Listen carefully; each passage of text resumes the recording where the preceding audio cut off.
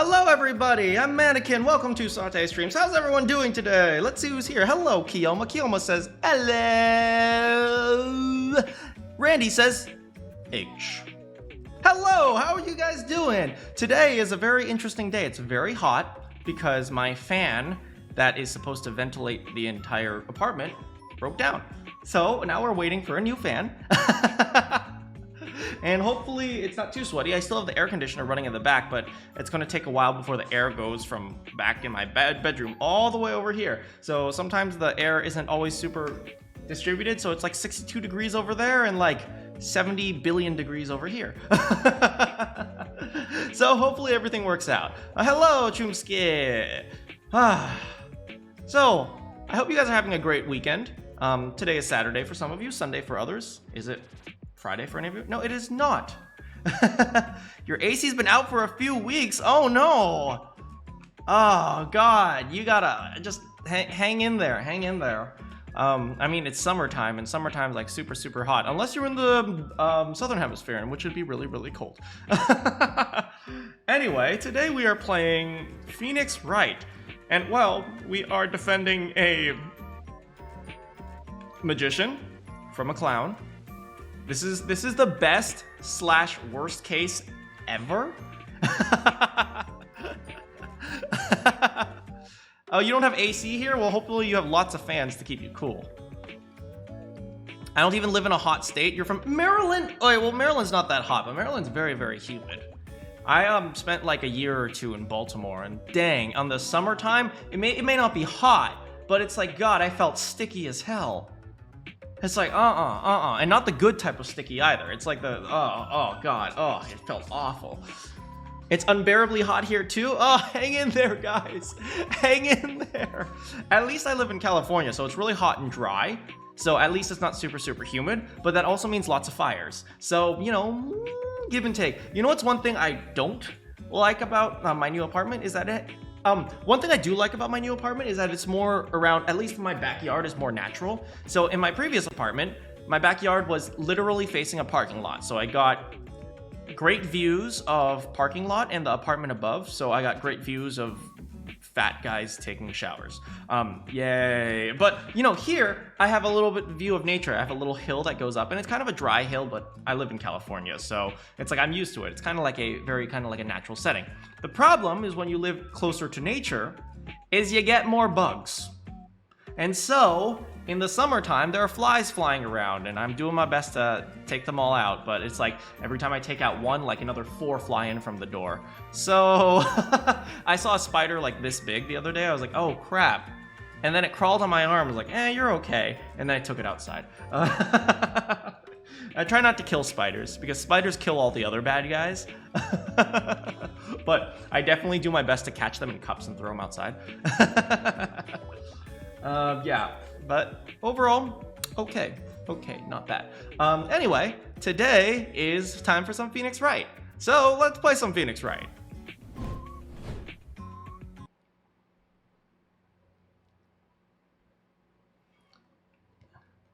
You're in Arizona, so it's 112. Hang in there, buddy. Oh no.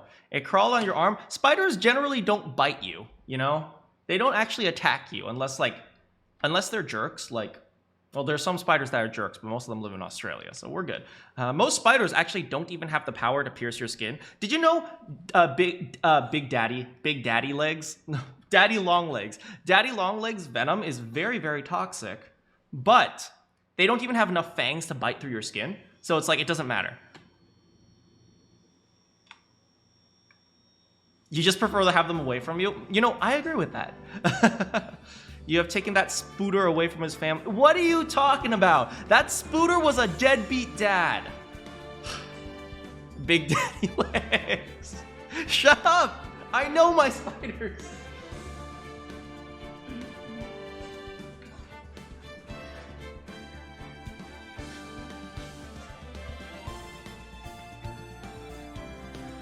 All right, we get to dance to some. And Kiyoma says Clown Court will be the wildest, so have your snacks right now. You don't have a heart to kill spiders or insects. I don't have the heart to kill spiders. I absolutely have the heart to kill ants. Ants are awful. Ants are mindless drones that just want to destroy your life. Like, bees are cool. Actually, I told you guys I wanted to play a beekeeping game with you guys, and that's because I used to I used to be a beekeeper. Well, not like a beekeeper with like hives and stuff. I had like one little hive that I took care of, and I got to the point where I forgot all the stories I tell you guys. It's like I've had a few hives, but like one of them was I learned from a buddy of mine, and then I tried it on my own. I didn't do so well, but I took care of it. Wasps are awful. Wasps are awful. But, you know, I got to the point where I can just manipulate it without having wearing the suits. You know, you wear the suits when you feel uncomfortable, but once you're used to it, you don't have to wear a suit and whatnot. You just get stung every once in a while. Cockroaches are the worst. Anyway, let's stop talking about insects and start talking about clowns. Oh boy, let's do this.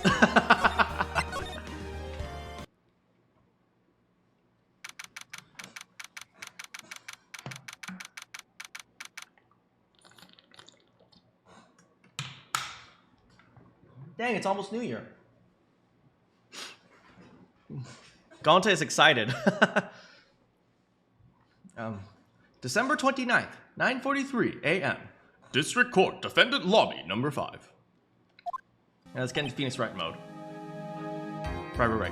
Oh wait, let me practice. Fabulous. Fabulous! Fabulous! Fabulous! Fabulous! Fabulous! Oh, fabulous! Fabulous! Okay, I'm ready.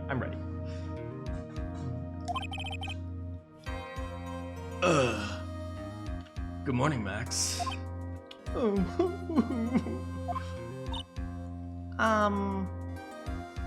Max? Milk? What? If I don't have a glass of milk before I go on stage, I can't function, sweetie. I need old Bessie to keep me company. Oh, my mama always sent me a big old jug of milk from old Bessie. Oh, I loved her so much.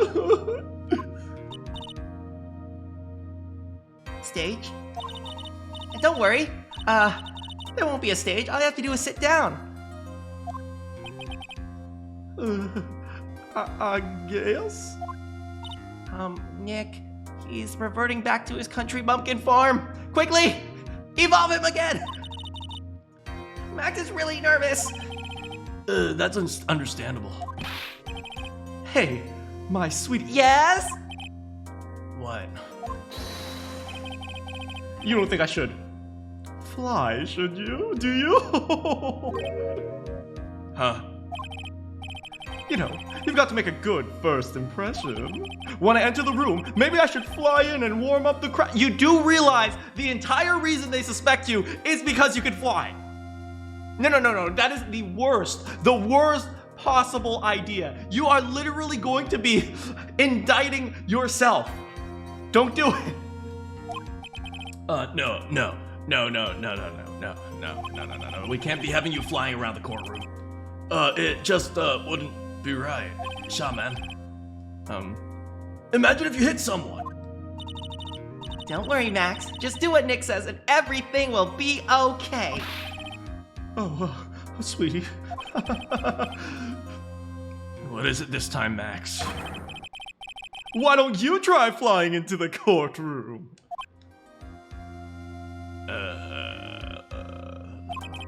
I can see it now. The dashing, young, handsome lawyer flying fabulously in from above. One glimpse of that, and everyone in the room will be on your side. Do you know what the chorus of panties dropping sounds like? I do. And you could too. Max, really, no one needs to fly today. Nick? What's with that look in your eye? I like the sound of that. Dashing young lawyer, flying fabulously, the chorus of panties dropping. Nick, no! We've lost him! December 29th, 10 a.m. District Court, courtroom number 2. Hey, we're in court number 2. Why is it no matter what court we go to, the judge is always the same?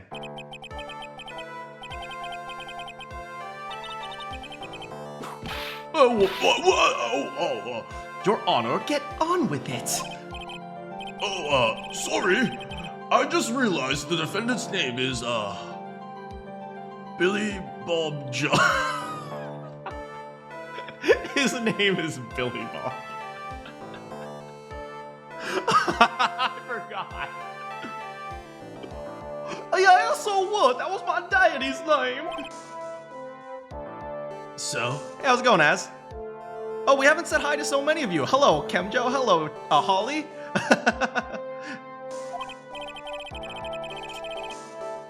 Well, isn't the defendant also known as Maximilian Galactica?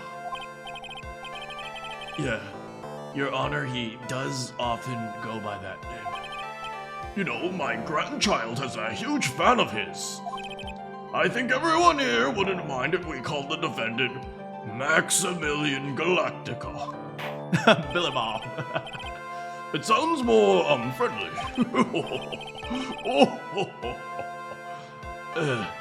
I wonder if that's to our advantage. Miss Von Karma, your opening statement, if you please. I hope you didn't bother thinking you'd win this one, Mr. Wright. Miss Von Karma, it's been 6 months. I legitimately haven't seen you in 4 months? I think we ran into at a Whole Foods at one point. You had a whole bunch of cupcakes. I was buying vegetables. Dang, you're a kid. Clown Daddy! Well, if that's not an appropriate person to be following me right now. Hello, Clown Daddy! Thank you so much for following me. I hope you're enjoying the stream. That spirit channeling trial was a sham. I refuse to acknowledge its legitimacy. It did not count. Do you hear me? She must still be upset about what happened last time. You have no chance. Zero, zilch, nada. I am not losing this case. Kemjo says Max is literally a pedophile. You know, Max, 21 to 16, it's a little bit creepy, but I can kind of see it. What I cannot see is this 31-year-old man proposing to a 16-year-old girl. That is something I cannot see. No, Ben, get out of here. If you're not going to jail in this case, you're going to jail in another case, okay?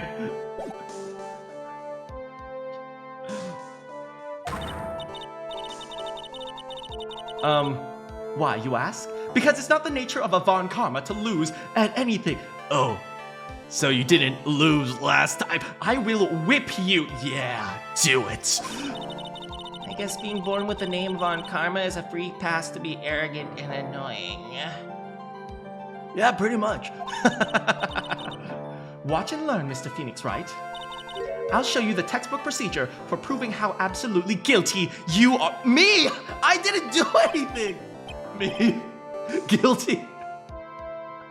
I'm not the one on trial.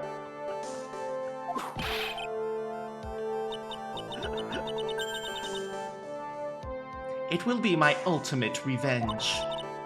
But it's not like it'll bring her dad back from the dead. He's just in prison. There, opening statement complete. Hurry, wrap this up. This is a waste of time.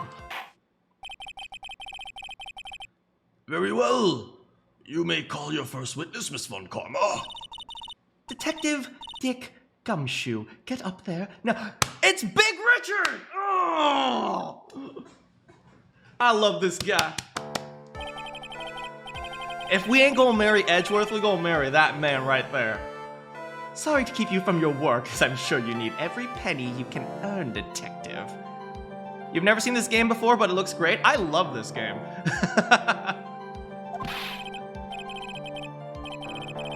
Oh, don't mention it. It's no trouble at all. I've been largely looking forward to this. Very well. I would like you to begin by shedding light on the events in question. At your service, sir. Alright, detective, please proceed. Alright, well, hey, where's that, short girl? You mean Pearl? Yeah, I got her a present. Is it a gun? No. I guess I didn't get her a present. Anyway, at the night of the crime, snow was falling until 9:40 p.m., making it, cold. All the circus performers were gathered at the big top to, practice their routines. Practice session broke up around, 10 p.m.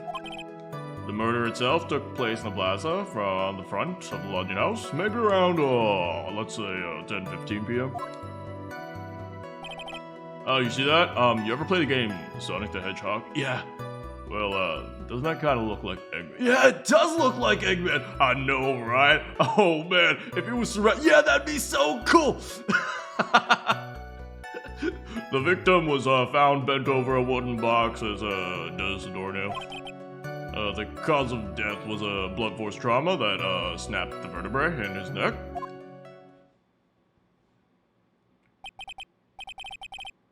I see. He was beaten to death. How lovely. Here's the autopsy report for the victim. Accepted! It does look like Eggman, right? Time of death, 10:15, blunt force trauma, back of the head. So what, someone hit in the back of the head? Yeah, do you guys remember when I was describing Rantaro's murder? Right? A ball drops, it doesn't just drop on him, right, and just fall off, right? It takes the head with you. So if something heavy is hit on the back of a head, the head key continues going even when the body doesn't. It's going to snap your neck, and it's going to snap your neck, continue snapping down your, it might just break your spine in the process. A blunt object! Was it a shot put? Very well, Mr. Wright, you may begin your cross-examination. Yes, Your Honor.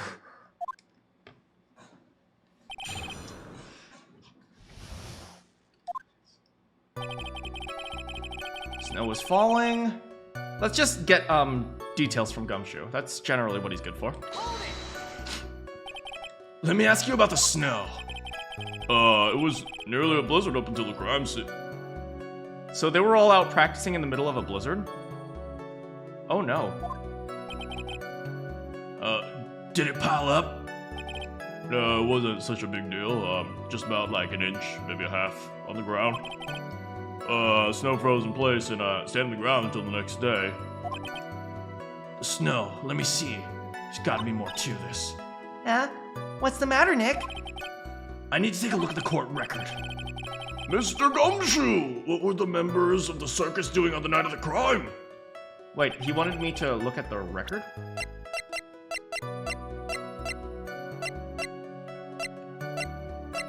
I mean...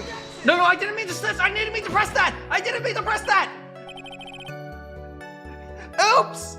Oops! Phoenix just randomly yells objection!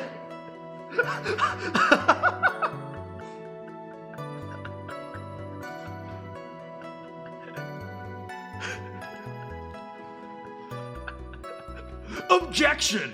Your Honor! The guy who's controlling me just misclicked. I see.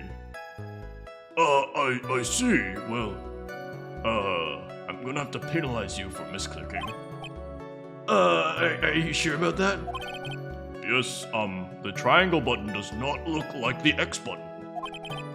Try again. Oops. Oops. Okay, let me look, and this time I'll press the right button. Alright, here's a picture of the crime scene. Okay, there was a blizzard and the snow froze in place. Okay. And here's the...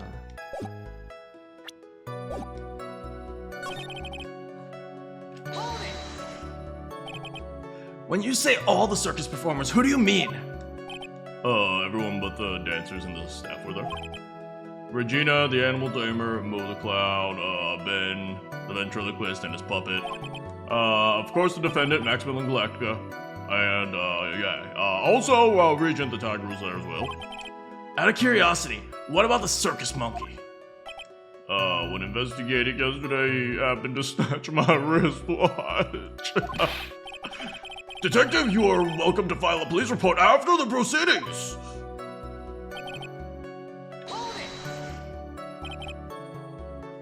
After the practice was over, where did everyone head off to? Regina was playing with Regent apparently. Bo went back to his room. He was tired or something. That's what happens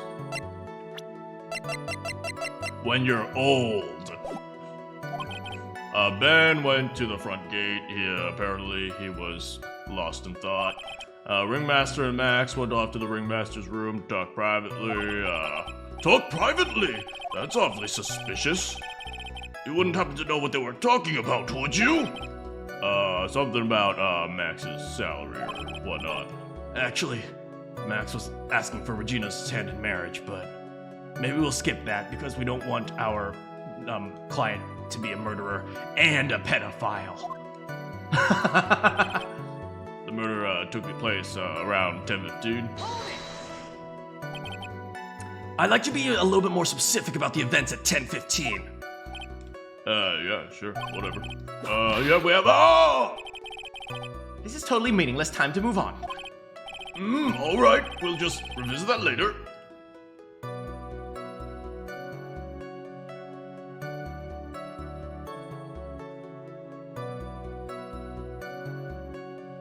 I swear to God.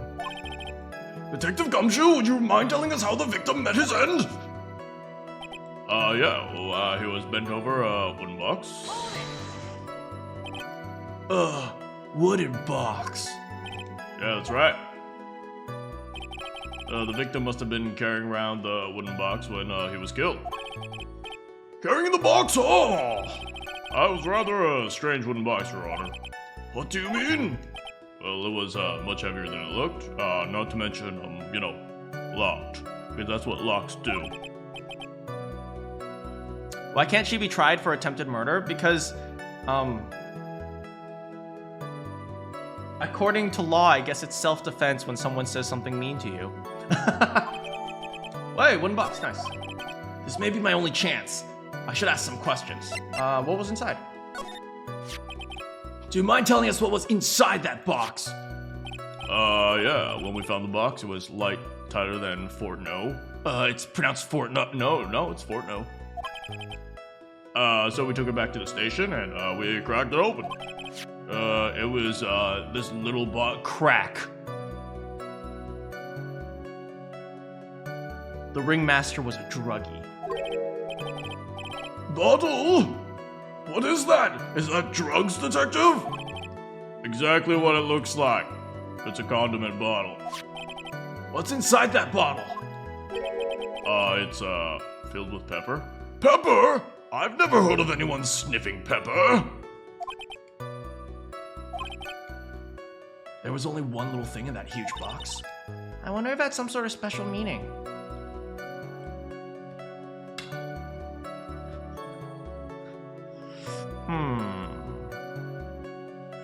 Why? That's such a weird thing to find in a box.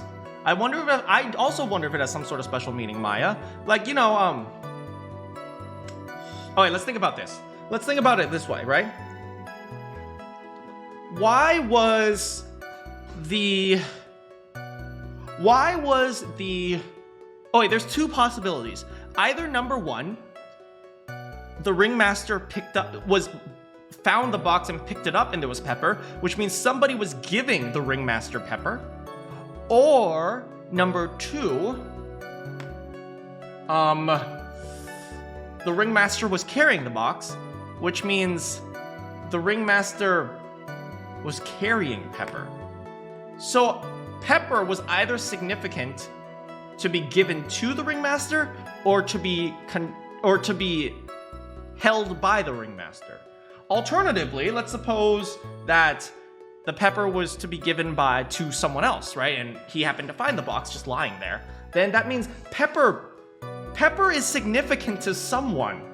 For what reason? Mo could have been doing could be doing a funny. Hey, take out this pepper. Now I'm gonna kill you. I don't know. The cause of death was a blunt force trauma. Snacked a vertebrae in his neck. The salt is with Von Karma. According to the autopsy report, the murder weapon was a blunt object, correct? You've done your homework, athlete, I see. And you haven't found this murder weapon? The police are searching for it as we speak. My theory is that, the perpetrator maybe have ran off with it. You would think so, especially since you didn't find it on the scene. No. I bet he made it disappear with magic. Very well. I think we've a good feel for the... What? That's it? Okay, you know what? It's just setting a general scene. Guess that's all we're gonna get out of Gumshoe. You mean all we're gonna get out of him is that little bottle of pepper? Now that we have wrapped up with the detective, I'd like to call my next witness. I'm not even off the stage yet. Obviously, but that's due to you being slow and unable to take a hint. I don't know, but wrapped up has such a mean sound to it. I'm a sensitive guy. Oh, how could you, Miss Von Karma? Hey, Big Richard, come here. Don't worry, she's just jealous because your name, Big Richard, has a second meaning to it. Thank you very much, Gumshoe. You may step down. Miss Von Karma, call your next witness, please. I would like to call Mr. Benjamin Woodman to the stand. Okay, we can do this. We can do this.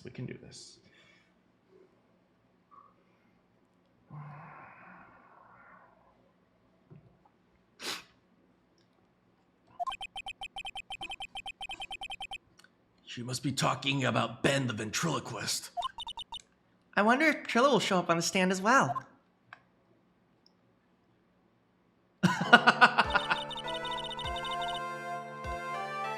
Please state your name and record, and occupation for the record. My full name is Trello Quist. I'm employed as an operatic tenor.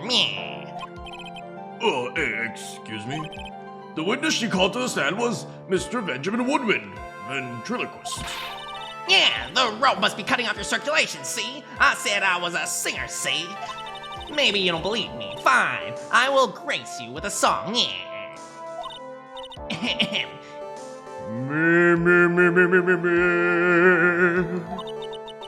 The world of law, exciting and daring, guilt or innocence, decided by a judge dressed up as a woman.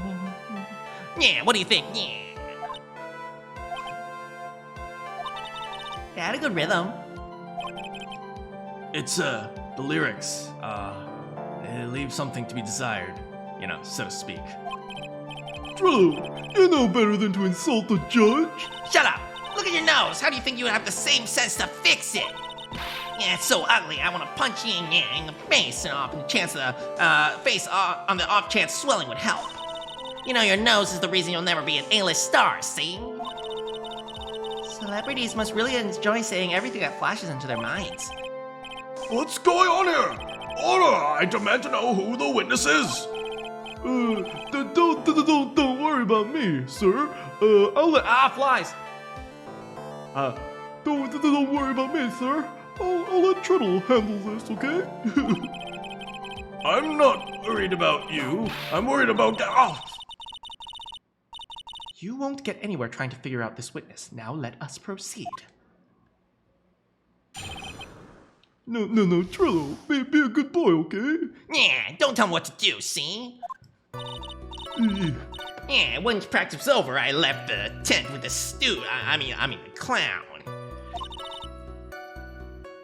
Once we got over to the lodging house, see, I ditched him and went back to the plaza's entrance. Yeah.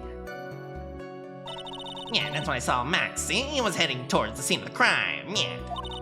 Yeah, he was the only one heading that way. How could that punk not be the killer?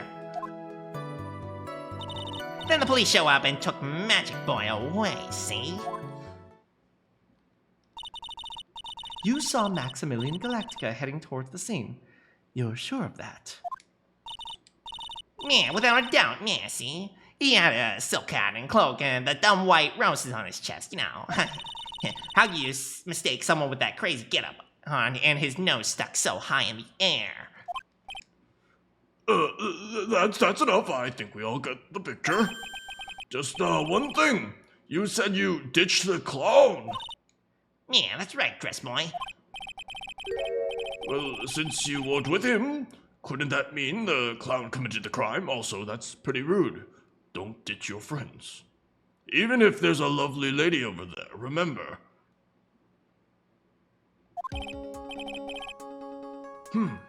He's got a point. What a shame. It was a nice theory, but sadly the clown cannot be the culprit. What's that? Here is absolute proof. It's a hat. A hat? This was found at the scene of the crime. It belongs to the defendant. Without question, he was wearing his signature hat during practice. If the clown were the murderer, there would be no reason for this hat to be at the scene of the crime, unless, someone put it there, which is completely impossible. There's no way someone would pick up a hat and, drop it somewhere. No, impossible. Well done, Miss Von Karma. Your prosecutorial skills are unrivaled. Well done. It's not as if someone could pick up a hat and place it there. Thank you for stating the obvious. You all are idiots. Mr. Phoenix Wright, what do you have to say? Okay. I guess she's the boss again. Yeah, I'll tell you what I witnessed again and again and again, see? Once practice was over, you left the tent. Once we ditched and went back to the entrance. When I saw Max, he was the only one that way. Then the police showed up and took Magic Boy. Okay, why do you ditch the clown? What? Why the plaza's entrance? To do some thinking, of course, yeah. It was awfully cold that night, especially with all that snow around. Wouldn't thinking in your warm lodging house would have been a better idea? Mr. Phoenix Wright, I think you should leave the thinking to the witness. In theory, that is a good objection, but Phoenix should have, phrased it differently. Instead of, wouldn't you have rather done here? You should have just said, why would you wait in the cold? But I'm a good thunker. At least my teacher said I always was. That's when I saw Max heading to the scene of the crime, see? Are you sure it was Max Galactica? Of course I'm sure.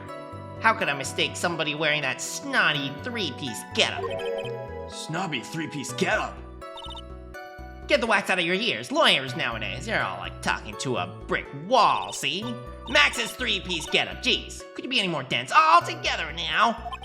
Silk hat, cloak, white roses. Wait, is that everyone? Yeah, thank you. Nick, I think you should put a little more effort into preparing your quest. Maya, I'ma slap you silly. And then I'm gonna hug you and apologize because you're my lovely daughter.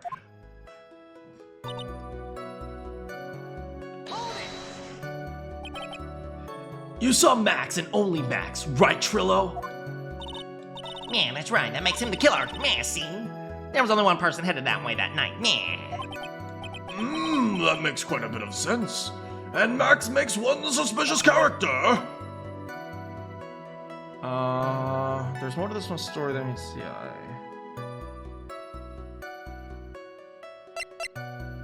Do you see anyone else?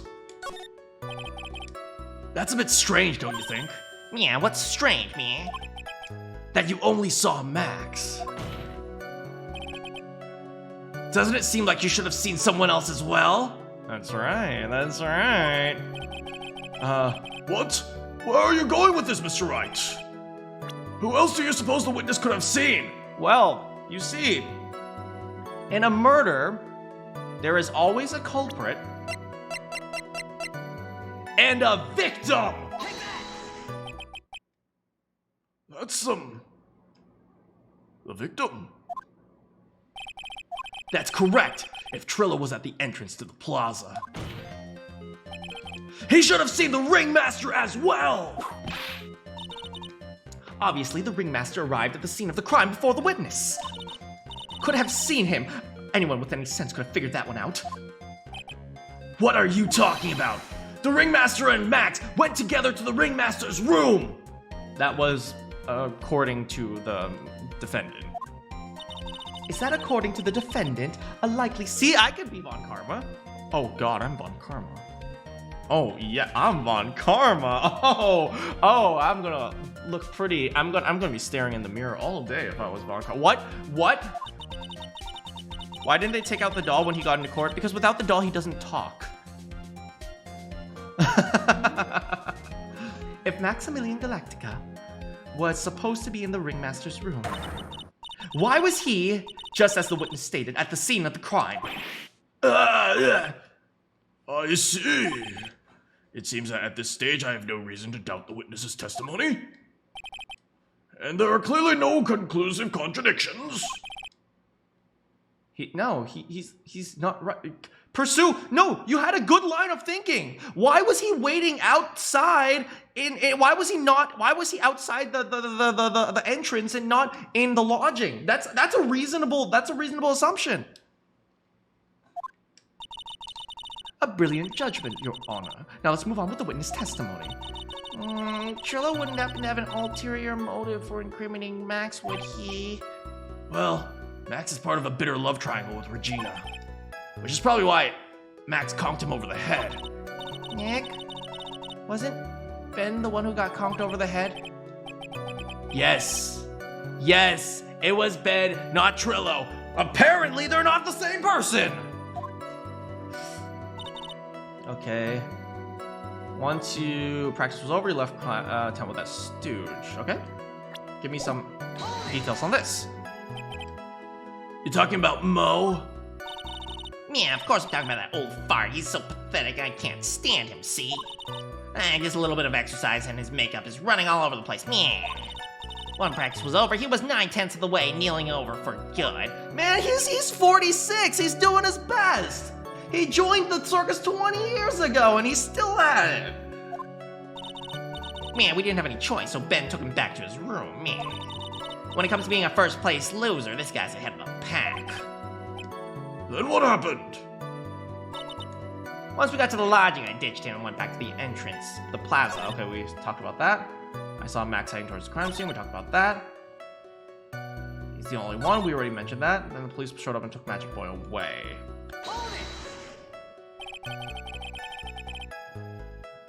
Around what time did the police arrive at the scene? Yeah, I suppose it would be around, hey, man, what time was it? I think it was, maybe, I'd say I have to be around, after, maybe, 10:30 p.m., I think. Practice ended at 10. You hung around the lodging house the entire time? I guess that sounds about right. Wasn't it awfully cold? I can't believe you just stand outside in that weather. There we go. This is a good line of questioning. The truth is, Hey, will you shut up, big nose dope? Why are you telling me anything extra? Didn't you hear what the prosecution lady said? Don't talk about anything extra or she'll whip us. but I want to be whipped by the prosecution. Yeah, we like the little girl. No, I don't like a little girl. She's 16. Well, I do. No, are you making me out to be some kind of pedophile? No, I'm 31. Okay, Ben, you're a creep. I can't believe you believe that we just stand outside in that weather.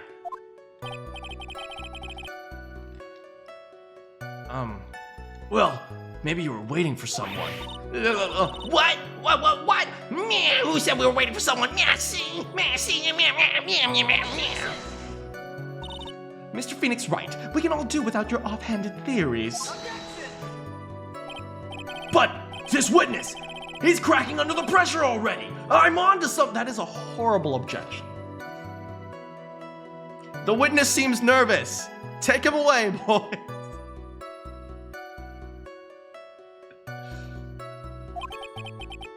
Mr. Wright, who do you suppose the witness was waiting for out in the cold on that night? Well, you see, there was someone who was still inside. And this man is also a creep. So, who else would a 32-year-old man wait for than a girl half his age?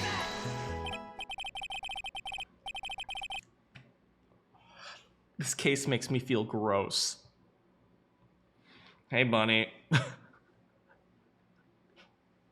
Well, if he was waiting outside in the cold, it was for one person. And one person only. He was waiting for the animal tamer and the only minor in the circus. This is so gross. Regina!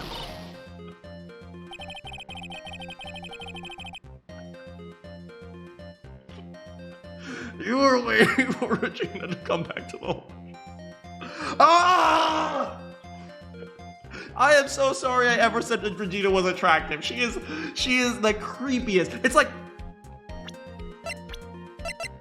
I remember when I first saw her and there were all the little sparkles around her. I was like, oh, she must be very, very pretty. The more I stare at her face, the more she looks like one of those porcelain dolls. Doesn't she look like one of those like porcelain dolls that 5-year-olds play with? It's like, oh God, the more I look at her, the more, it's like every time I look at her, she drops like 6 months in age. Like I cannot look at her and not see an 8-year-old anymore. It's like, oh God.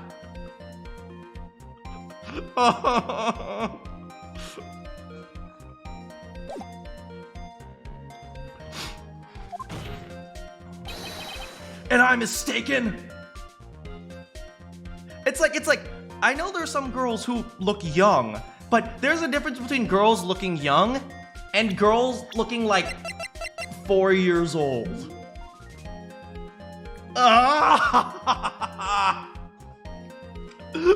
I promise you guys, when I simped for her, I was literally only simping because there were sparkles around her, right? It wasn't her, I promise you. I promise you it wasn't her. It was like I was taking visual cues from the game to simp. It was like, there are sparkles here, start simping. I was like, okay, game, I got you. And then I actually looked at her face and I was like, oh my God, no. No. Me. Is this true? Well, you really can't ask me that question. Who cares who I was waiting for that night? Meh. What's important is what I saw. Don't you forget it. Well, the puppet may be a bit stiff. Yeah, you're damn right I was stiff that night because I was waiting for my lovely 16-year-old. Oh God! Sir, please just keep your mouth shut!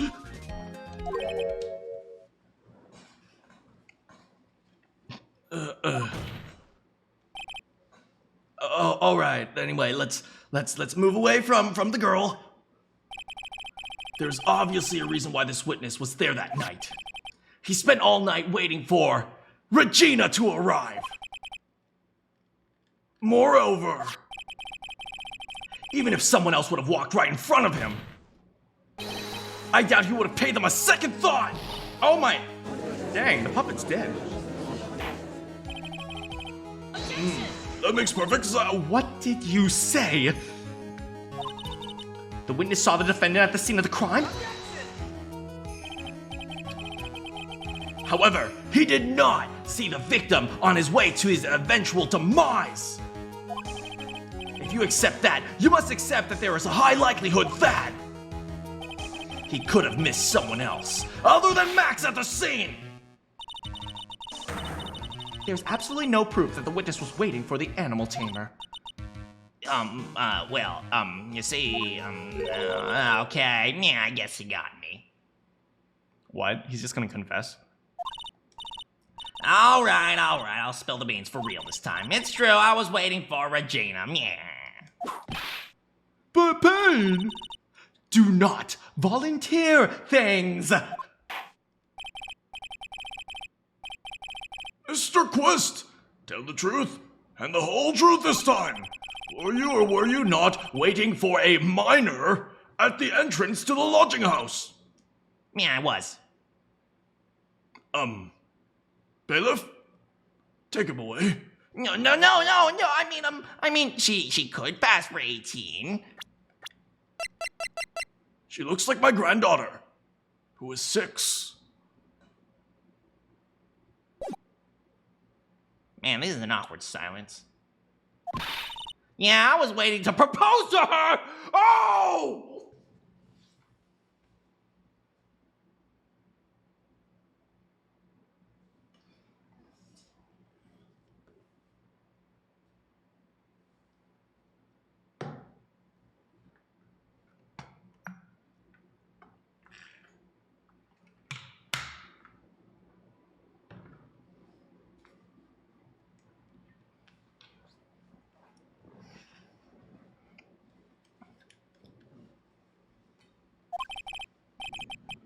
You were what?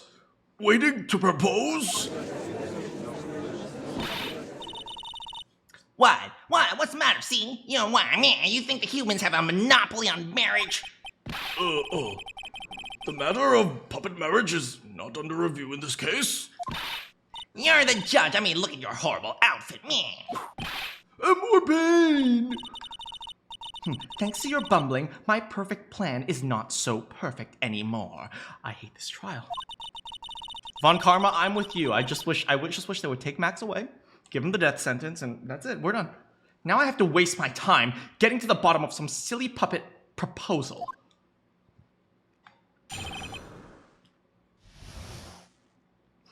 Judge, look at what the real problem is. Don't be surprised that I was gonna propose to Regina. Man, I even had something to give to her.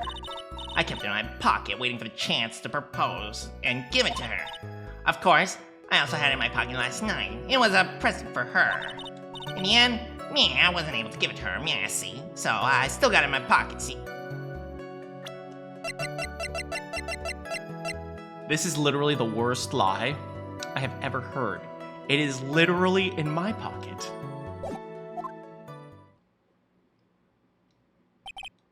You were going, propose? A puppet? Yeah, don't be so obtuse. Just because I'm a puppet doesn't mean I can't love. I guess you're right. Just because I'm old doesn't mean I couldn't propose to her too. Oh my god! You did not just say that.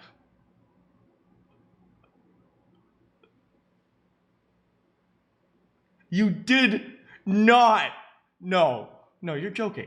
You're joking, right? You did not just say that. This case. I can't. You didn't. This can't. This can't. Bro. Judge. Your granddaughter is older than this woman. Don't do this. Yeah, exactly. His honor's looking a little less than honorable right now. Thank you! For once, I agree with Phoenix. Yes, he does.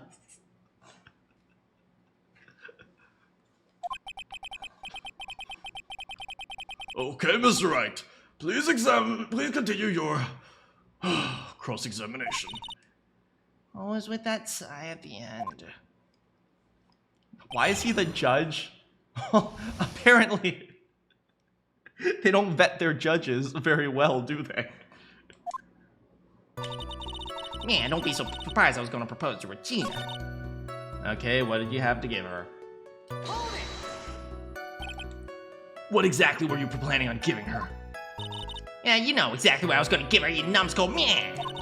The only thing I could find that could match Regina's beauty. Answer his question. What was it? You're gonna die when you hear this. It's an engagement ring.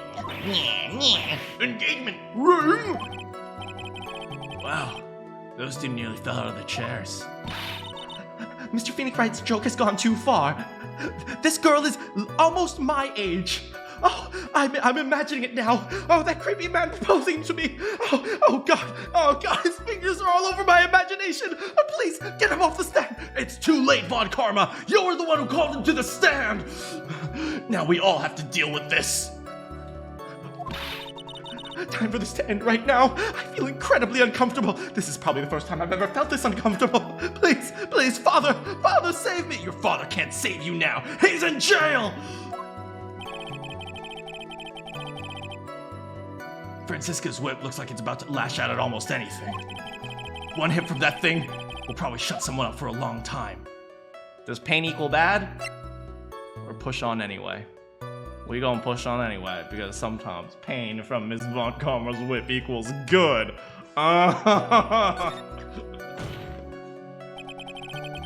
It may be something of a joke, but this is a historic moment. This is the first time a puppet's ever I advise you cut this argument short. Oh God, his grease. I feel his greasy sliminess all over me. Why have you done this to me, Phoenix? I'm gonna have to agree with the defense here. This is the first time a 32-year-old puppet has proposed to a minor. Will the witness please revise their testimony? Specifically about the engagement ring, I'd like you to stick to facts, not sociology. Yeah, you sure enjoy sweating the details, especially for a man in a black bathrobe. Yeah, see? I planned on giving an engagement ring. Okay, next, let's... In the end, I've still got it in my pocket. No, not that. Are you still thinking of trying to give it to her? Of course I am, man. I spent 3 months' salary on the... Oh, 3 months, that's it? Oh. You must not love her very much, huh? Oh, dang, you just hitting and quitting a 16-year-old girl, Trilla? Oh, no. No. 3 months? That's it? Oh. I am disappointed. I wonder how much he receives for appearing in the circus. Probably way more than he deserves. How about it, Nick? I think it's time to unwrap this toy's testimony. That's the spirit, Nick. Give him heck. It's give him hell. I'm not allowed to say that because I'm a spirit medium. The judge has a dazed and confused look. Maybe he should get out more. No, I don't think it's the judge who needs to touch grass. I think it's this guy. Isn't there some script writer for the court? It was a present I had for her.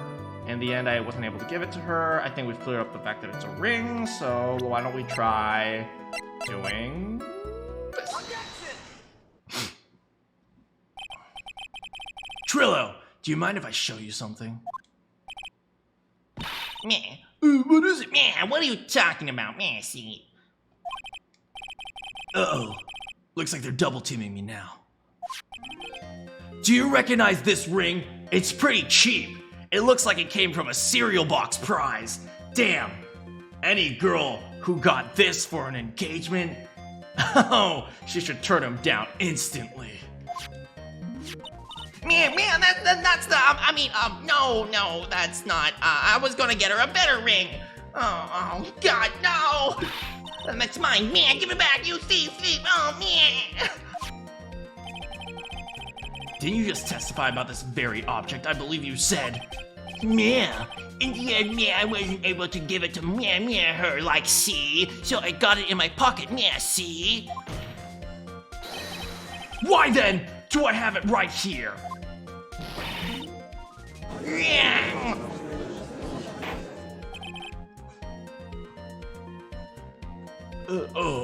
What's going on here?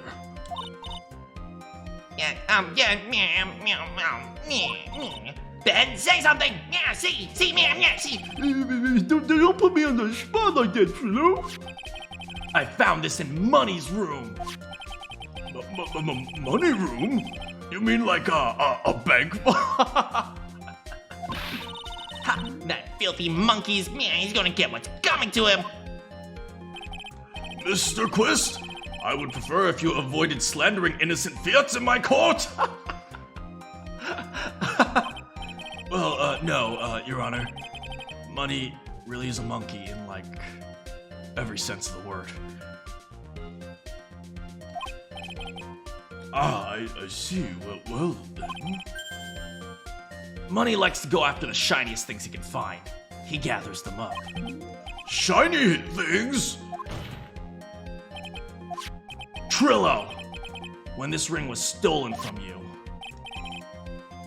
I suppose it was that time, you know, the night of the crime. What did you say? details! I need more details. I need to know exactly how you're gonna propose to this 16-year-old girl! It was stolen right after Max showed up at the plaza. Right about when you saw the defendant walk past, correct? I guess you might be able to say something like that. The ring might have, it could have, you know, maybe around that time. Maybe it was taken that time.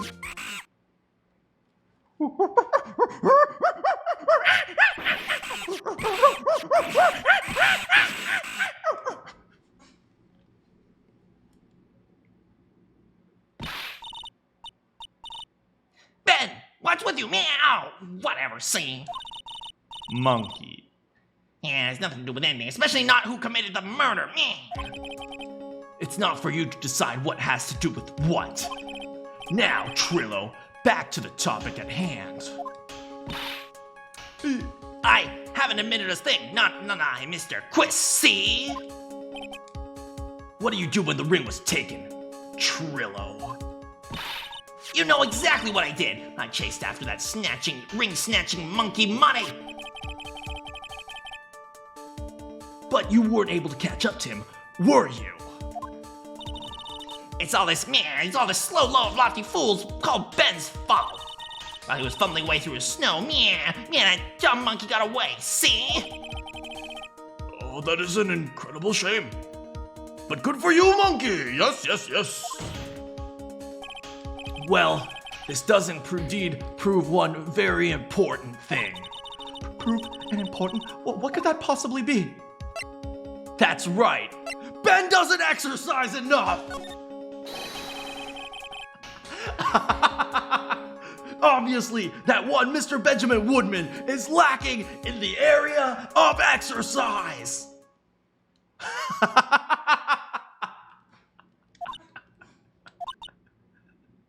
Me. This is clear from the testimony we have listened to.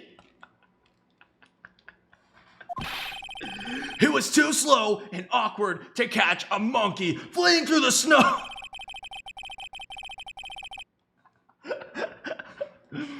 This revelation doesn't seem to be registering too well around the courtroom. Maybe you should relieve the courtroom drama for video games and rethink the— Maya, this is a video game! Okay.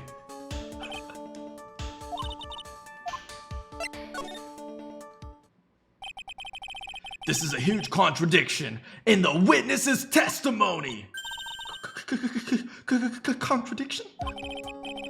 The witness just testified to the following effect. Up until the police arrived, he didn't move from the entrance to the plaza. However, in all caps, the witness just stated that he chased after Money the monkey. when the witness was chasing money. There was no one watching the plaza. What is the meaning of this, Mr. Phoenix Wright? Where are you going with this little theory of yours? I'm saying there is no possible way that this witness saw the plaza the entire time. That's where I'm going with this little theory, which leads me to the next point. It is entirely possible that someone other than the defendant was at the scene of the crime. Interesting, Mr. Wright. Well then tell me this, Mr. Phoenix Wright. Do you have any proof that something slipped past the vigilant ventriloquist? Well, he obviously didn't see the victim. The ringmaster arrived at the scene. However, that doesn't change the fact that he saw the defendant arrive. The witness is lying. He's already blinded by his rivalry with Max. Very well. The defense's argument does hold water, although it's very leaky. This witness does have a history of animosity towards the defendant.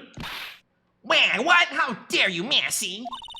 I wouldn't just lie to get that dork face in trouble. He's not even worth it. I saw him, no doubt I saw him, that worthless liar. Just for clarity's sake, let's flesh out exactly who you saw that night. I've told you so many times. You think you'd know my story's not changing, see? You've already changed your story, stick boy, and I'm sure I'll change some more. Where there's one lie, there's usually more. That's what my sister always said. I'm not a lie detector, you are!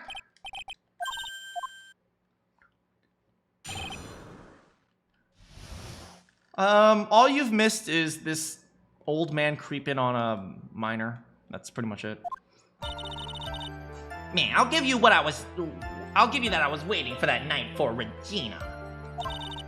That doesn't change the fact. He showed the witness about... Oh, there's a completely new testimony.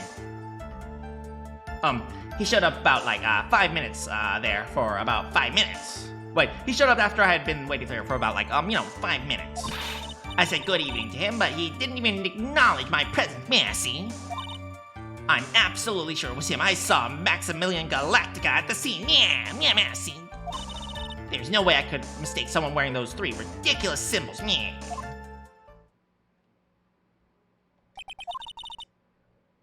So that means money didn't show up until after you saw Max. Yeah, that's right. Money ran less than a minute after I saw Max. Then money snatched your ring and you went chasing after him. How long was it until you came back to where you were waiting? Yeah, well, let's see. It's about, I suppose, 5 minutes, I think. So the victim could have arrived on the scene in that 5-minute stretch. Mr. Wright, cross-examine. Okay, I have a few things I want to point out. I'll give you that I was waiting for Regina that night, but that doesn't change the fact that I saw Max. He showed up after I've been waiting there for about 5 minutes. I said good evening. See, this is why you don't want to divulge additional details in a testimony, because these are the types of things that lawyers can take advantage of, right? He says, I said good evening. It doesn't matter what he said to him, so you should keep that out of your testimony. But knowing that he said good evening to him, I can question him and say, why the heck would you say good evening to him? You hate him, right? So you testify that you said good evening to Max that night. Man, you must enjoy asking incredibly obvious questions, Massey. You say good morning in the morning. You say good afternoon during the day, right? What? And good afternoon during the day, right? And it's obvious you say good night to someone at night. What, Ben? You've got something to add? Let me guess. You say good evening at night. I'm sorry, Kudo. Mr. Quist, I would prefer if you kept your ventriloquist act outside the courtroom. Impossible. The performer lives and breathes performances. You should know better, Massey. There's gotta be something off with this bit of testimony. Trillo's evening greeting. Isn't that a bit strange to you? Yeah, what do you mean, see? Well, if you hate Max so much, why bother being nice to him? It strikes me as somewhat strange. Yeah, why would you strike you as strange? Exactly. How is it strange to be cordial to one of your coworkers? Well, simply put, if it was being cordial to a coworker, I would understand. That hurt! Maybe you should think of having some proof before your lips start flapping next time. Proof is everything in this world. You should have learned that back in grade school. There's no reason that Trillo would even say something that nice to Max. But how do I go about proving that with evidence? But bluffing is everything in this world. You know that one, right? I guess I can give it a shot. The witness will resume his testimony. Alright, well, I suspect that what they're alluding to is this. Trillo, is it not true that you had a fight with Max on the day of the murder? Fight? A fight over a minor, to be exact! Yeah, it wasn't a big of a deal. It was just a disagreement. Disagreement at most. A disagreement usually doesn't end with someone getting clonked on the head! Yeah. That morning, Ben got clobbered on the head by Max, didn't he? See, guys, I really think the real victim here is Regina. She lost her dad, and she's being creeped on by two much older men. Yeah, the victim here isn't the dad, it's the girl that has to deal with this crap. What? Is that an admission of assault and battery? Oh yeah, we are kind of admitting that our client assaulted someone. We'll save that for later. Poor Regina, I know. Hello, Emmy. The truth is, on the day of the crime, the defendant and the witness had a huge fight. There is absolutely no way they would have suddenly become cordial that evening. Moreover, just consider the personality of the witness on the stand. There is no way a puppet this lewd would just up and say, "Good evening," to his rival. Yeah. Are you saying this witness is lying? He's trying to frame the defendant by claiming to have seen him at the crime? I didn't tell. I didn't tell a single lie. Honestly, I just. That's enough from you, Mr. Quist. Mr. Wright? Yes, Your Honor. Let's clarify this testimony for the court. Could you explain your theory about who the witness actually saw that night? He saw a different person. It is my belief that the witness did indeed see someone that night. It was just someone else. That's who he said good evening to. What kind of theory is that?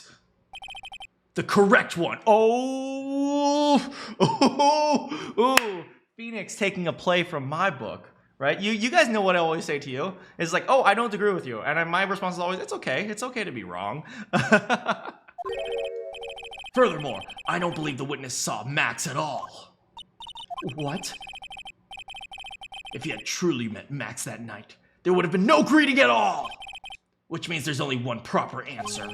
The person the witness saw was not Maximilian Galactica. That's why Trillo made the effort to greet whoever he was. Or, good evening, as he put it.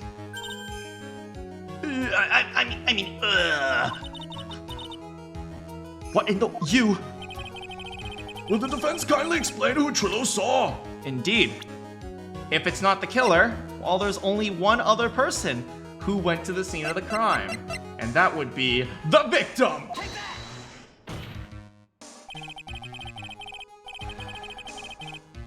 Considering the ill temper of the witness, there's only one person he would greet. Oh, it must be Regina. Regina Wright. Oh, she's so cute. Judge! Judge! I swear to God, I thought you were the upstanding moral... What? Oh, Judge, don't... Judge. Is everyone in this courtroom... Is everyone in this courtroom creeping on Regina? Okay, now I love Regina for a completely different purpose, okay? I have 2 daughters. I'm going to adopt a 3rd daughter, and I am going to protect this girl from creepy men with my life. Oh my freaking God. Oh my. No, Your Honor, it's not Regina. If it was Regina, Trillo would have given her, well, Trillo would have been creepy. Oh, yes, I suppose you've got a point there. Well,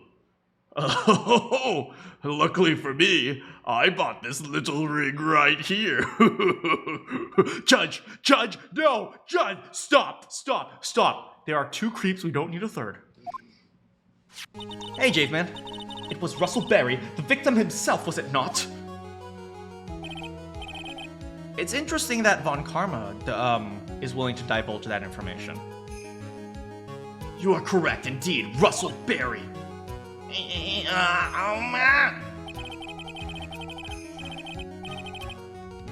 The person you saw in that evening was the ringmaster, Russell Berry!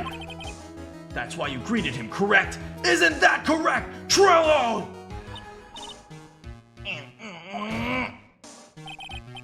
Answer the question, Leon! Mr. Quist!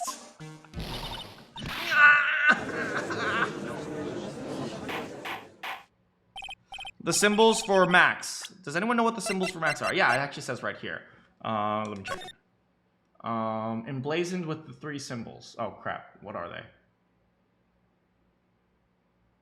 I think it's his cape and the hat and something else. The cape, the hat. Oh, and the flowers. The flowers. Cape, hat, flowers. Or roses. The roses, thank you. How do you respond to this? Wait a second. Wait a second. Well, at first I thought it was the old man. The old man. But I only got a better look. Once I got a better look at him, it was Maximilian Galactica.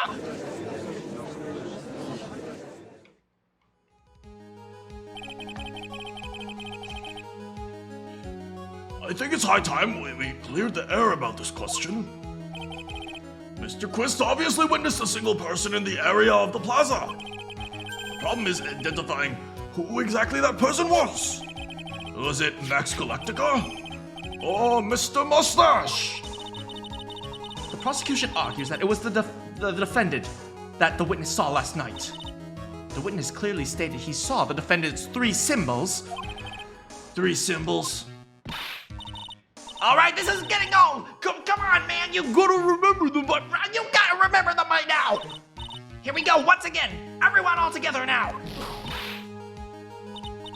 Yes, we know the silk hat, the cloak, the roses.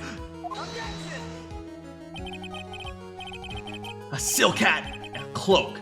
Anyone could wear them. They'd even look good on me. What was that? No. You'd be more of a fedora man, not a top hat. Well, the witness has endlessly repeated that he saw Max's 3 symbols. However, how do we really know that the symbols were the same as Maximilian Galactica? It could have been someone else. Sure, even me. That's right. I did it.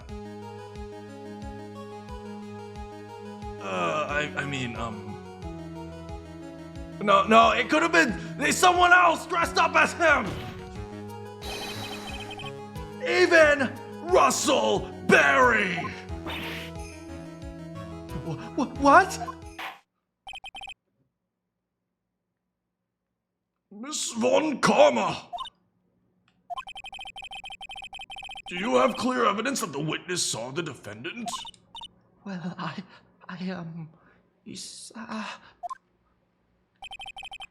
If that is the case, it is impossible for me to make a judgment at this point. Oh, thank God. I think we finally won a point in this one. That is very unfortunate. Huh? You're just a little too excited for your own good, Mr. Phoenix Wright. What do you mean by that? You merely established one thing from this witness. You established that the person the witness saw, this witness saw one person in the plaza that night. I applaud you on your effort, but who that person was can only be answered by this next witness. Oh no.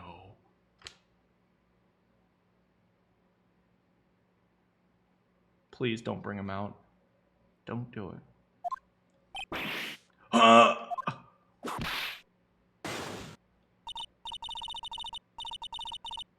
Your Honor, the prosecution will provide beyond a shadow of a doubt an answer to that question, and evidence that clearly establishes one thing. There is no one other than Maximilian Galactica responsible for this crime. Very well. Let's take some recess. The monkey ball's open again. No? Oh, I guess I'll go to the slide. Prosecution, prepare your next witness. Court is now in recess. Does anyone have my gym clothes? I am exhausted. That took so...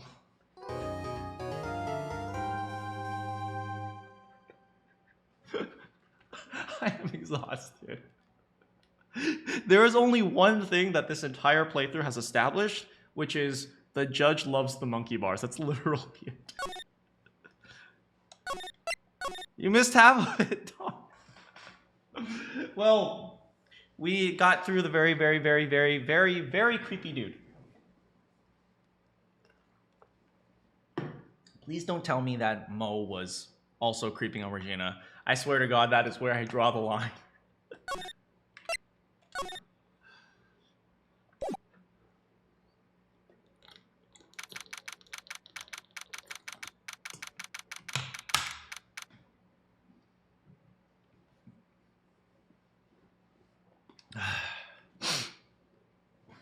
December 29th, 11:54. Give me like 10 seconds, guys. I think Mo really just feels bad for her. Remember what Mo said? Mo said something along the lines of, dang, I wish like, something like, oh, I feel bad that she grew up in such like a closed environment. This is like her reality or something like that. Do you guys remember when Mo said that?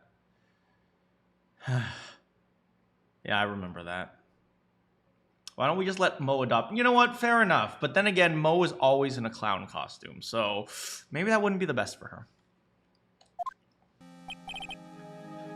Sweetie, you have to believe me. I didn't go anywhere near that crime scene. So, where were you when the murder took place?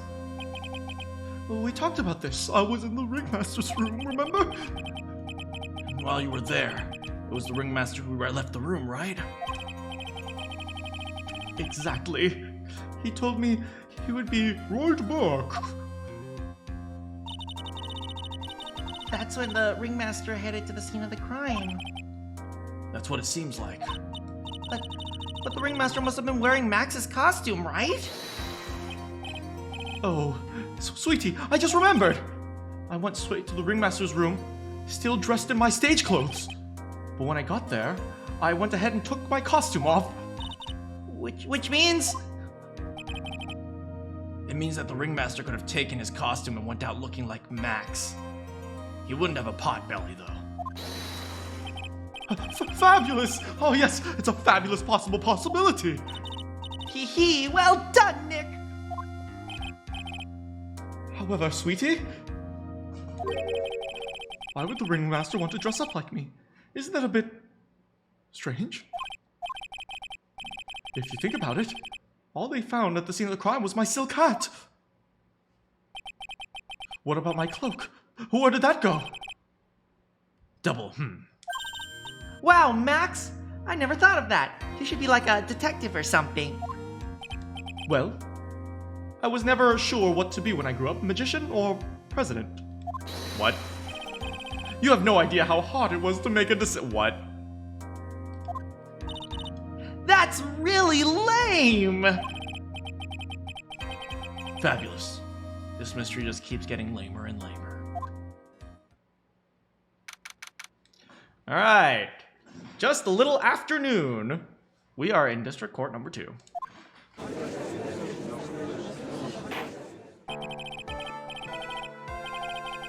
Y'all ever sitting down and your pants are just really riding up on you? Ugh, worst feeling ever.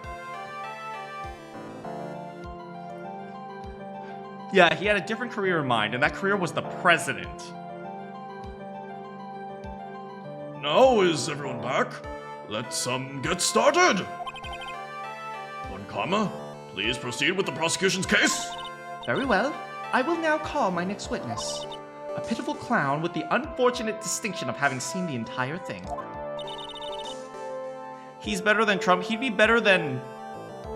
You know what? Here's the sad thing. He'd be better than like half the presidents, which is not saying much.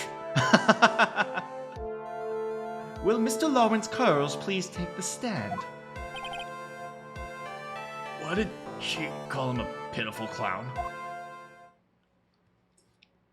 Oh, Mr. Curl. Mo. I hate Mo's act, but I actually personally really like Mo as a character. Seems like a good dude.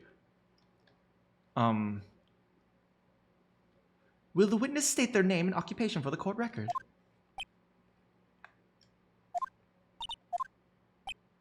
Don't whip him. Don't you dare. Oh my! In Clown, Philadelphia, born and raised.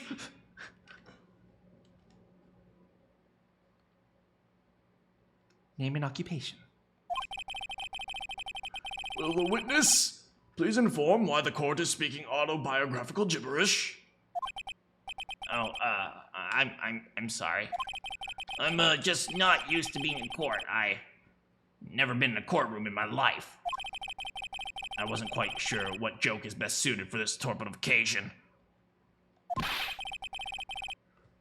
What in the world were you talking about?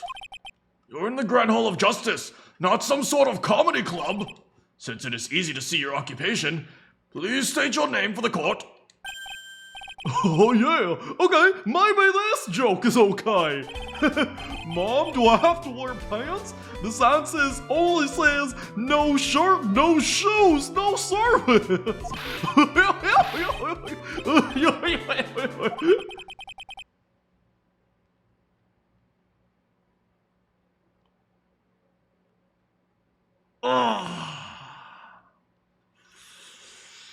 His courtroom isn't far from a comedy club. Yeah, but it's not the type of comedy you laugh at. Oh, Mo, you're bombing. It's okay. It's okay. It's okay. It's just a really tough crowd. Okay. Have you met my proctologist, Mr.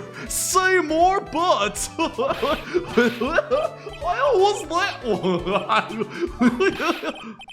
But a couple of clowns were up to no good, starting to make trouble in my... Your name.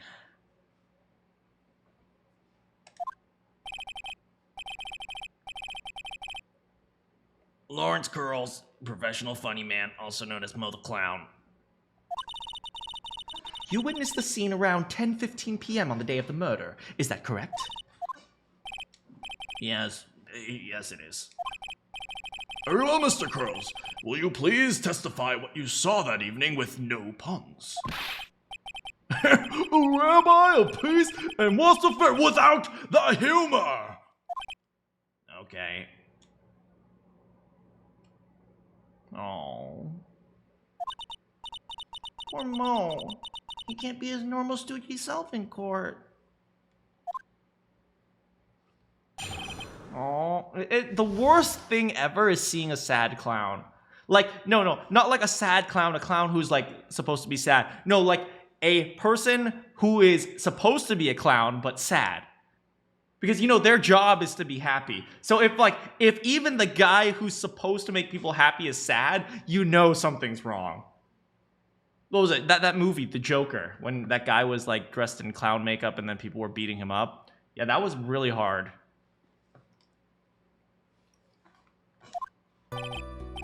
I know, I'm not the greatest comedian in the world. I haven't been able to make people laugh for 10 years. Well, do you know what I think it is? I think maybe you just need new material, right? One of the big problems with, comedians is that they don't change their material to adapt to the times, right? Times change, right? Back in the day, people were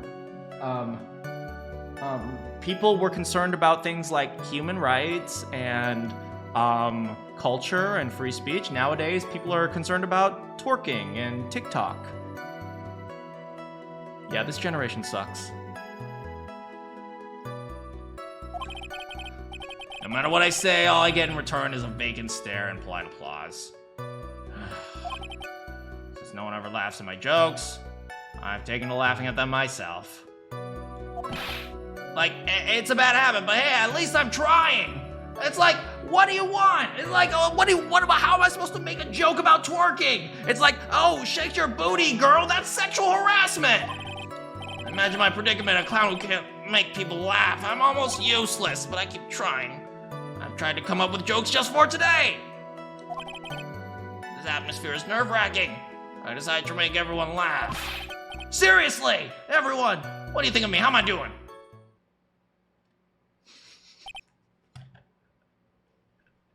His testimony had absolutely nothing to do with the case.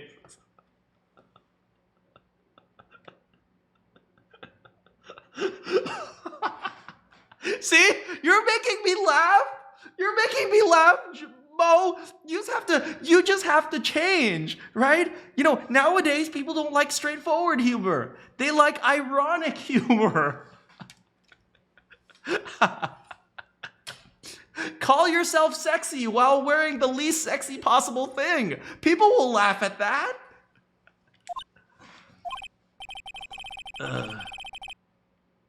Aren't we the ones supposed to be asking the questions here?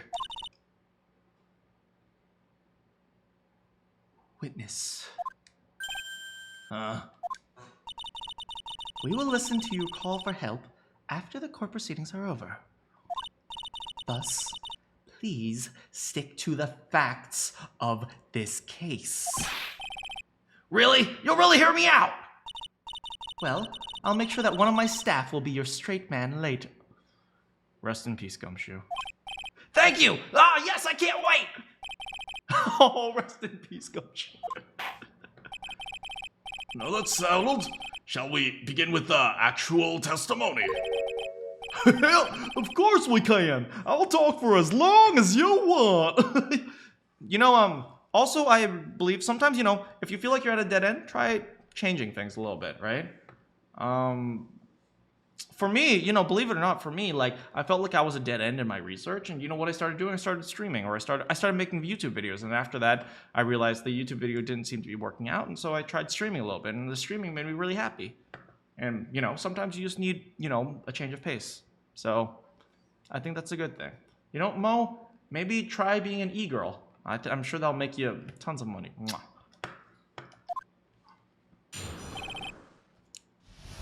No, but legit, me streaming and, hanging out with you guys has definitely been a good change for my life. So thank you guys. Thank you for hanging out with me. The night of the murder, after practice was over, I went straight to my room. You have no idea how tired I was. I was pooped. Oh man, I had to flush 3 times.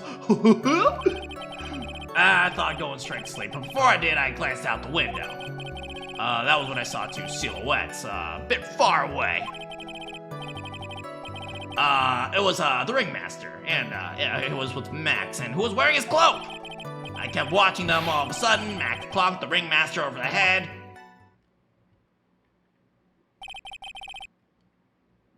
That's very interesting. If this eyewitness account is to be believed, I have enough to pass judgment right now. Of course you can. There's no way that this account can be criticized. However, the witness is a bit, how you say, off kilter. He scares me. He intimidates me. Almost like he has some sort of atmosphere of guilt surrounding him. That must be because of my insincere smile. Mr. Wright, please begin the defense's cross-examination. Yes, Your Honor. Nick, you've got to find some kind of contradiction. I know. Mr. Wright! I'm afraid if you would push this witness too far, it would bring disaster upon the court. Thus, I sincerely hope you are not going to engage in pointless saber rattling. Your Honor, that's all I know how to do. If you cause this clown to stray from the facts, I'll hold you How can the Why am I responsible? I'm not the one with the corny jokes. People like observational humor. Hey, have you noticed that the banks say they can put all their trust in their clients, yet they chain their pants to the table? Fair enough, Caveman. The night of the murder, I went straight back to your room. No idea how tired I was that night. Thought I'd go straight to sleep, but before I did, I glanced out the window. That's when I saw silhouettes. It was the ringmaster, he was wearing his cloak. Kept watching them. Okay, so you have no idea how tired I was. I was pooped. You thought you'd go straight to sleep. Okay, what does that mean? You just happened to glance out the window. You could say that. I peeked, I stared, glimpsed, peeped, eyeball. Mr. Curls! Oh, I guess synonyms aren't allowed either. I wonder if I should press him further.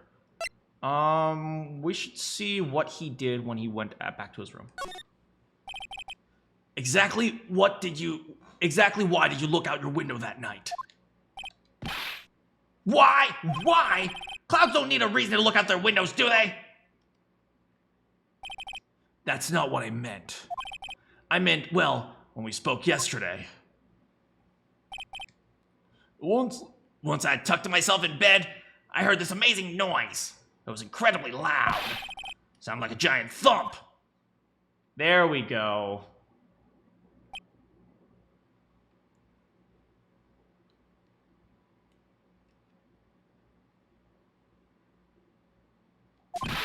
Oh yeah, I forgot about that. You forgot. Your Honor, the witness looked out of his window upon hearing a loud sound. He did not simply just glance out of his window. Oh yeah, that's right. I forgot to mention that thump, didn't I? That's not something you forget to mention. What she said. Sorry, I gotta take her side this time. I believe it would be best if Mo were to revise his testimony. Very well, Mr. Curls. Please revise your testimony. This should start turning the tables in our favor. I heard a huge noise outside the window, and that's what made you take a look outside. What was the sound like?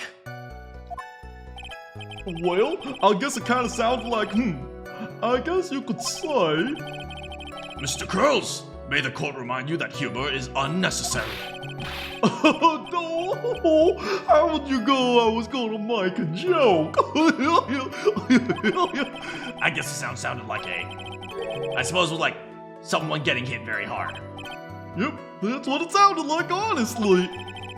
Someone getting hit, huh? What then? You went out and looked out the window and you saw... That's when I saw silhouettes. They were a bit far away though. Let's see, what do you... Okay, you went back to your room. You had no idea how tired you was, you were pooped. I heard a huge noise in the window and that's what you'd make you look outside. That's when I saw silhouettes. It was the ringmaster at Cloak Max. I kept watching them. Max, you couldn't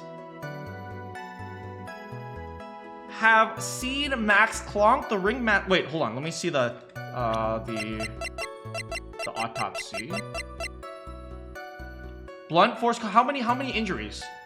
Was it just one? If it's just one injury, then you couldn't have seen him get clonked on the head if what made you look outside was him getting clonked on the head.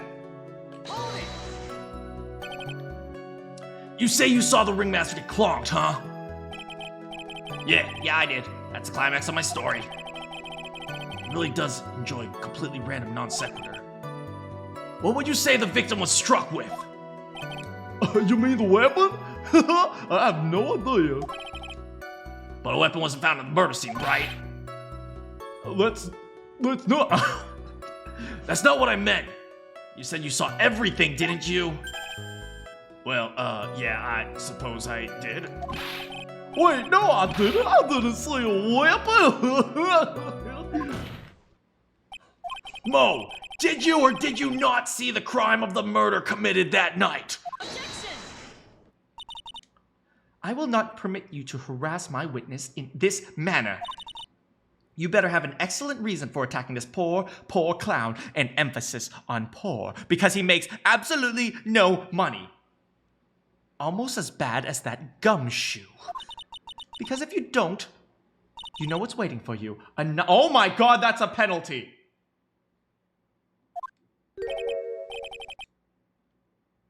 Isn't this a bit melodramatic? What will it be, Mr. Phoenix Wright? Do you have a clear basis to believe that my witness did not see? Yes! Well, I think I do. We pointed out the fact that what made him look outside was him getting hit. Which means if him getting hit was what caused him to look outside, he wouldn't have looked outside at the time of getting hit. I've got a great reason to make my claim. And I suppose you will be telling us all that great reason. Of course I will. The reason is the witness's very own testimony. What is the meaning of this, Mr. Wright? Mo said he heard the sound of a thump of someone getting hit. He did say that. Mo just stated the following under oath. I kept watching them and then suddenly Max clonked the ringmaster over the head. If Mo's to be believed when he said he was looking out the window, if Mo's to be believed when he said he looked out the window upon hearing a sound, there's no way he could have seen Max clonk anyone. In 1972, a crack clown prison unit. Wait, what? Mr. Curls, how do you respond to Mr. Wright's assessment? They didn't commit. These clowns promptly escaped from a maximum security clown car. And Mr. Curls, are you reciting the C team? Oh my god, that is the C team! Or that's the A team! Wait, hold on. I gotta do this. Let me see if I can pull this off. Let me see if I can pull this off. Give me 1 second. Hold on.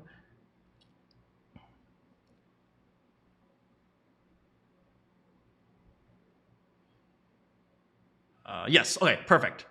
Okay. In 1972, a crack clown unit was sent to a military prison by a circus court for a crime they didn't commit. These clowns promptly escaped from a maximum security clown car, stockade. Well, wait, let me try. I know this. In 1972, a crack clown unit was sentenced to prison by a circus court for a crime they didn't commit. These clowns promptly escaped from a maximum security clown car. Oh, wait, one more time. Give me one more time. In 1972,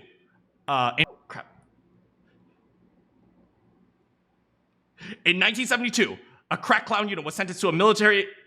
No, this, sir. In 1972, a crack clown unit was sentenced to a. In 1972, a crack clown unit was sentenced to a prison by a. In 1972, a crack clown unit was sentenced to prison by a circus court for a crime they didn't commit. These clowns promptly escaped from a maximum security clown car to the Cirque du LA underground. Today, still wanted by the circus, they survive as clowns of fortune. If you have a problem, if no one else can help, and if you can endure their puns, maybe you can hire the C Team.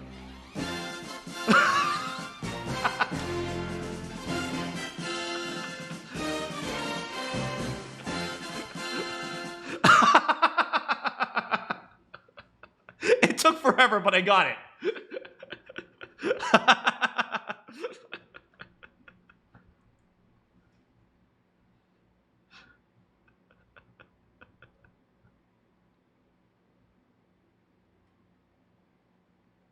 I did my best, Randy. Come on.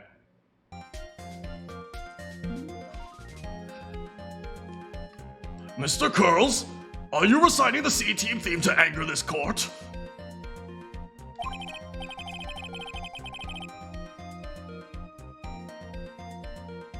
No, I'm just stalling for time while I jog my memory. Great job, Nick. These types of witnesses always seem to have a selective memory. You just have to peel back the layers of the clown makeup to find the truth. Well, Are you back from your jog? Well, it pretty much happened the way I said. pretty much. When I looked out my window that night, the ringmaster was already face down in the snow. The prosecution just helped me fill in the gaps in my statement. Fun karma. Tampering with witnesses again!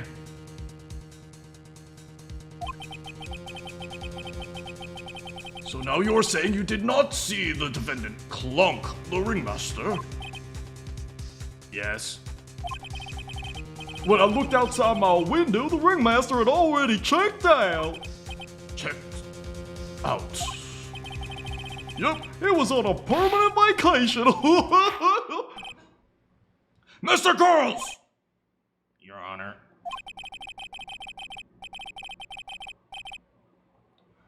You did not see the actual crime. However, you still saw the criminal, correct? Yes, exactly! The ringmaster was slumped over, and I saw someone's silhouette next to him. Very well. Please testify to the silhouette. Please testify to the silhouette you saw. I expect the truth. And if I even catch a hint of a joke from you, I will be calling the C-Team. Got it.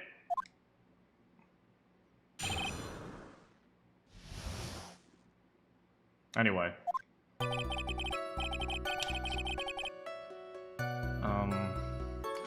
It was a bit far away, but the shadow could have only belonged to Max. There's no doubting it. Especially since I saw his uppity symbols. Seal cat, black cloak. They were all roses, roses, roses, roses, roses, roses, roses, roses, roses, roses, roses, roses, roses, roses, roses. His face, silhouette. His face was silhouetted, but there was no doubt it was the victim. Or it was it was him. His cloak was fluttering in the wind, so I really couldn't see what he was carrying.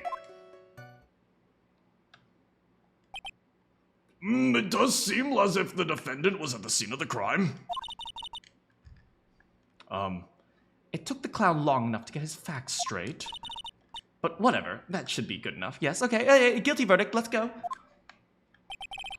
It is decisive testimony. Okay, guilty verdict. No, but what about the cross-examination? He said he wasn't there. We have to believe that. All right, Mr. Wright, commence your cross-examination.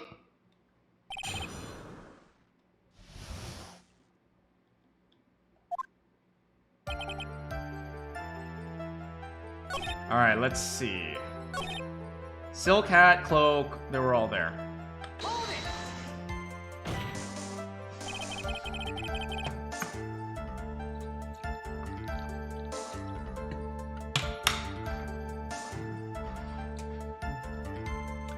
You sure that's what you saw that night? Exactly.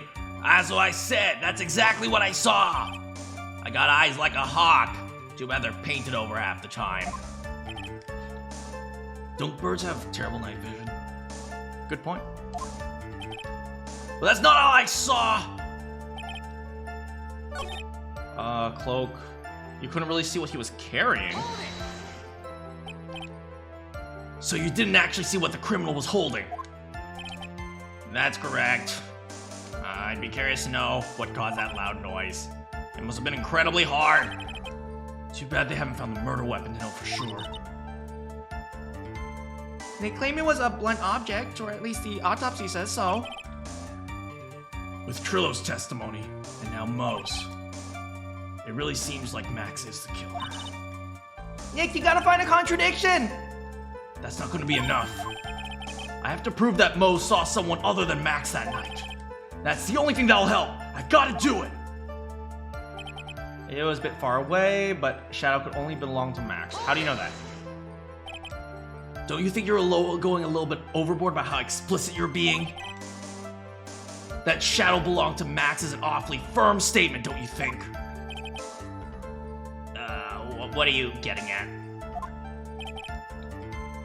I'm just saying one of your fellow performers' life is on the line here. Are you truly 100% sure it was Max? I'm not the kind of person who would lie about something this serious. I may be a clown, but I'm not a clown. You know what I mean? Oh, you're not a clown then? Why are you... No, well, I'm a clown, but I'm not a clown. So you're not a clown. Then why are you Whatever. Doesn't seem like he's jumping to any conclusions this time. Let's go over this again then. What makes you so sure that you saw Max last night?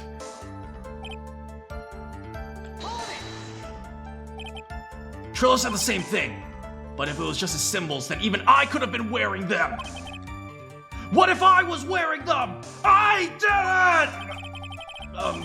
No. I just looking at the shape of his face, it must have been Matt. It wasn't you.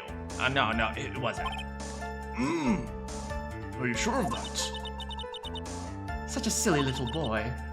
He threw his entire case headlong into a trap.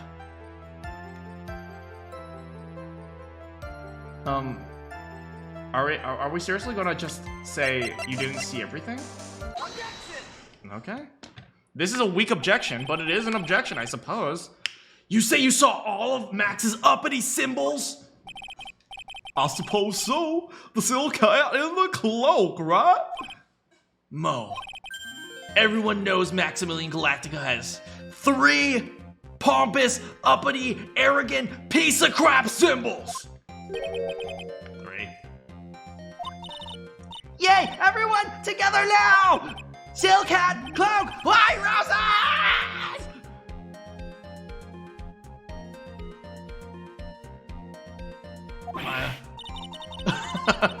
Who cares if there were 3 or not? He saw what he saw. He saw the symbols. He just forgot to mention one. Isn't that right, Mo? Do you like pie? I like pie. 3.14159265389562846238546284197169499316549931570. Silence, fool. You are to respond with whole truth, no fractions.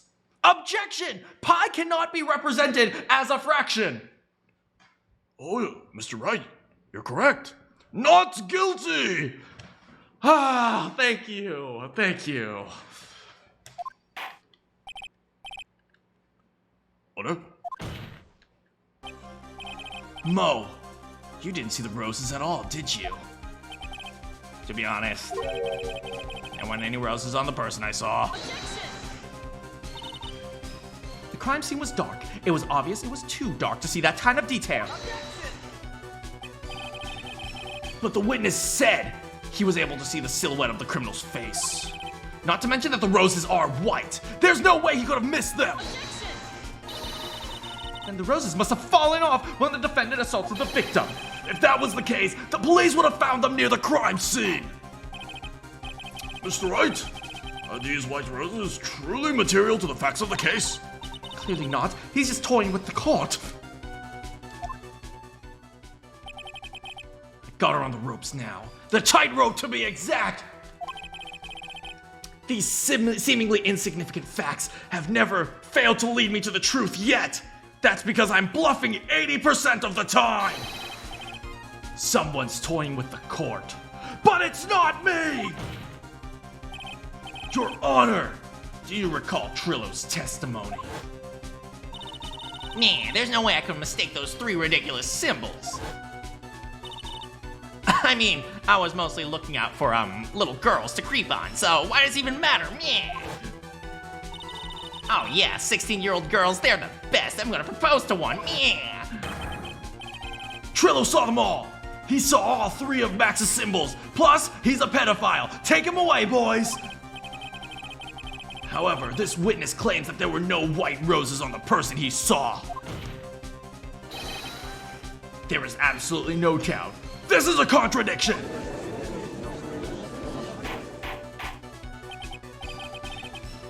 What am I supposed to think? One is supposed to disregard this as pointless, but Judge, forget the roses. Think about the other testimony. I'll give you roses later. The witness said he was without a doubt Maximilian Galactica. You like white roses? I can give you white roses. I can buy white roses. I am very rich, you know. Nothing else matters. Please, please, let's write this case up now. Your Honor, it may be trivial, but she can't buy white roses because they're only sold in Canada! frankly, I have my doubts about this witness. It seems that, unlike wine, the witness has not grown more mature with a- Oh.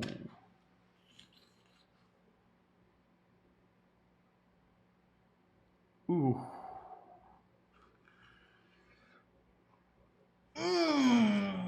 Mo. Everyone clowning on the clown. He's just out here doing his best. Come on, guys. Come on.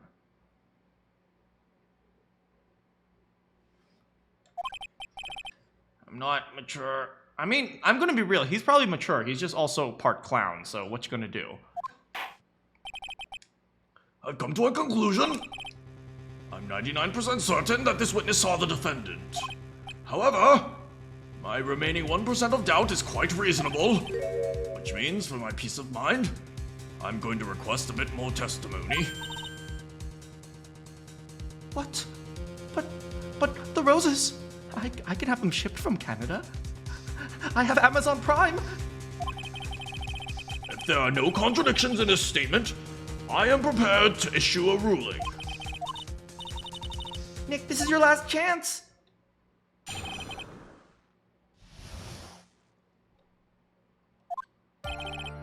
There are no doubts in my mind. There were no roses that night. However, all the symbols were there. I'm equally sure of that. Silk hat? No way I could forget seeing the decorations on it. It was wearing it the entire time he was on that scene. Mr. Wright, you got last chance. Just one. I will not allow the slightest hint of badgering at the witness. If you are going to prove to me there is a contradiction in Mr. Crow's statement, you better have at least a shred of evidence to back it up with your accusations.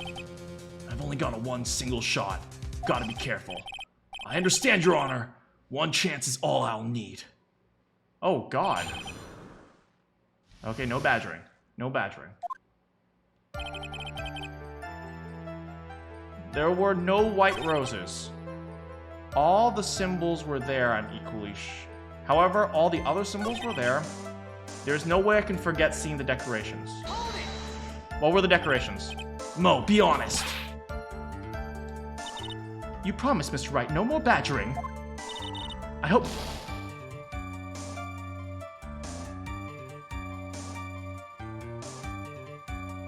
I have the right to ask questions!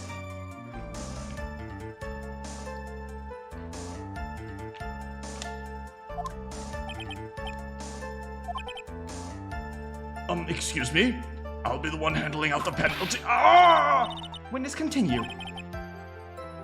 You're not gonna whip me too, are you? Maybe after the court. If you're into that kind... I am! What? But isn't it kind of pointless if you only whip me after the court? Okay. There's no doubt in my mind. There were no white roses that night. However, all the symbols were there. Especially the silk hat.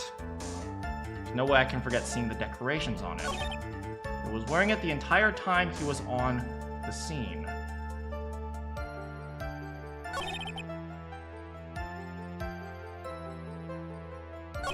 He was wearing it the entire time he was on the scene. But that's impossible, because the hat was left at the crime scene, wasn't it?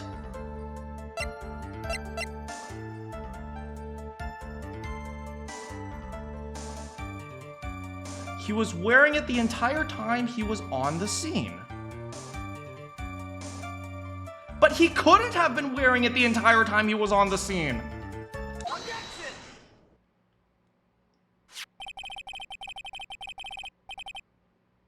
This wouldn't happen to be the silk hat you saw that night, would it? Oh, yep. Oh, that was it. That's the hat he was wearing that night. No question in your mind?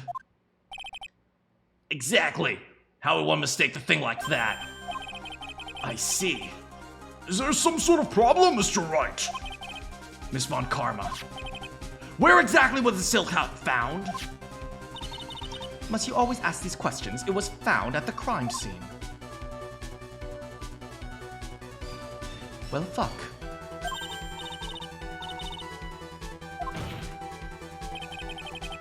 The silk hat fell off at the crime scene. However, the witness clearly testified to the contrary. The witness stated he was wearing it the entire time he was on the scene.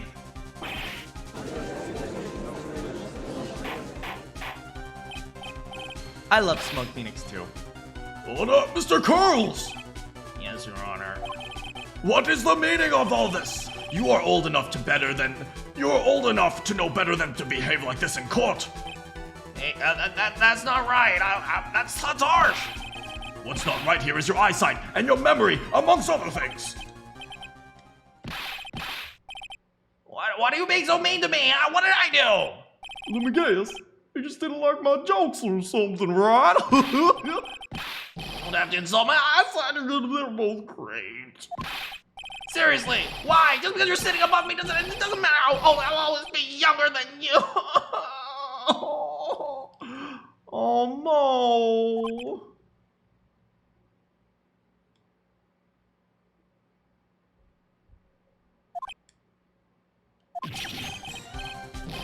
Enough of these childish outbursts, Mr. Curls. Who do you think you are? I saw him, I swear, it was Max.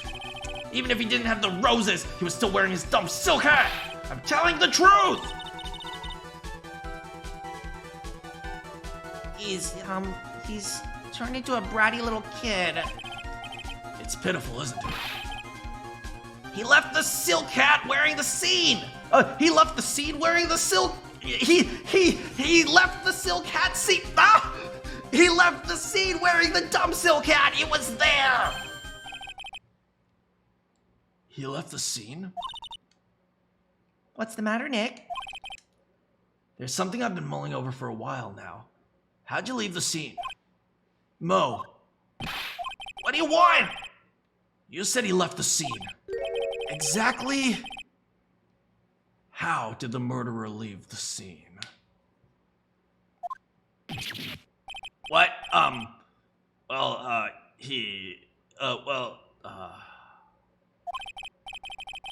What do you mean how he left the scene? You can't ask me that. Objection! Mr. Phoenix Wright is badgering the witness, Your Honor. Take away his last 2 points of health. Objection! This witness's testimony is full of holes. Miss Von Karma's protest is useless! Would you like some roses? I can get them imported from Canada. Please. You've got a point. Let's hear what the witness has to say. Is that all right with you, little guy? Don't talk to me like I'm a little baby. Besides, what kind of stupid question is how did he leave the crime scene? The answer is obvious. He just kind of turned around and walked away. That's why I expected you to say. You sure that's how it happened? Say what? I'm not exactly sure where you're going with this.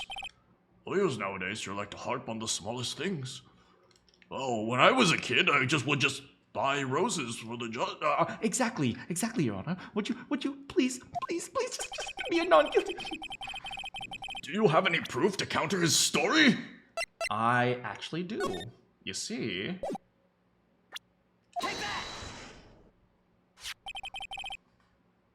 Look at this picture.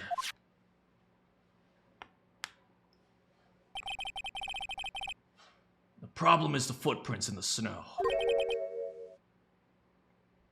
Footprints. In this photo, we can clearly see the footprints of the victim. However, where are the criminal's footprints? Look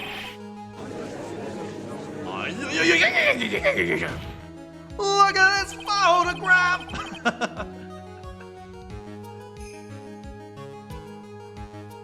So, Mo, exactly how did the criminal escape the scene?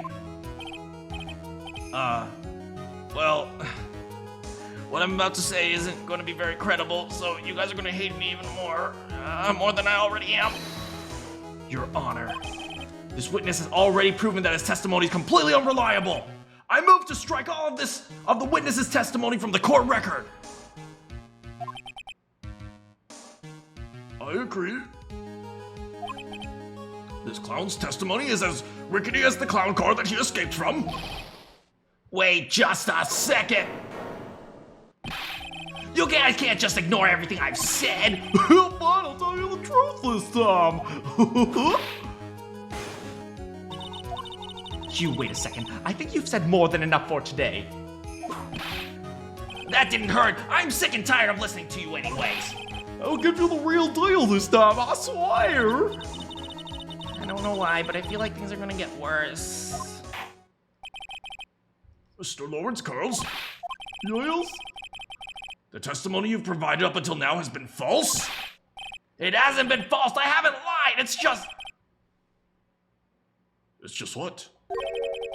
It's just, I was a bit confused on the criminal leaving the scene.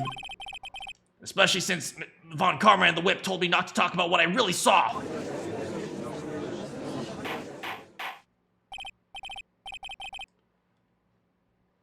Order. Franziska von Karma, how could you?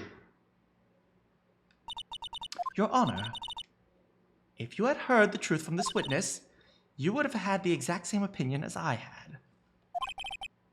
What opinion is that? It's not funny.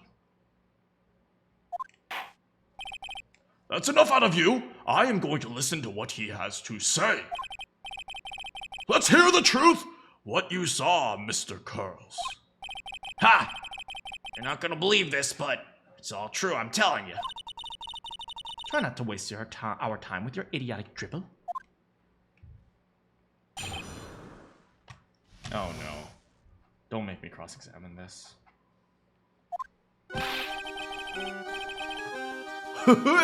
Now it's time for our next segment.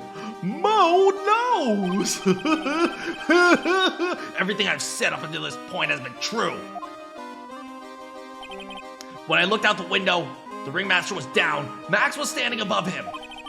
He wasn't wearing his white roses, but yes, there was a silk hat. And that's when I saw, well, he...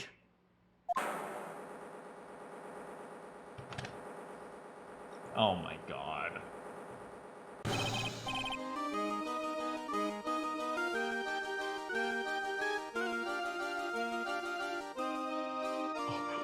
Oh, this is the truth now. Get ready for it.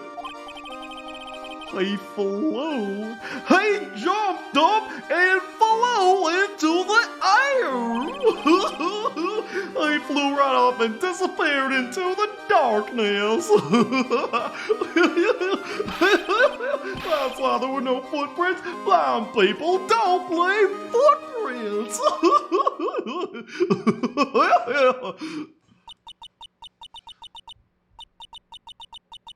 I told you it wasn't funny. Do you believe me now?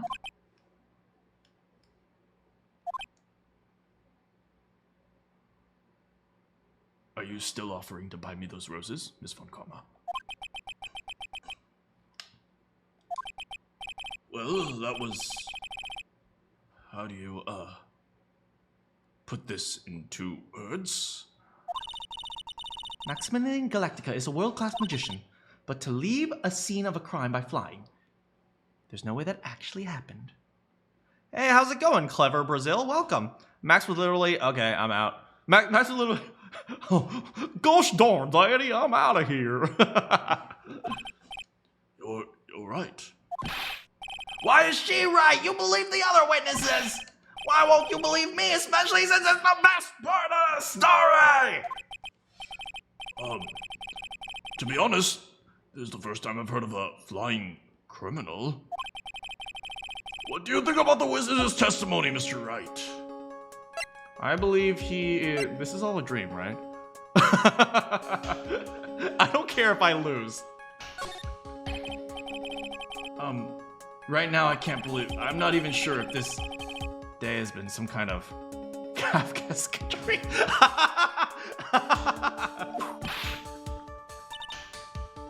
Now do you still think it is a dream? Ha! Mr. Phoenix Wright!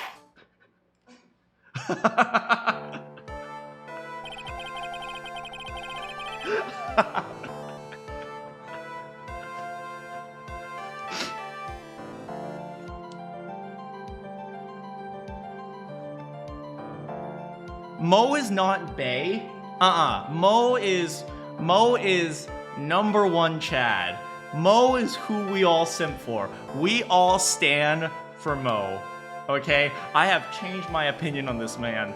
Okay? This man is 100% mwah.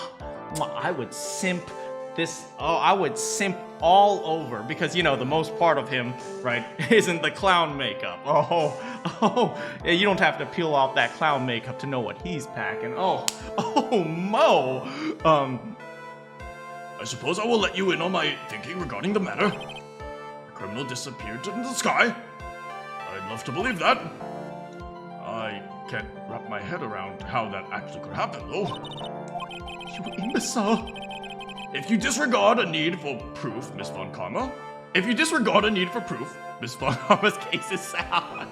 If you have no proof, everything she said is right. However, I've got a feeling that this case is in dire need for more investigation. I will conclude today's proceedings at this point. There's undisputed fact that the criminal left no footprints on the scene. Tomorrow, I want us all to find out the reason behind the mystery of mysteries.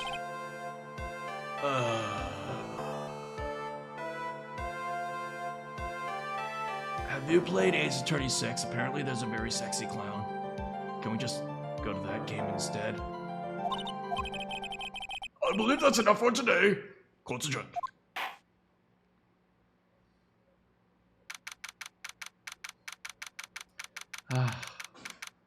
Well, that was a wild ride.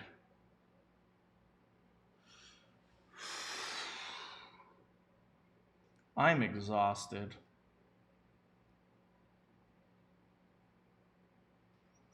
I am very exhausted.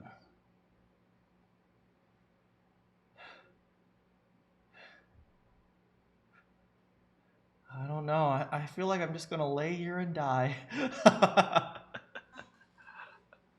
Oh yeah, there's a guy named Acro, the acrobat, right? Hey, sweeties. What in the world is going on? That's what I want to know. They say the criminal flew off in the air and disappeared. Max, I can't believe I'm asking this, but you didn't fly that night, did you? I know you didn't mean to ask me such a fabulously stupid question. I can't fly whenever I please. It's not that easy. Please don't tell my fans. But it looks so effortless when you do it on stage. It's not that simple. I'm not actually flying on stage. I'm sorry I'm ruining the magic for you. I use invisible wires and I have them hoist me through the air. Wow, you just told me the secret to your magic. I feel disappointed. There's no point in loving this man anymore. He's a pathetic human being. And he's from the country where all awful people are from. That's right. Texas, Mississippi, Louisiana. I hate you all.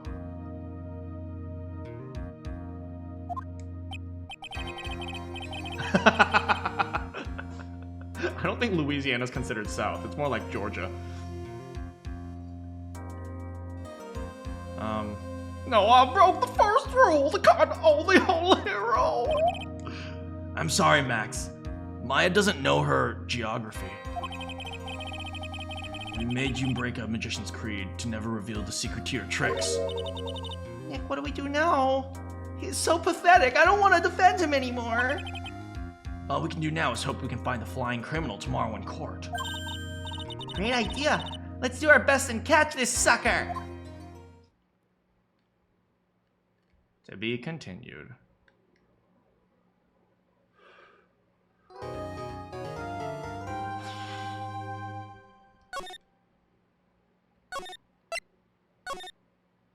Let's see if we can find some good music, and then I'm going to take a break.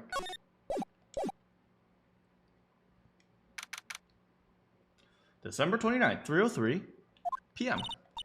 Nick, What is it? I've got a confession to make. I'm terrible at figuring out magic tricks. I've also haven't done my math homework for 3 weeks. And I'm failing physics class. And also, I'm not very good at English. Do you know which your I'm supposed to put here? Neither. You're supposed to put and. Oh. Maya, are you not going to school? Well, yeah, because I always have to follow you around. Magic tricks? Yep. Magic tricks are, by their very definition, tricks, right? But I can never figure out the tricks when I see them. That's because the tricks are performed by pros. They do it so you can't guess it. But the trick Pearly showed me was incredible. Pros did a magic trick? What? What kind? Let's see. It looked like she pulled off the end of her own thumb. Are you serious, Maya? Maya, no. No. You're 18. You're 18. Don't tell me you're tricked by someone 10 years young. Huh. First, she put her right thumb next to her left hand, and then it just separated. She could move it up and down and everything. It was incredible. Really? Was it kind of like this? How'd you do that? This is why I can't figure it out. I'm no good. Especially at hard tricks like flying away from the scene of a murder. You'll take all the fun out of magic if you keep trying to figure that out. And we are going to take a quick break.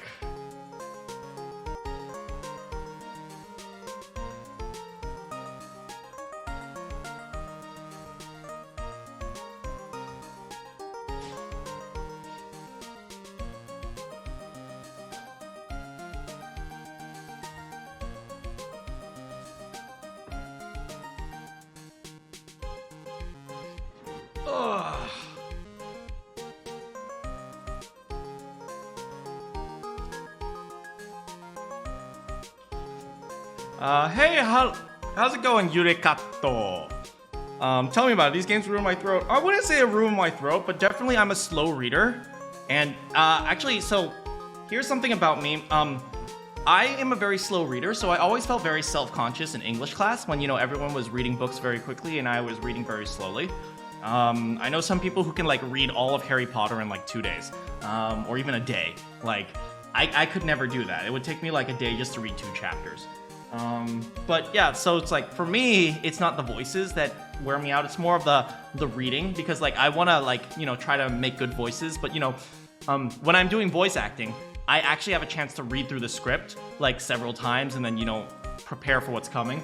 In this type of game, you definitely don't have a chance to do that. So I just have to do it on the fly. Yeah. Okay. Anyway, I'm gonna redeem myself. Let's see if I can do this one more time. Hold on.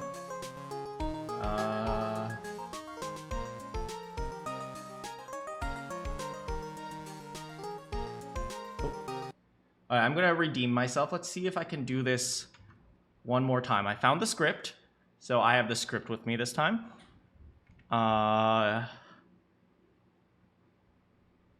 Okay.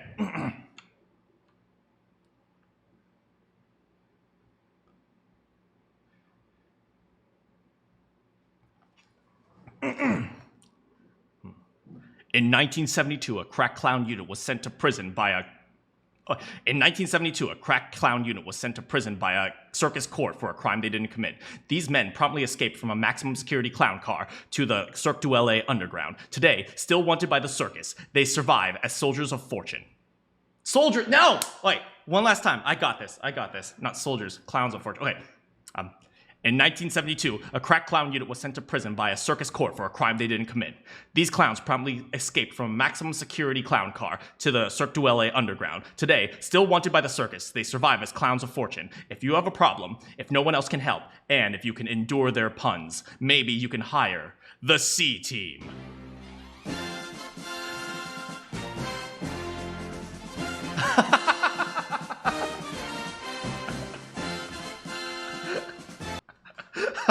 How was that? I think that was better than last time.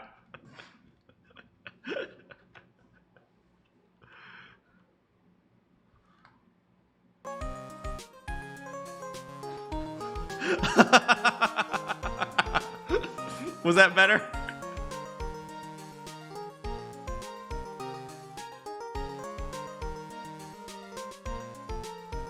Maya liked it.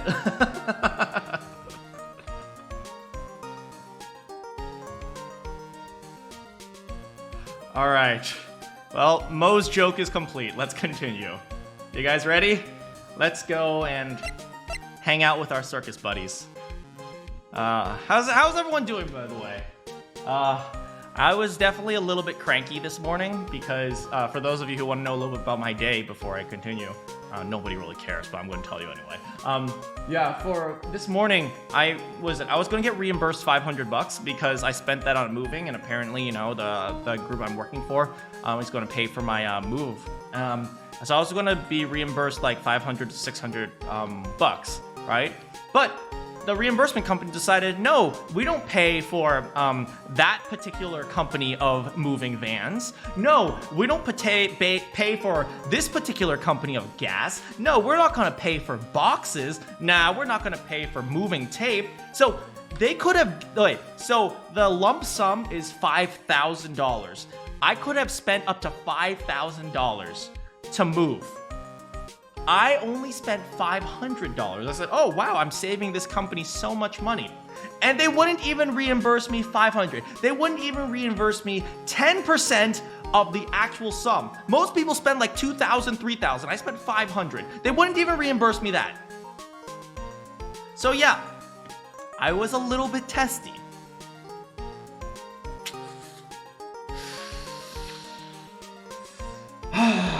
How's it going, Matt? All right, let's go find some clowns.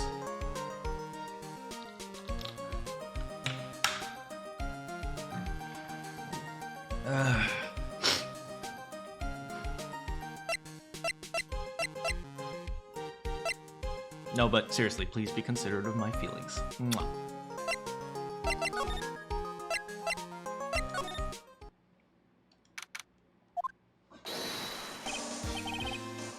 Oh my sweeties! You mind hurrying up and getting me out of this place? We're doing our best, Max. Can you turn off the theme music? Thank you. A little while ago, some people from a local TV station came by. And since I'm a famed magician, they're like, let's make you your own very own TV special. Really? What kind of TV special? Maximilian Galactica, the Great Prison Escape. It would be aired live. Hey, that sounds super illegal. What if I do the special before I'm acquitted? They'll never let me out of here for real. Well, it'd be an unnecessary addition to your troubles with the law. That's what I was thinking, but the production staff is already working on the show. If you don't get me out of here quick, I'll have no choice but to stage a real prison break. You seem awfully calm about that possibility. I have no choice. I would be contractually obligated. It's show business. So, Billy Bob, how's it going? The night of the murder, you didn't happen to fly into the sky, did you? Oh, here's how everything went down, sweetie. At the time of the murder, I was sitting in the ringmaster's room. Not to mention, flying into the sky is not something I can do at will. I don't care what the stoogey clown says, it wasn't me. Max, do you mind teaching me how the trick behind the flying? You'll have to forgive me, sweetie. The difference between me and cheap imitation magicians is that I keep my mouth shut. I don't teach people tricks, but I will say this much. It's much harder than you think. You literally just told us, like, an hour ago.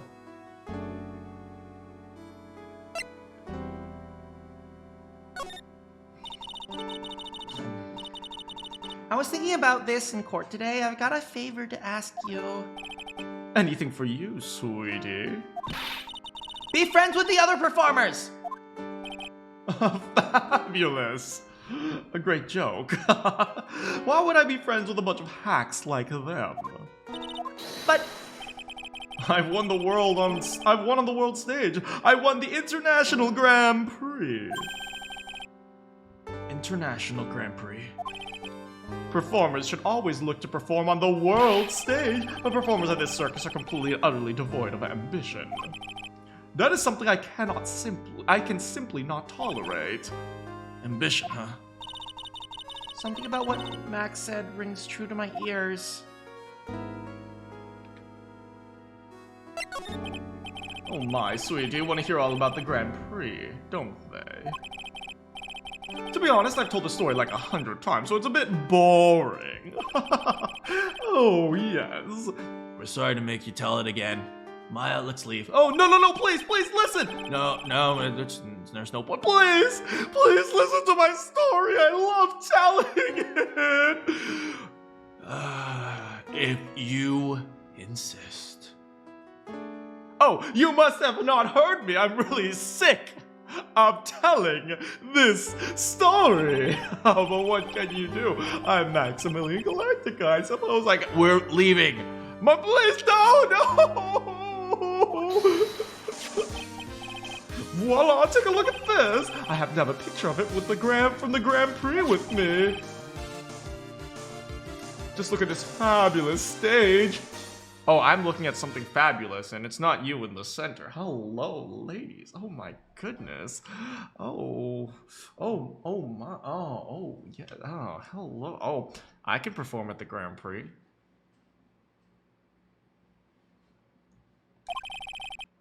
This is the first stage I ever flew on. I flew right over the audience.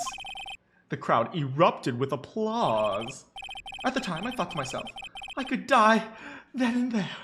Die a happy man. Phoenix Wright.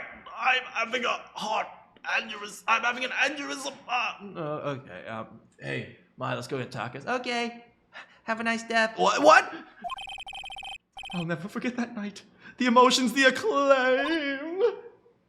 Wow. By the way, I think everyone who is a performer should get to experience that feeling. I wish I could explain that to the other people in the circus. That's incredible, Max. I want a trophy too. Best lawyer sidekick in the world. Maybe third place. Maya. Anyone else blurry? Everyone else okay? No lag? Hey, Nick, you wanna buy me a trophy? That's not how you earn a trophy, Maya. My sweeties, you can have this, a picture of my triumph. Just make sure you show it to all the other members of the circus. Look and learn. That's what you should tell them. Learn how to get thrown in jail. Ooh. Photo of Max's award ceremony. I wonder.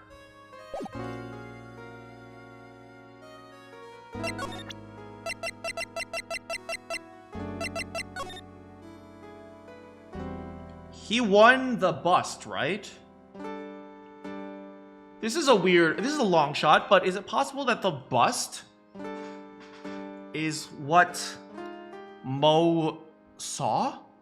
The bust is unable to take off a hat, right?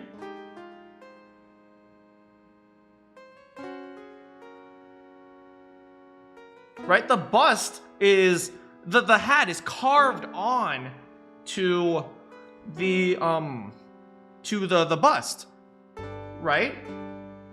Which means if the bust is supposed to be him, right? The bust is obviously him, right? So if Mo saw someone looking like Max, so if we believe our client, then a possibility is he could have seen the bust, right? And if the bust could move, if the bust could move, it would actually be magic. No. You just drop the bust on the head. What if the bust is the murder weapon? Is it possible that the bust is the murder weapon? You drop it on its head, and then you reel it back up, almost like fishing.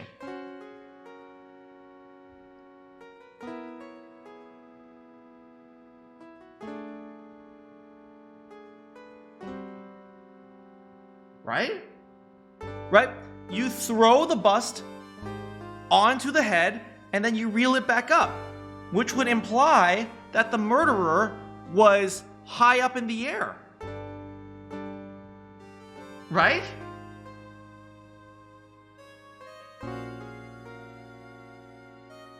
All you have to do is attach the coat onto the bust, and it looks like Max. At least from a distance. Right? He didn't have a body, but you wouldn't notice because it's a cape. Okay, so this is what I think happened. This is my basic reconstruction. Also, these ladies. Oh, I could just stay on this forever. What? So...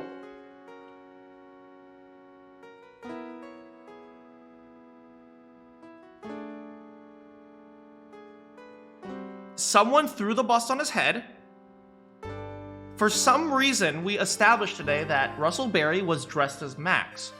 What if he hit Russell Berry on the head with this, the coat attached to the bust, and as he reeled it back up, it looked like Max was flying in the air, right? It's just, you can just like reel it back in, right? Which would imply that Money, the monkey's the killer. It was the monkey!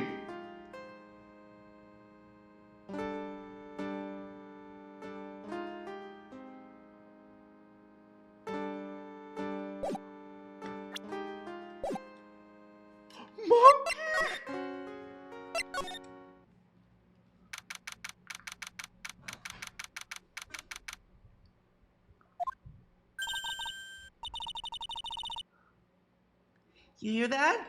It sounds like two people arguing. Yeah, all right, let's do this. You ready? Yeah.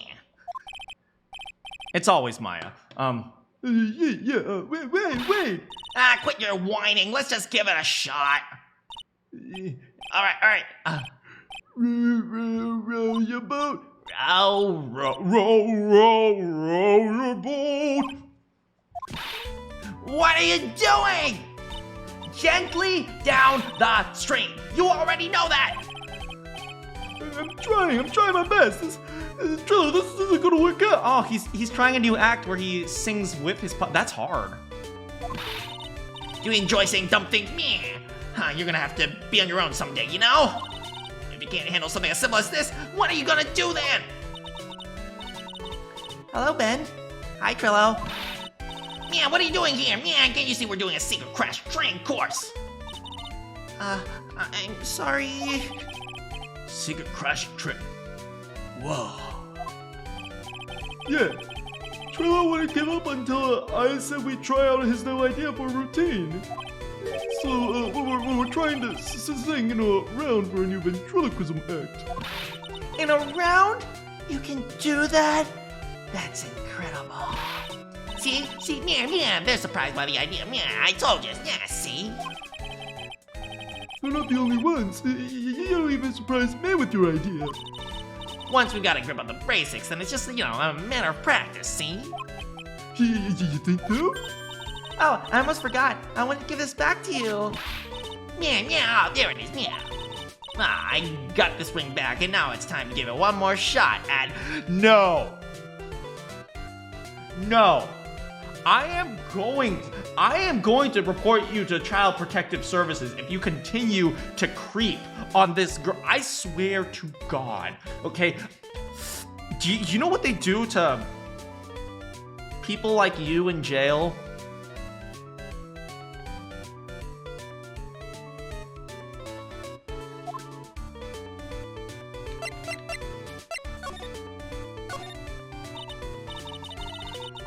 I know you already testified this in court, but, man, you want to talk about what we saw, man? Yeah? Yeah, well, first I thought it was the old man, you know, see, man.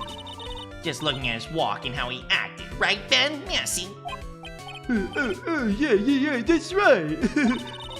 But then we said hello, and, yeah, we didn't even get a reply. Not to mention he was like draped in the gaudy, stupid symbols. Yeah. What would you have thought if he wasn't wearing those symbols?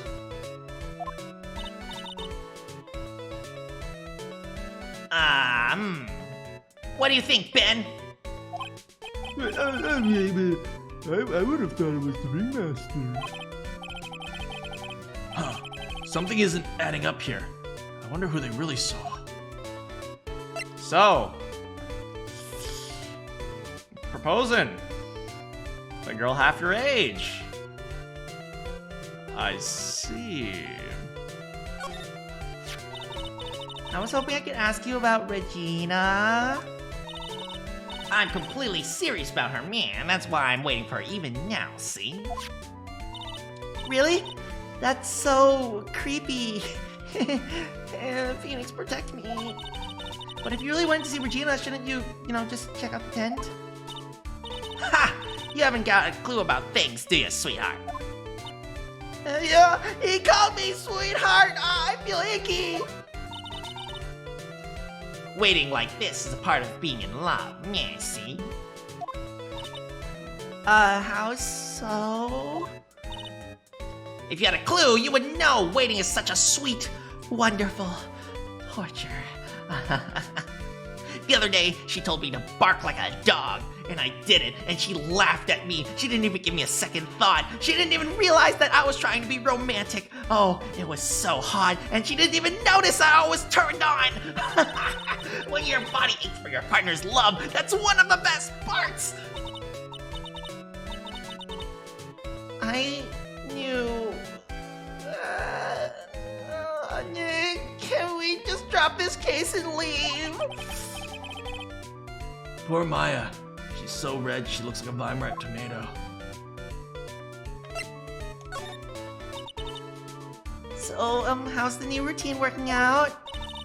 Yeah, take a chill pill already. Our routines are secret, yeah, see? We're gonna take a ventriloquism by the world by storm. It'll be a revolution. That sounds incredible. See? Yeah, but let me make one thing clear, me.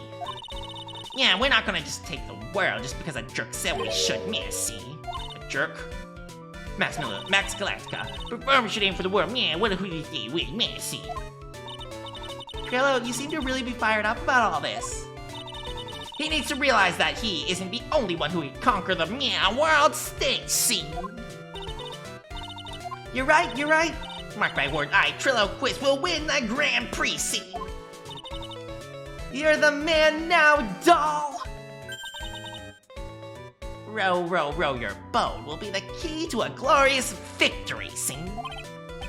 Not to rain on your parade, but wouldn't a more mature song be best? Hey, you've got to start somewhere, man, see? Don't screw this up! You're gonna be a part of this too!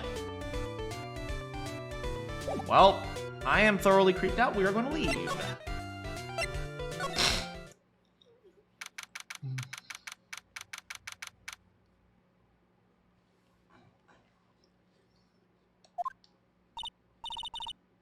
Huh, where's Regina? I don't know. But if she's with that tiger, I don't want to find out. Let's hurry up and get out of here. Nick, you're kind of a chicken, aren't you? You should join Regina's group! No. I'm just, I'm not gonna get eaten by a tiger. All right, to the ringmaster's room.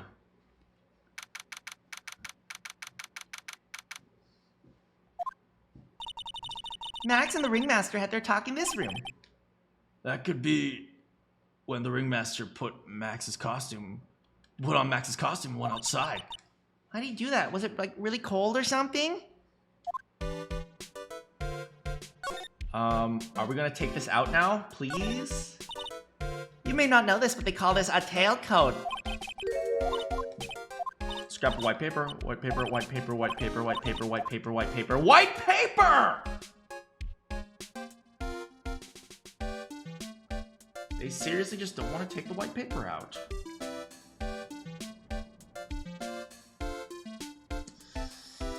We're leaving.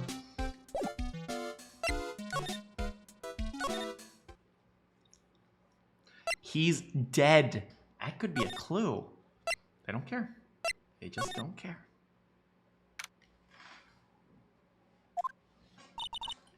They haven't cleaned up the place yet. If Pearly got one look at the state of this place, she'd slap whoever was in charge across the face. Remind me to never invite her to my office. Are we gonna look at the memos? Nothing. Nothing interesting. Nothing interesting. Nothing interesting. Nope.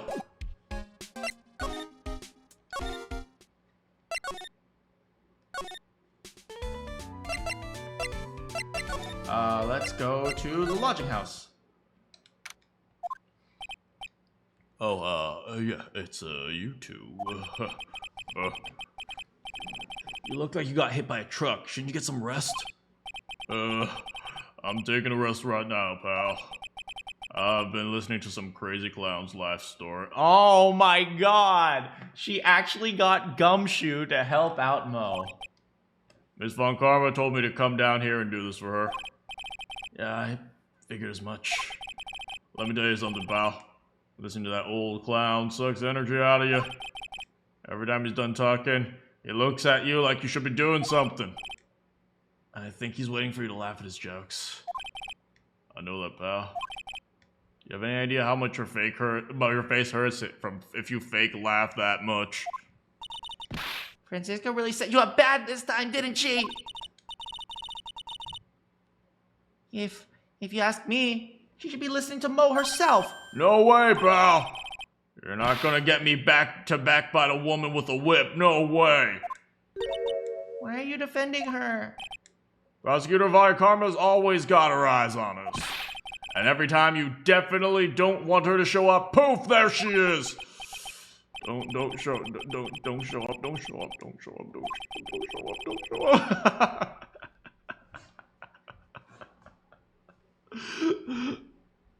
Looks like she's wound him up pretty tight.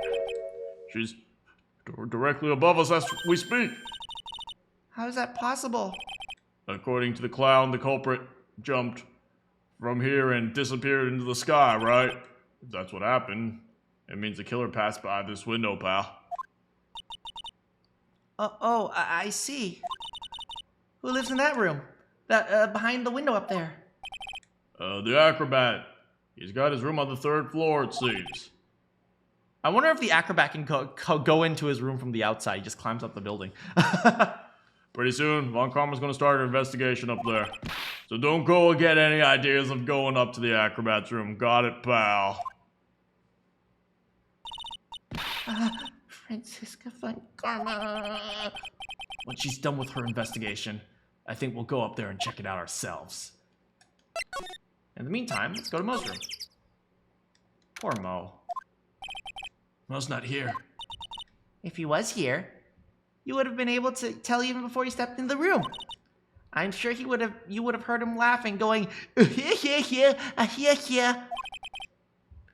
What do you think he's laughing at when he's all by himself?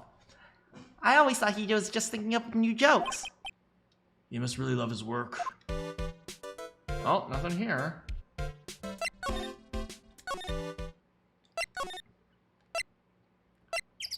Circus entrance. Von Karma radar? Let's disregard Gumshoe. We're not allowed to disregard Gumshoe, apparently.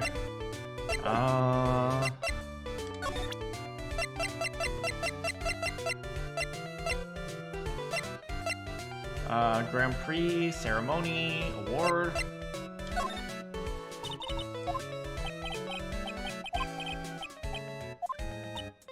Nope.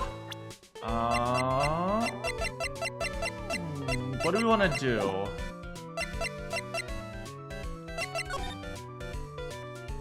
Oh, I didn't know that was a thing. Yurikawa, be careful about plot spoilers. Even if they're minor plot spoilers, sometimes, you know, you miss funny moments. I still don't see anything. We've got to be missing something. Oh, well, now we're back here, and apparently something's happening. Right, welcome to the wonderful, fabulous cafeteria. He's in an awfully good mood. He mentioned it a bit ago. Oh, maybe I missed it. Well, yeah. If they already mentioned it, then whatever. He's in an awfully good mood. You know what time it is? 4:30? Is it 4:30? There's a really good song by the Spin Doctors that goes, "What time is it?" 4:30. And whenever somebody says what time it is, I think of that. Riddle time! Why does everyone cry when they eat Mexican pizza?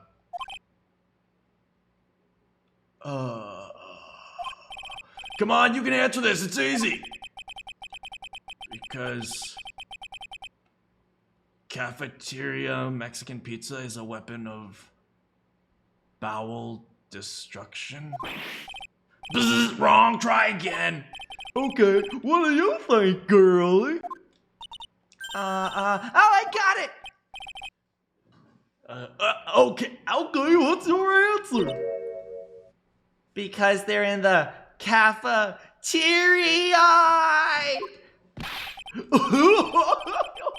It's an incredibly sad play. I take it back. I hate Mo.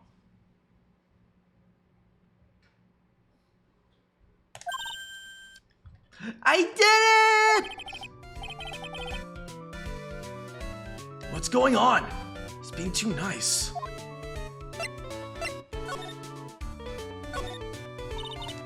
Today's been a really crazy day, hasn't it? You're telling me. I didn't think I was gonna be so tough. Yeah, it was a tough crowd. That's what you call a crowd that refuses to laugh. For instance, such a tough crowd in the morning. It was such a tough crowd this morning, I had to smash watermelons. Told you all a great story and even greater jokes, but no one busted out laughing. You even used the famed no shirt, no shoes, no service joke! Exactly! How can you not laugh at a stunning comedy like that?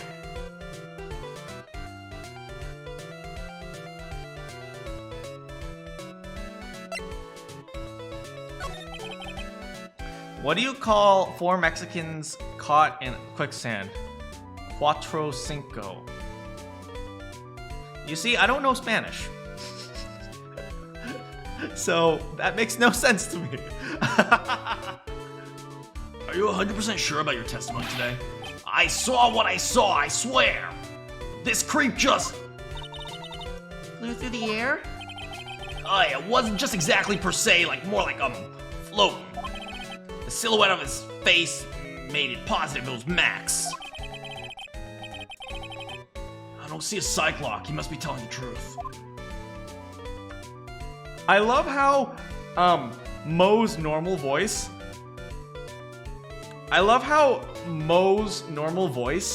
is slowly going from just a regular dude to a Brooklyn plumber. Hey baby, how's it going?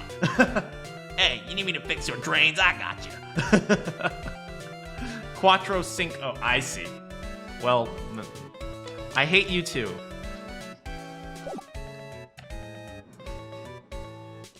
Hey, baby, I hope my butt crack doesn't distract you while I'm fixing your sink.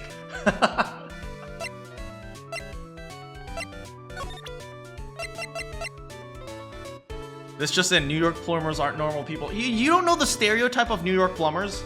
You don't know the stereotype of plumbers crack?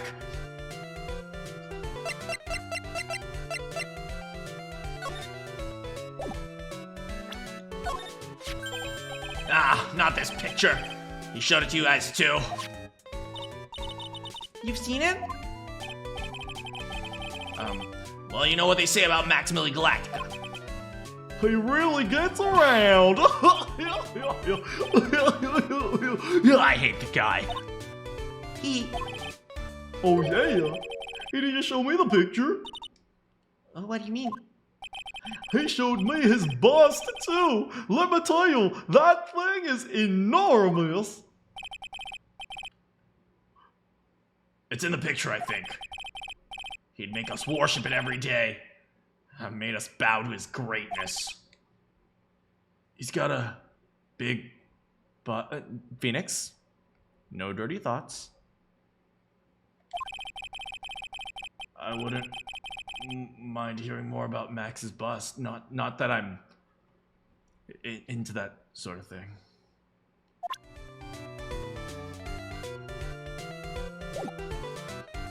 I have a wife. Her name is BFA. Phoenix is not Pride Month anymore. Hey Phoenix, didn't you hear? It's not Pride Month anymore. We're supposed to hate gays again.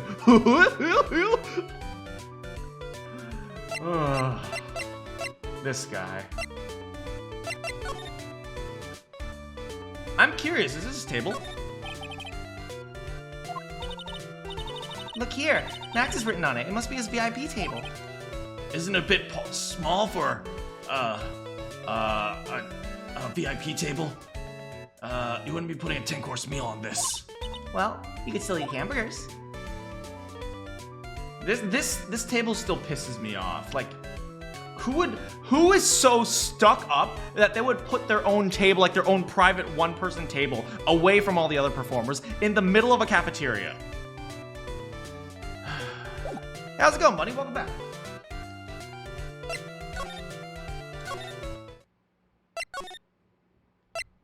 I guess we'll go here and here. Nope.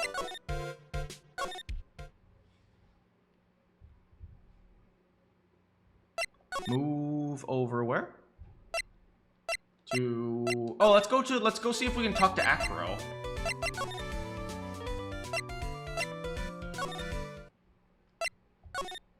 Acro? No.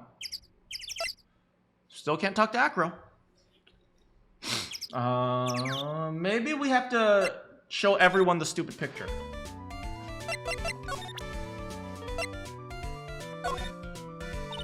Oh no, guess not.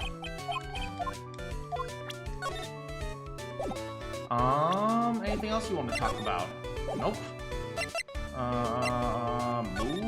Oh, maybe go back to the cafeteria and talk to Mo a little bit more. Maybe he has something new to say.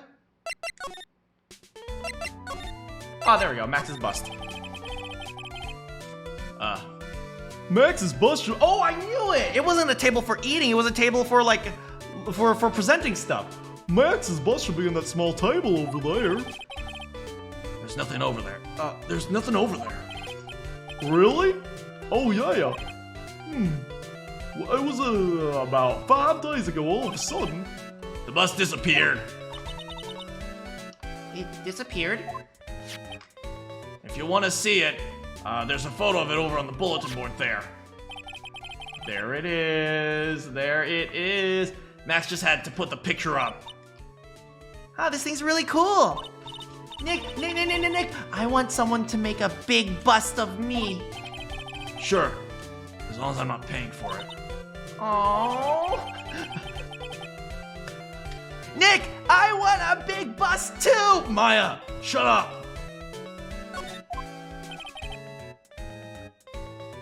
Is there anything else that's changed about this place?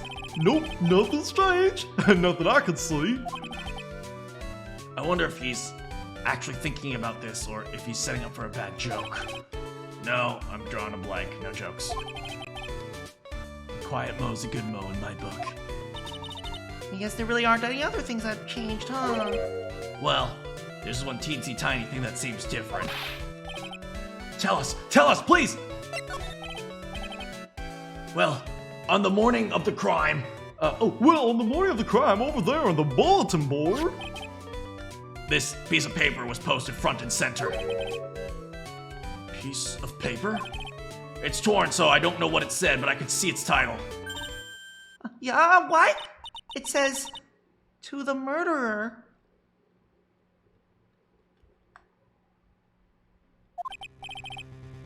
Murder. They're talking to you, Maya! I haven't murdered anyone. You've been to jail for like 4 times. Yep. Yep. That's what it says, but the rest of it has been ripped off. I don't know who posted it. When did you find this? The morning before the murder.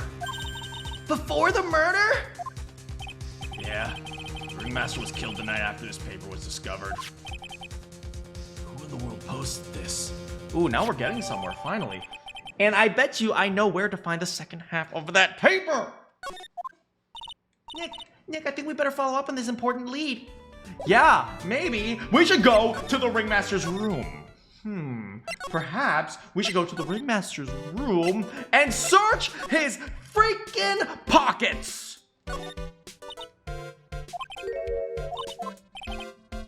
A scrap of white paper.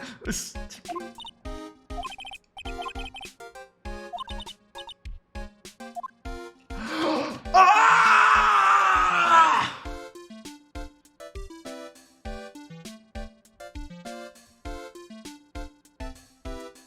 Just take it out. It's right. It's so easy.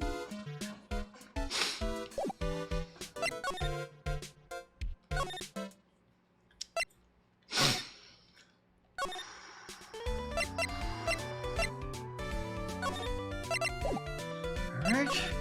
Well, maybe now we can finally go see someone else? No? You know what? Let's go. Maybe we should go back to the detention center. Maybe, he has something he wants to say to us? Talk? Come on, buddy. Come on, anything. Ah! I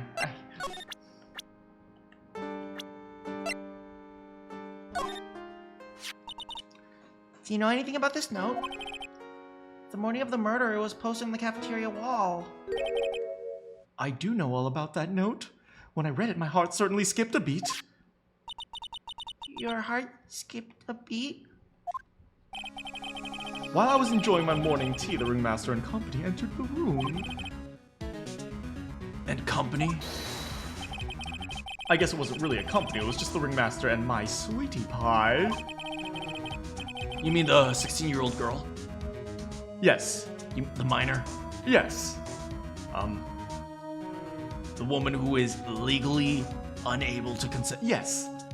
You know that this conversation is being recorded? Hi, I'm Chris Hansen with Dateline. Why don't you have a seat right there? Oh, no, please, no!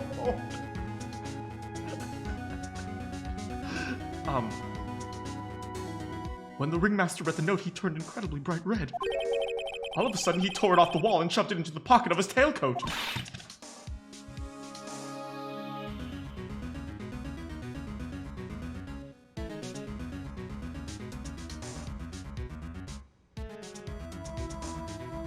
I swear. I swear. I swear. Really? What a shock. Out of curiosity, what was written in that thing? It's not like we could have known if we had stuck our hands in the pocket. Let's see. Uh-huh. Oh, I don't want to steal the fun from you. Just go find out on your own. I'm sure you can find it somewhere. You might also want to ask about my sweetie pie princess. Okay, now we'll go back to the circus. We'll go into the big top. We'll go into the ringmaster's room. We will check in the pocket.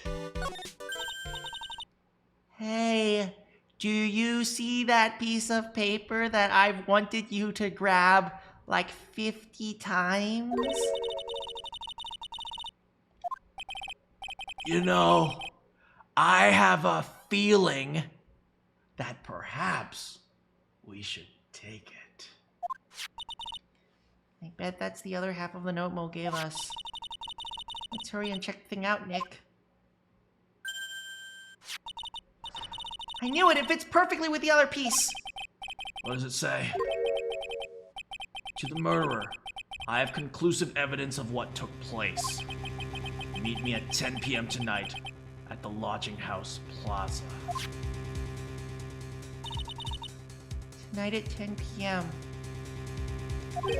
That's when the murder took place. Now we need to find out who called the ringmaster! Okay. Just because the ringmaster grabbed it doesn't mean it was necessarily intended for the ringmaster, right? We know that the ringmaster cared about his people, so it could have been for anyone. But it sounds like the ringmaster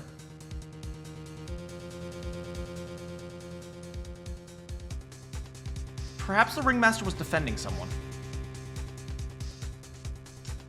Okay, I have conclusive evidence that about that you are a murderer or something.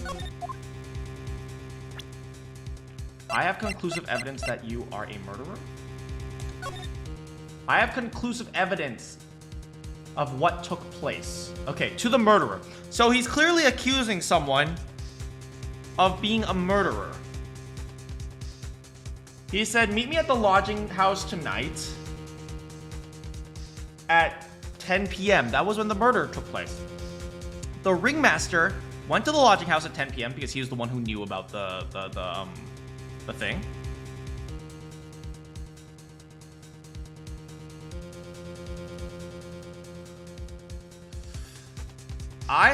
You haven't forgotten what happened 6 months ago. I have conclusive evidence of what took place. Meet me at 10 p.m. at the lodging house. Okay. Dear murderer, let's interpret it like this. Dear murderer, I know you're a murderer.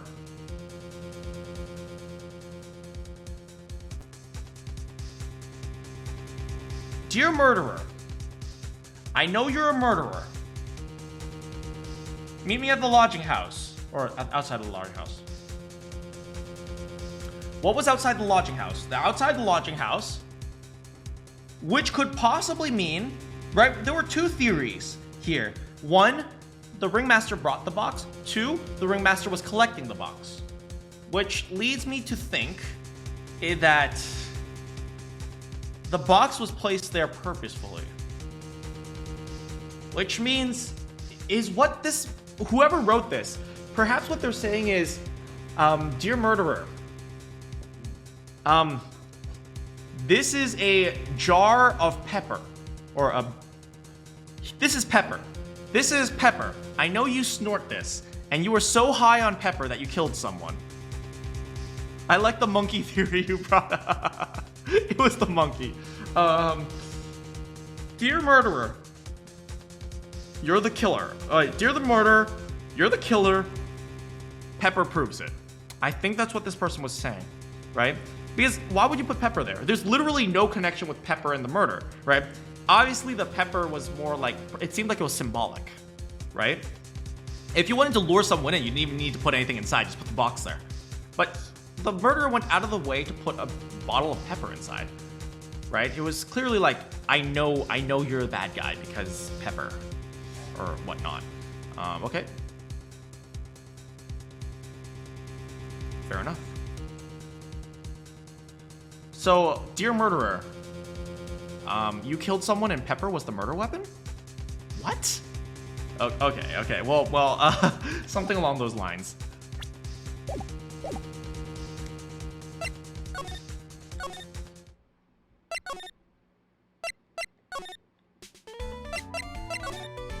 Hey Mo, what do you know about? Oh, maybe we can go to here now. Oh hey. Pepper do be important? Yes, it is. You can't eat bland eggs, right? You gotta salt and pepper that baby. Hey, detective. I'm sure you're doing a good job as usual. Well, I'm done with the investigation of the acrobat. Finally. With much fun, Karma.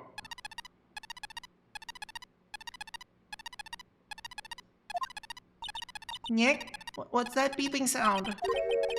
It's Miss Von Karma! Huh? Every time I hear that sound, she's usually not very far behind. Some sort of page. Some sort of pager or something? If you don't mind, pal, I'm gonna get out of here quick. See you, pal! I didn't know that Gumshoe could run that fast. So much for being flat-foot. I've never seen a grown man afraid of a girl still in her teens. Well, let's go inside. It's freezing out here. Ow! Oh! Girl, my mama told me not to beat up a lady. But you ain't no lady. And baby, they're gonna have to find a new prosecutor because I'm gonna be defending myself on that stand. As biting as the lashes from a whip. You knocked her out?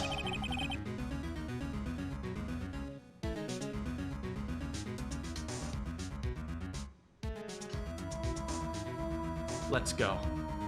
Let's go. We throwing hands. We throwing hands. Maya, hold my coat. Oh, you're down. I'll just drop my coat in the snow. Girl, are you sure you want to do this right now?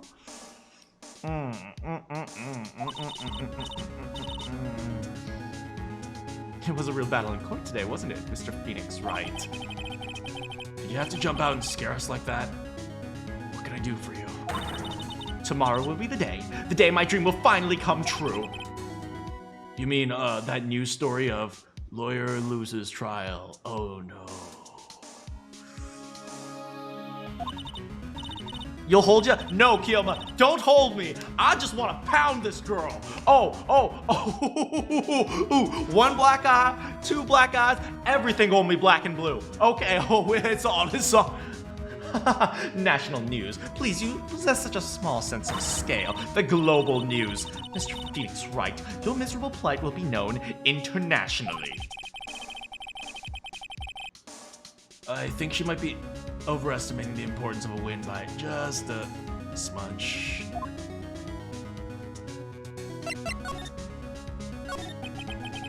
Yes, Von Karma. It appears you got your hands on something big. I'm amazed you picked up on that much. Anyone couldn't hide that look of a victory with 10 paper bags on your head. In fact, Why don't you put 10 paper bags on your head so you can suffocate? I've got conclusive evidence and a conclusive witness. Need any more hints? a conclusive witness, you mean the acrobat. I'm putting in the summons for him to be called as a witness as we speak.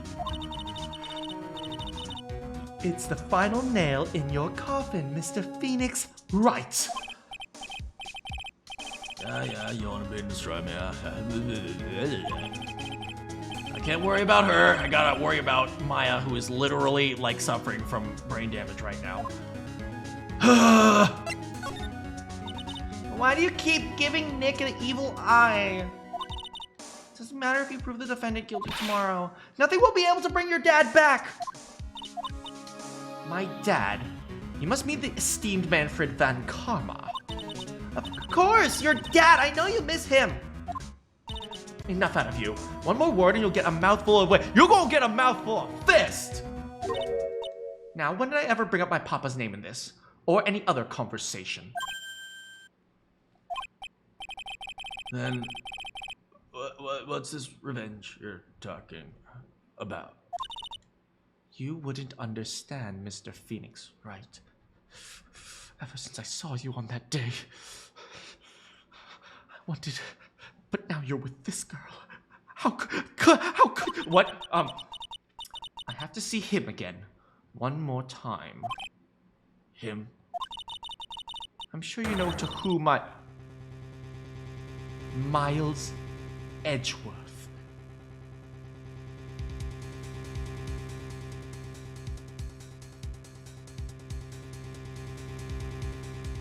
Oh.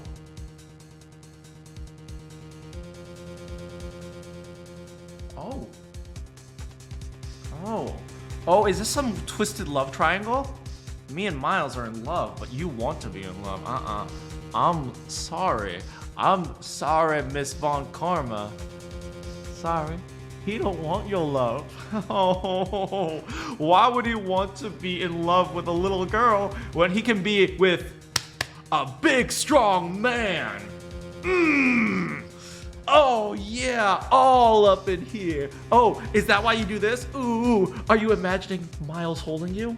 Well, you can imagine, you can hold yourself while imagining Miles holding me. Oh, does that make you angry? Oh, you want to whip me? I bet you want to whip Miles all night. I'm the one whipping Miles all night. Oh, and I mean all night. Oh, I ain't going to let him get no sleep. But you? Oh, no. You couldn't please him for 5 minutes. Get out of here. Get out of here, you little girl. Go play with your dolls. And let the big strong man help out the big strong man. Ow.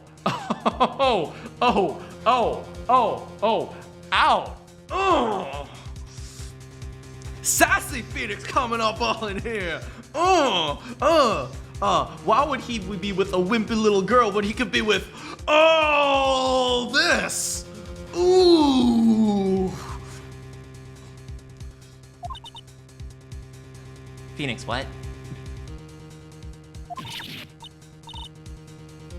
Phoenix, what? Miles Edgeworth? Miles, why would you even bring him up? You haven't forgotten, have you? Do you know who it was that trained the gifted prosecutor Miles Edgeworth? Manfred? Von Karma? Exactly right. It was my father. That means Edgeworth was right again. He was like a little brother to you. Were younger than him. Edgeworth and Nick are the same age.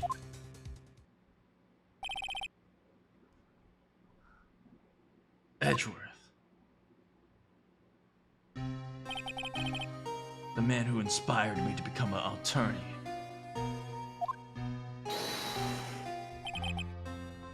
I fought against him in a few cases. But a little after that case was over, he vanished. But not before the SL9 incident where we met Emma and Lana Faye, and then he prosecuted that case, and he won a weird award, and that was actually pretty cool, but I think that was just a filler episode that didn't really matter, but, you know, still, it was pretty cool that even after Maya left, we still had a little sidekick named Emma, but then he left. It's your fault. He doesn't love me. Huh? It's the truth, isn't it, Mr. Phoenix Wright? Nick, what does she mean? Edgeworth's...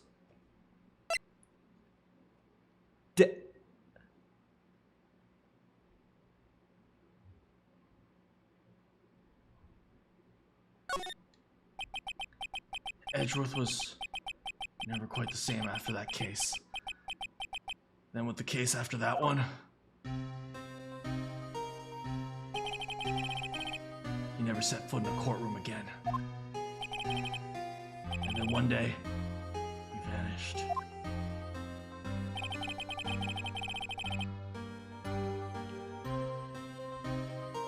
All you left was a simple note at the prosecutor's office.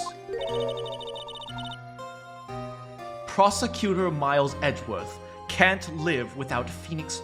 Prosecutor Miles Edgeworth can't live without Phoenix Wright. And thus, Prosecutor Miles Edgeworth chooses death.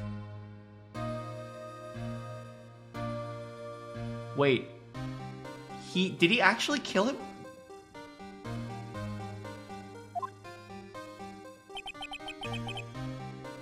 No. No, I can't joke about that.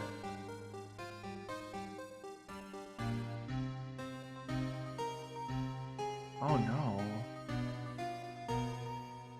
I don't know if this is serious or not, but you know, in the event that it actually is the truth, I just want to say, never take yourself so seriously. Even if you screw up, even if, like, you know, something goes wrong, right? It's always important to realize that there are, you know, the reason you screw up is because you're human. And when you are human, that also means you can improve. You're not a robot, right?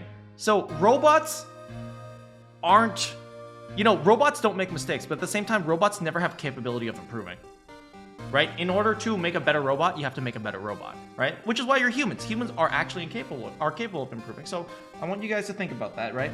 Don't take yourself too seriously. If you screw up, if something goes wrong, mope about it for a few days, and then after that, get up and, you know, realize that, hey, next time I'm capable of doing better, right?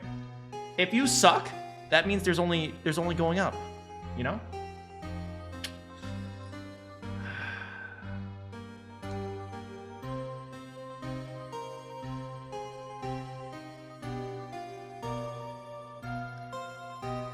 That was 1 year ago. It was a few months after you left to go back home. Mr. Edgeworth is dead? I don't believe it. He's still alive. I'm sure of it. Somewhere in this world, he is alive and he will love me again. Prosecutor Miles Edgeworth chooses death? Of course he did. You ruined his reputation as a prosecutor, and you effectively killed the prosecutor in him. Just like your victory muddied the honorable name Von Karma.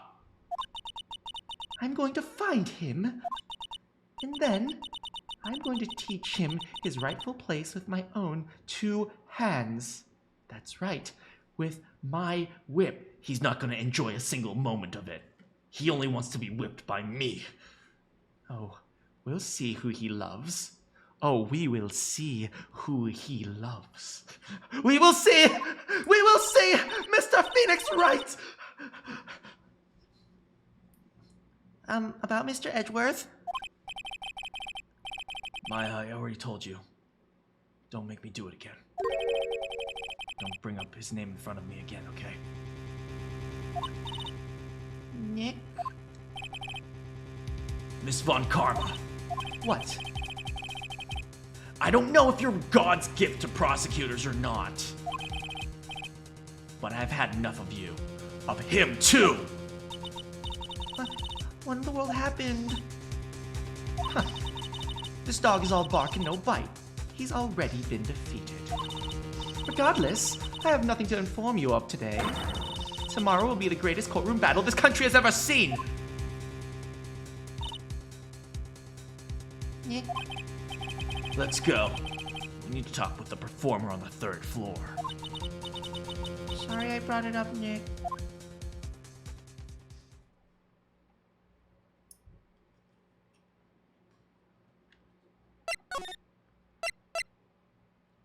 Alright, back to the Acro room. Oh, hey, look at him.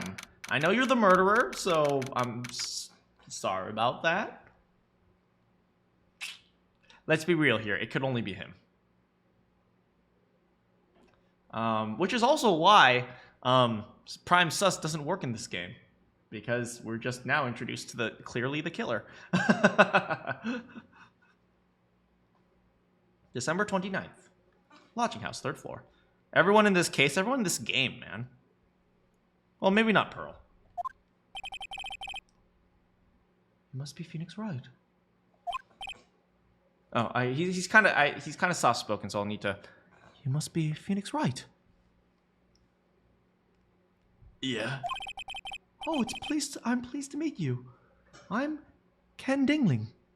Ken Dingling. But here, everyone just calls me Acro. Mr. Acro. How do you know my name? The detective told me. He said you'd definitely show up here. Acro, you're a member of the circus as well. Oh, that's right. I mainly perform the tightrope or the flying trapeze. But nowadays, all I perform is in my wheelchair. Oh.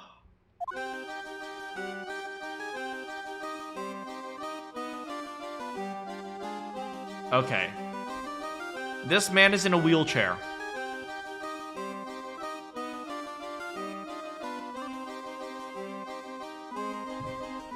What does that mean? Okay, I understand now. Something happened 6 months ago, and I suspect he was involved. Acro, why'd you join the circus? Oh, when I was a kid, my parents failed miserably at business. One night they decided to run away from it all. Without me. Oh. The only person who was willing to take my parents' place was, well, the ringmaster. The ringmaster took such incredible care of me. He truly was a lifesaver. Seems like the ringmaster really was a saint. He was. That's why I decided to do something very important. I decided I would devote my entire life to finding a way to repay him. And now, look how someone repaid him. Look how someone repaid him for all the good in his life. Such a shame, huh? Sometimes I think he was almost too kind. Perhaps he was too kind to his performers. Perhaps too kind to his daughter. I wonder if he spoiled Regina. Well, clearly. Regina's so cute. She's truly a princess. Truly a princess. Are you sure that's a good thing? No,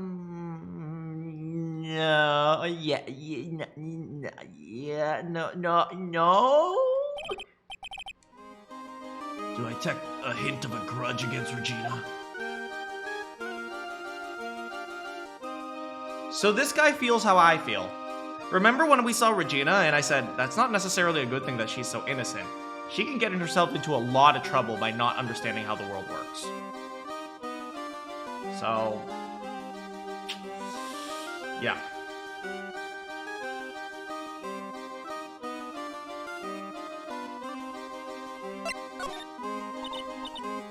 I'm sorry to ask, but why are you in a wheelchair? Oh, the nerves in my legs are badly damaged. And you can't walk now? I can't even stand now. And since I live on the 3rd floor, I can't leave this building by myself. Why do you not just move to the 1st floor? That's awful. The accident happened during an acrobatics session, right?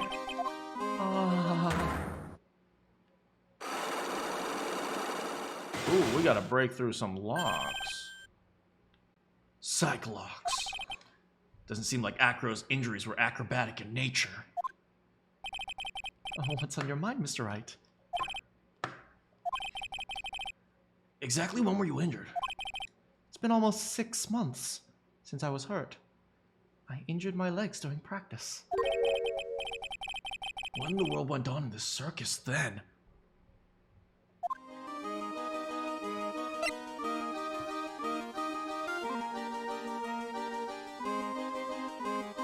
I know exactly. Hey, let's keep the guy in a wheelchair on the room on the 3rd floor. Why? I mean, he could still probably be a really good acrobat, right? Acrobats use their hands a lot. A paralyzed acrobat can probably sell a lot. I don't mean to use his injury as a business, but it's like it could actually be a really good business if he's willing to use that as a sales pitch. Like a lot of acrobats, they use their hands, right?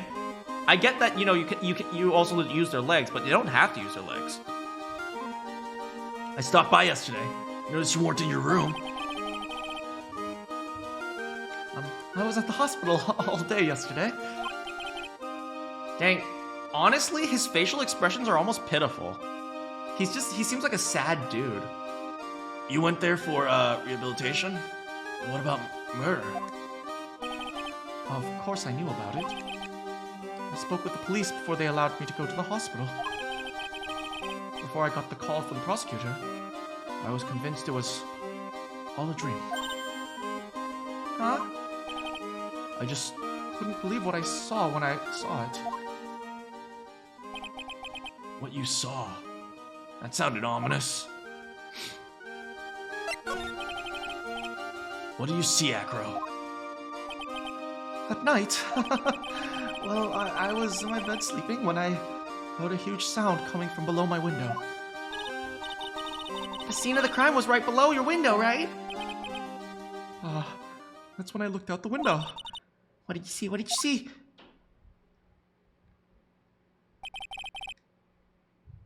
He was, well, flying straight up in the air.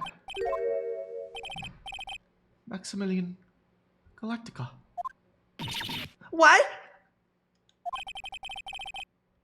That's what I thought he'd say. You're absolutely positive you saw Max flying. I'm absolutely sure. There's no doubt in my mind. Yeah. Let's take a look around your room.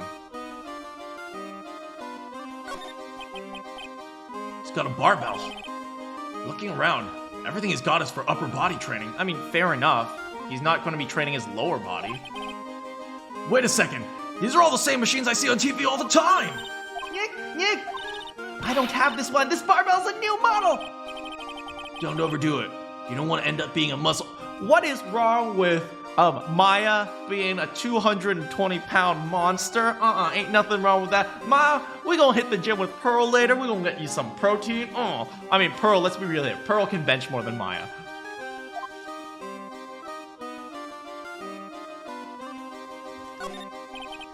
This bed is incredibly well made. Almost like a maid made it up. Even the laundry is folded perfectly. Nick, there's nothing unusual about it all. It's how things are supposed to be. Can't a man respect another man for doing something said man can't do? Maya doesn't lift. Now Pearl lifts. Yo, monkey! It's a monkey calendar. Acro must love monkeys. Of course, he's an acrobat. Hey, the net's ripped. Money must be prone to breaking things. He's hardcore! Nah. And that looks fine to me. You really think that he plays basketball? I think so. Monkeys live a life above the rim, you know? You're joking, right? You think this monkey has got proverbial game? I'll play him. One-on-one. Anytime, any play. Nick, you don't know how to dribble the ball. I'm learning! Of course, that monkey doesn't fake the funk on any nasty dump. What? Well, a prehensile tail might be an unfair advantage. That's a huge pile of trash. One man's trash is another monkey's treasure. I guess you're right. Look, they're shiny. He's even got a motorcycle exhaust. Oh, what? This is a tuba! Of course it's a tuba. You didn't know that? Hey, it's a picture of Regina. Well, she is a shining beauty. No objection. What? No objection. Phoenix. Just say she's a nice young lady.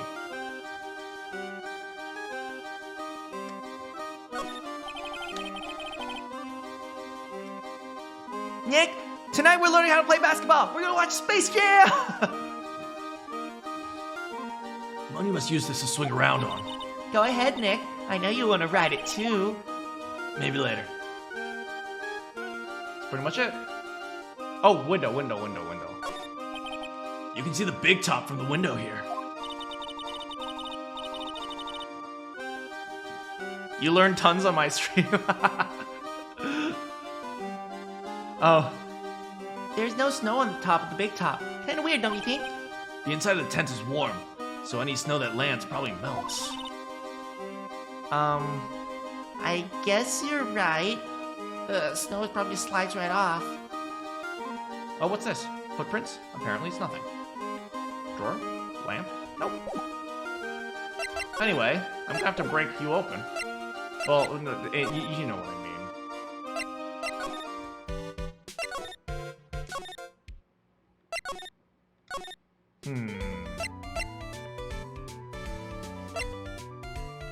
Do you guys know anything about the incident 6 years ago?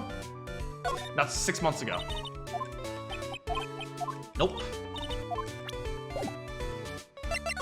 Back into the big top. Maybe someone's there now.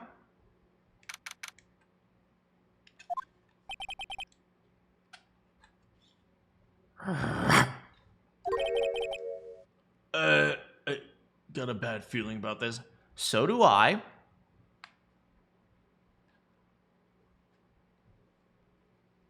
Disclaimer, the Manakyn channel does not promote dating underage girls. The Manakyn channel does not promote marrying underage girls.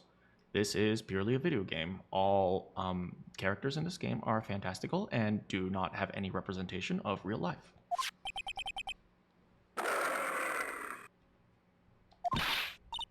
Nick! Wonderful. Today's special must be Flail Phoenix! Stay, heal. There she is, the porcelain doll. You're very, you're very, pretty. Oh, she's gross. Oh, Maya, Nick, it's you guys. I'm sorry, I guess I made a mistake. A mistake? Yeah, a little one. I was thinking of teaching whatever primate was out there a lesson, but I was expecting more of a monkey than a human. Monkey. It's a pity what happened to the ringmaster. Oh. Daddy? Everyone loved him, didn't they? He must have been quite a man. He was. I love my daddy so much. I hate to say it, but she doesn't seem all that broken about her father. That's why I feel so lonely. Well, they won't be able to see him again for a while. For, a while? Yeah. When Leon died, I talked with my dad, and he told me that when someone dies, they become a star in the heavens. A star? No, they become a spirit. And they walk the earth forever. No, it's literally my job. My job is literally to, make people realize that your souls are lost for eternity when you die. That must mean my dad is looking down on me from the sky. No. I could actually get your dad over here right now. And he can tell you how much he's suffering. That's why I love the night sky so much. I could see everyone who's gone. When someone dies, they become a star? It's kind of sweet in a twisted way. But I bet you there's no way that Maya believes that. What do you mean there's no way I believe that? How did you hear my internal monologue? Do you think that one day I'll be a star too? Of course. You really think so? Yeah, you will. I think. I've got a feeling everyone is doing great up there in the sky. I wonder if everything's all right with you. Nope, nothing's all right with her. Not her head, and not her love life. Just to go back and clear up something, why you want to teach Money a lesson? Because he's fiscally irresponsible. He's got something that means a lot to me. Something that means a lot? It must be something shiny. Actually, it's a stage costume. It's got lots of spangles. It's really beautiful. You should see it. We should. When the costume gets hit by the spotlight, it dazzles. Hey, Mr. Attorney. If you saw that monkey, could you get my costume back for me, please? Oh, it's really important. Oh. Gladly, but of course, I'll get it for you. Phoenix, you are such a simp.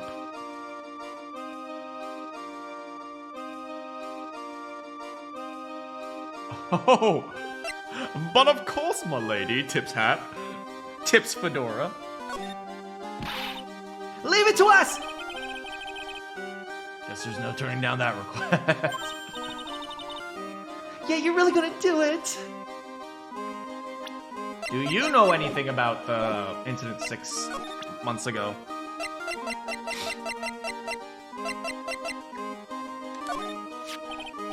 Regina, have you ever seen this before? Oh, I know what that is. Really? It was in my pocket for a while. It was in your pocket? This piece of paper was in your pocket.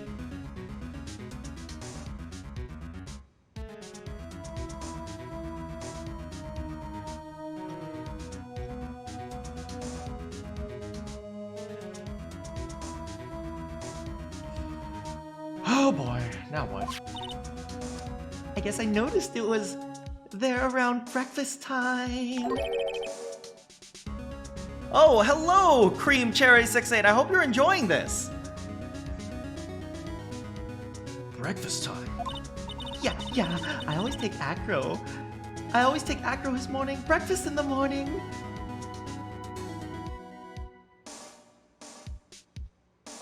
Oh no. Acro must have put it there.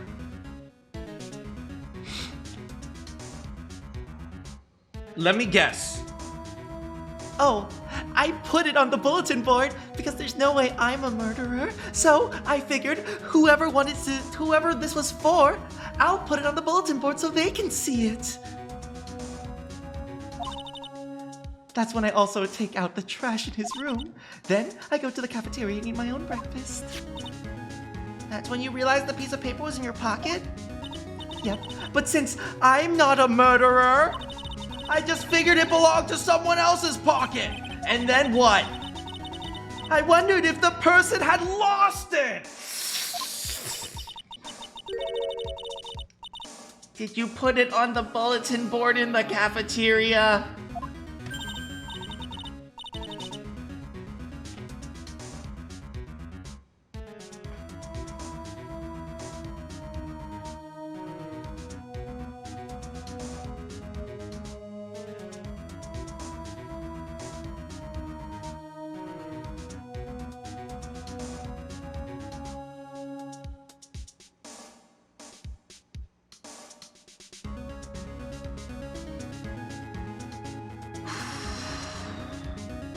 Objection, this girl looks like a piece of garbage. Just shut up. I can't believe I thought she was cool at the beginning. It was the sparkles. It's all the sparkles' fault. Also, hello, Godslayer.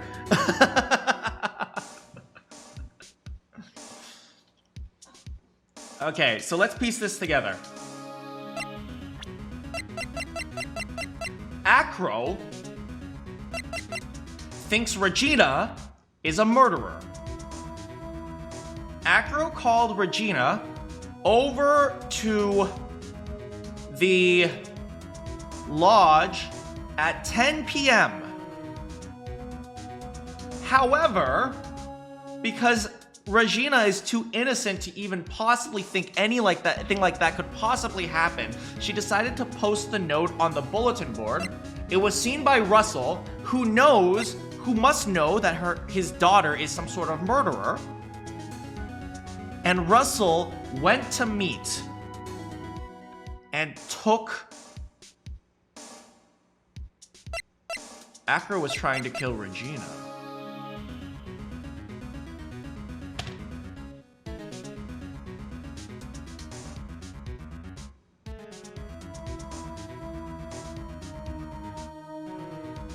I understand. I understand. I don't know what happened 6 months ago, but whatever happened, Acro hates Regina for it. Right, I thought maybe he's just pissed off because, you know, the ringmaster adopted Acro and now it's kind of his son and all of a sudden now there's a competition or something. But no, I think it goes far deeper than that.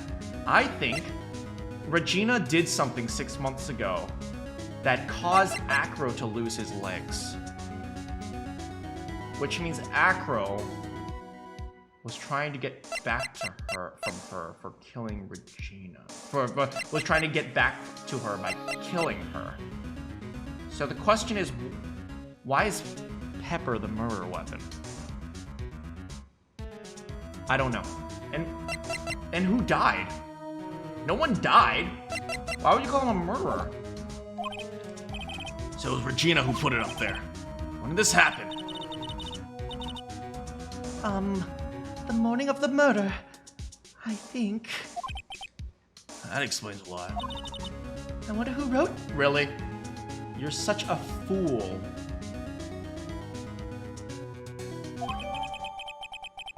Note updated.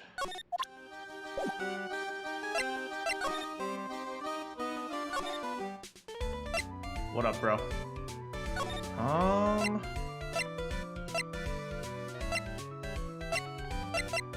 Head back to the detention center. Yeah, there's gotta be something here. They must have taken Max in for questioning. There really isn't anything we need to ask him now. You're right. I guess I'll go.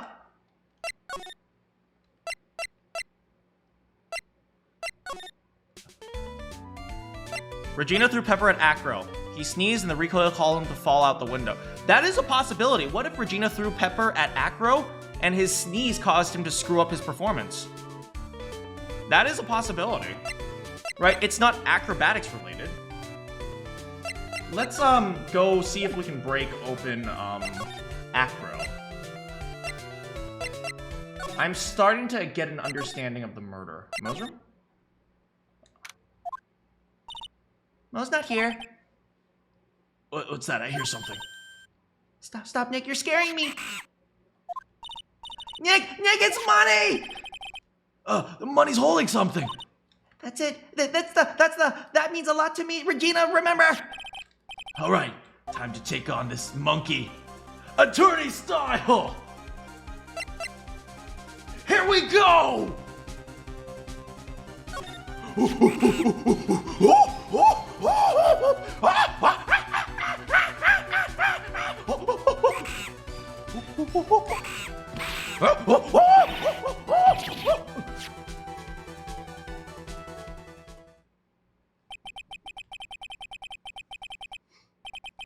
I tried to have a monkey to monkey. I really did. Nick, you... And I swiped it while money was distracted. Oh!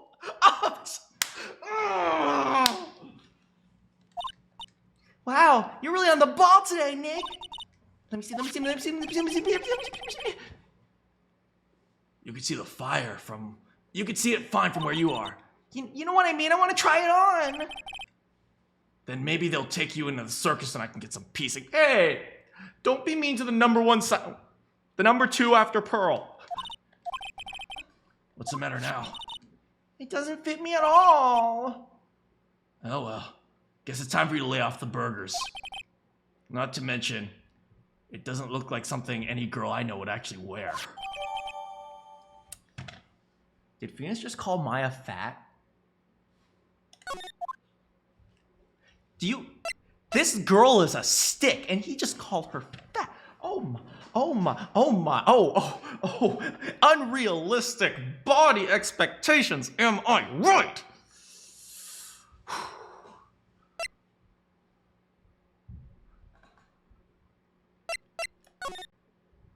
Acro's room?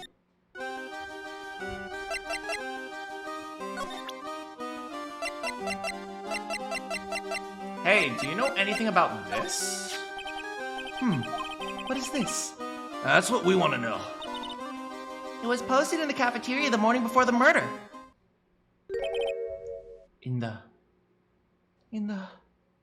cafeteria. What happened? He suddenly looks incredibly serious. You read it. If it's got something to do with her, then you should go straight to the source. Her? Regina, ask her about it. We already did, buddy. Oh, by the way, you want this costume? I think it might fit you. I'm sorry, but in my present physical condition, I am far too muscular for a girl's clothes. Don't worry, no need to apologize. I love my massive biceps. Alright. Let's go back to Regina. Regina, oh Regina.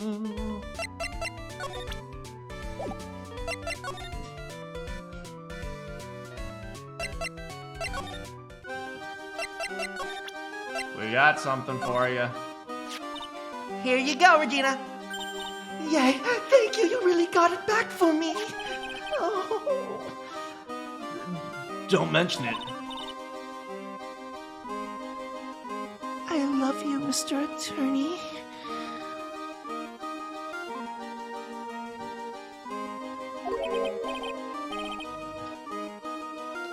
I can't. I can't.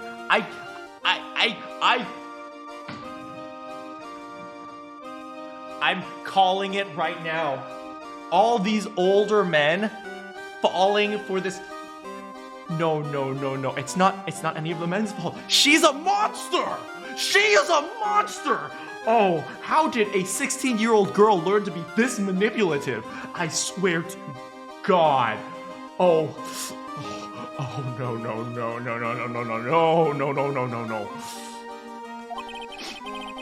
No wonder guys melt to mush in front of this girl. Yeah, Maya's 18. Hey, Regina. This costume's yours, but I tried it on and it didn't fit me. Oh, no, it's not mine. It was Leon's. Leon's? You know, the lion she told us about. Oh, right. The one that someone killed. Tell us about Leon. Leon was killed, wasn't he? That's right. My daddy killed him. Why? Well, Leon did something really bad at practice.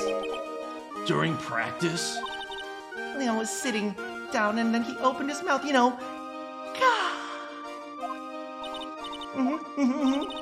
Usually when he does that, I would put my head into his mouth. Wait, you put your head into a lion's mouth!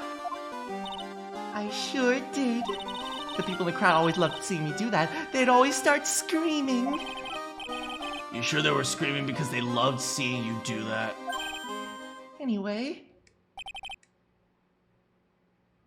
What was the bad thing? Oh. Leon bit someone during that practice.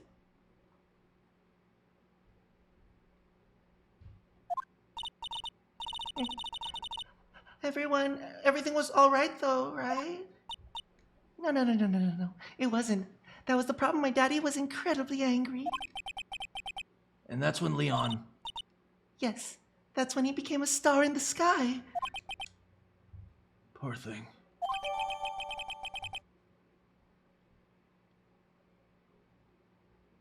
I suppose mistakes do happen in practice, especially when you're dealing with wild animals. You have to be very careful. Zookeepers, man. Zookeepers. I've always wanted to, talk to zookeepers and see how they deal with wild animals. I always say things like, oh, I know a friend, I know this person. I know that a zookeeper is someone I do not know. I know beekeepers, I don't know any zookeepers. So I've always wanted to talk, I've always wanted to have a friend who was a zookeeper.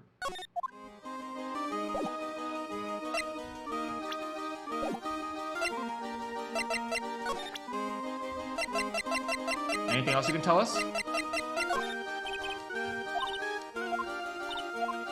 All right. I think we should go back to Acro and talk about how a lion bit him. This is... at first this started out as a fun and fabulous guys, oh boy, it's at the circus. I thought it would be a fun case. This is turning out to be really, really dark. Your cousin is interning at a zoo? That's really cool.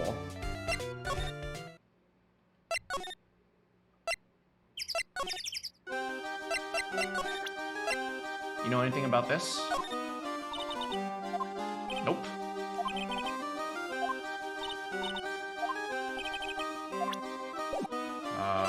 Let's go back to Mo's room. Let's go to Lodging House.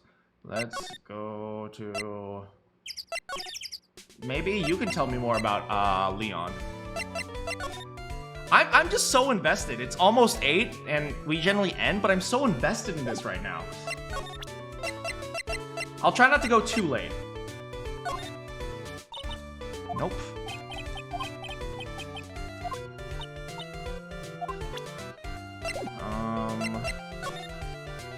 Big top? Maybe to the cafeteria. Oh, Mo was in the cafeteria, right?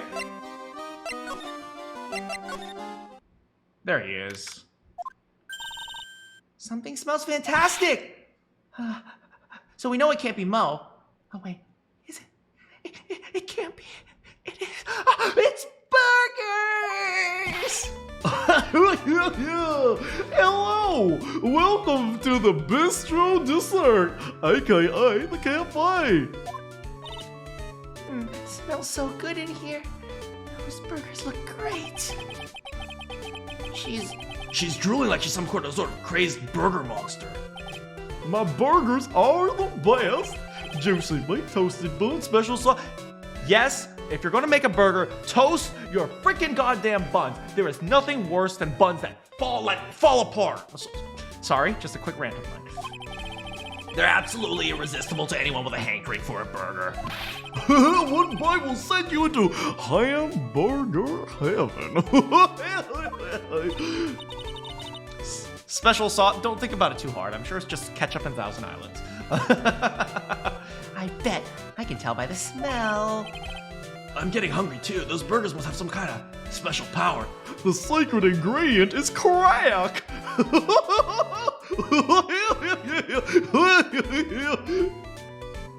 What?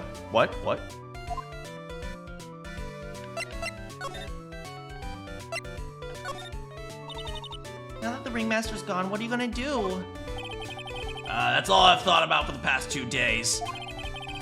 Everyone loved Russell. You've heard Echo's story, haven't you? Like, I was adopted when he was younger. He's calmed down a bit now, but he was livid when he heard about the murder.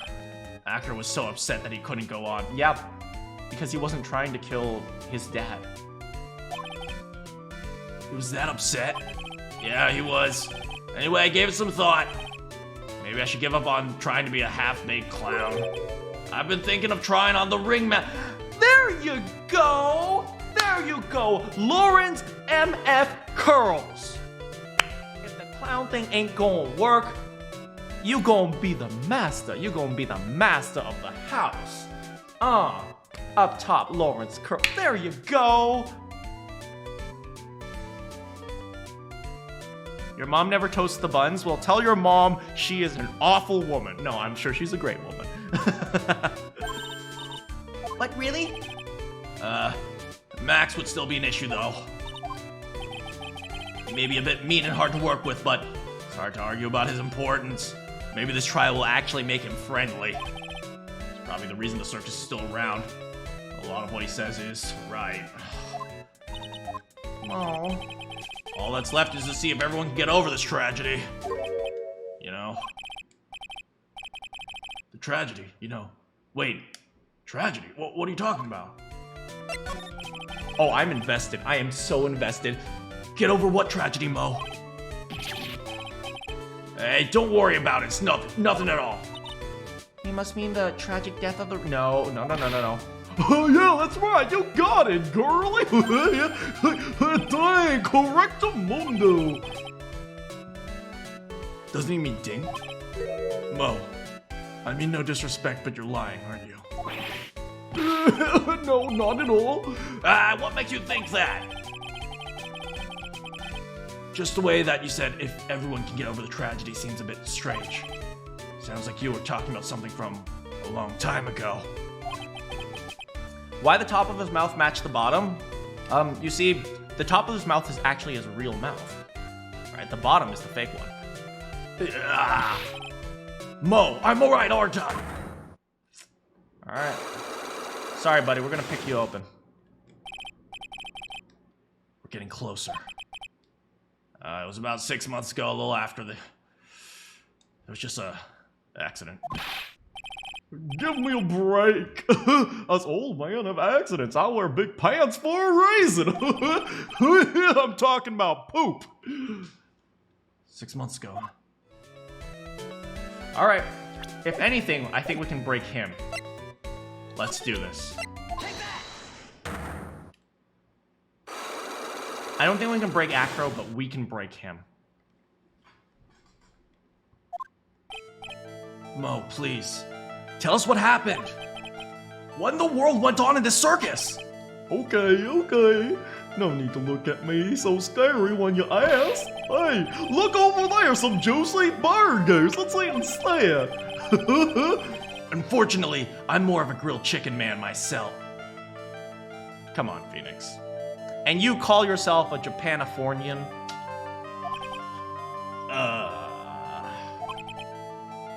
Actually, I have an idea of what happened back then. Mo, you said something about an accident. This wouldn't happen to be the cause of that accident, would it? I heard a little bit from Regina. Why is my health so low? Leon made a mistake during practice, huh? How did you?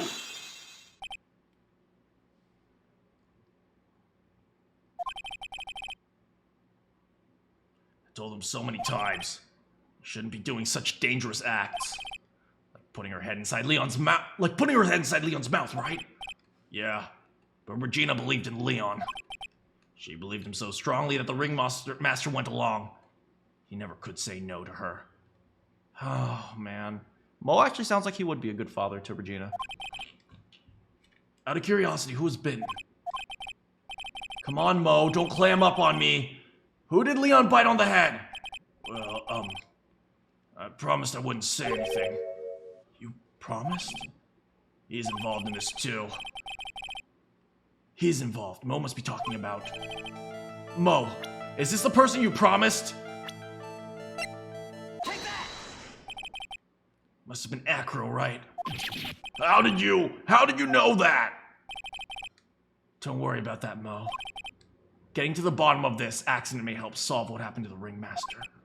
No way! I need to know what happened to Russell. Please tell me what you know. Sorry, Acro. Alright, let's do this. Hey, we got some health back.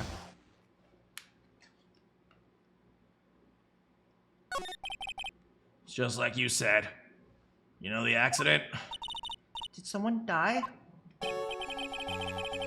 No.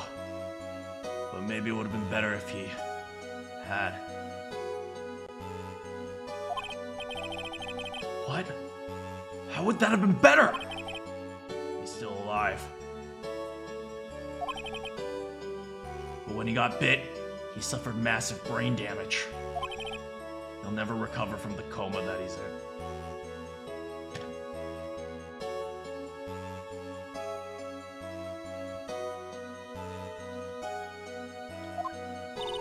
Coma? All he does now is lie in that bed in the hospital. That's why Acro was there. He wasn't getting PT. He was visiting whoever this guy is. It's all he's ever gonna do now. I see. At this point, he might as well be dead. Let's be real here. How's that related to Acro? He's his brother. Okay. I understand now. Acro thinks that Regina made Leon bite down on his brother. Huh? The person who got bit was Acro's brother. Brother? They were an acrobatics team, Acro and Bad. Yes, that's a pun, but right now Manakyn is too sad to make a joke about that, so we're gonna keep going. Cute nicknames, I thought. Anyway, they're an incredible team, cut down together in their prime. I think, which means Acro, I think he hurt his legs fighting Leon. Maybe he was fighting Leon in order to save his brother.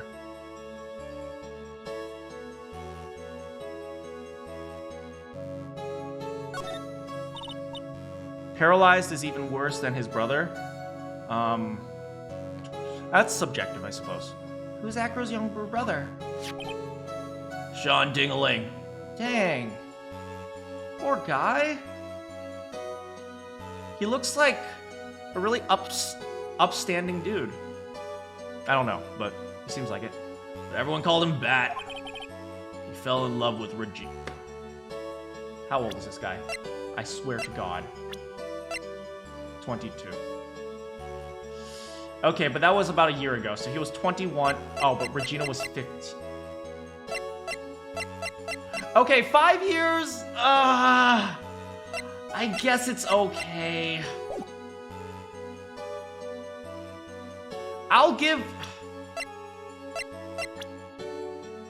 I'm gonna give Max and Bat a pass because in the wild, this and this isn't that big of a difference. I am not giving Ben a pass, okay? Okay. In like the absolute wild, in a world where you live without any societal norms and morals, I could see Ben and Regina getting together. No, not Ben. Bat and Regina getting together. Not Ben. Not Ben. Ben gets nothing. But Bat and Regina, I can see it.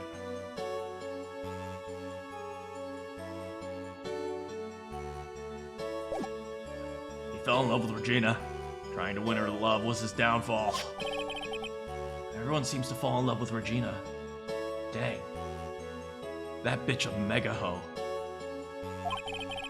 6 months ago, while we were practicing, all of a sudden Bat blurts out, Hey, let me perform. Let me perform with Leon. Why'd he do that? I don't know. Probably to impress her. That was what caused the accident. Oh no. I'll never forget that moment. So strange. Leon had the weirdest look on his face. He was smiling.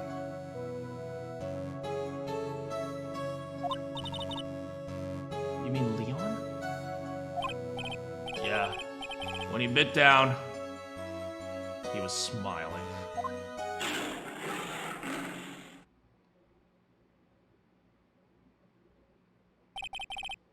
Some sick grin.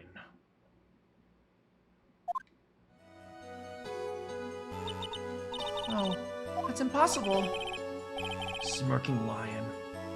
Flying murderer. Why does it seem like it's always Mo who catches all of these incredible events? Because Mo is like the responsible father. Yeah. Can lions smile? We never told the police about the incident. Circus would have been shut down if we had. Next day, the ringmaster took Leon out, shot him with a rifle. So that's what happened. Well, you guys were serious, so what was I supposed to do? I had to tell you, right? But all this truthfulness has put me in the mood for a burger. Here, you can have some pepper. Shaka, shaka, shaka. Oh, there he goes again, acting like his normal crazy self. Achoo! Nice. What a wonderful sneeze. You think so? You sneeze with pepper. You sneeze with pepper and slip on the banana peel. That's basic clownmanship. Girly, I know you got to understand. I don't understand the Gotti joke. Nick, I think I make a good clown. You would definitely make a good clown. You already are. Other than Regina, I never seen a cuter sneeze. Oh, other than Regina, I've never seen a cuter sneeze. Does Regina sneeze with pepper too?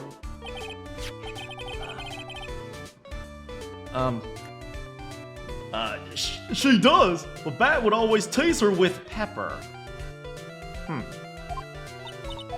Bat? From my point of view, those two always look perfect together. They look perfect together. So I can't marry her? Alright. I'm getting really close. I have an idea, but before I present that idea, we're gonna do one last thing. We're gonna talk with Acro.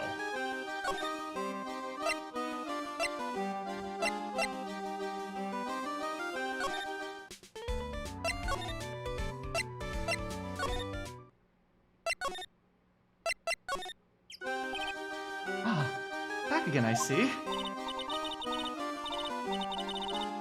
Well, you did say I'll be back. Or wait, was that someone else? No, that was the Terminator. We're back because Acro's hiding why he injured his legs. He was hurt in the accident 6 months ago. It would seem that he knows that we know. Well, it seems you've got some things to talk about. Fire away. Yeah, Maya, I think, went to the fireman or something. I don't remember exactly.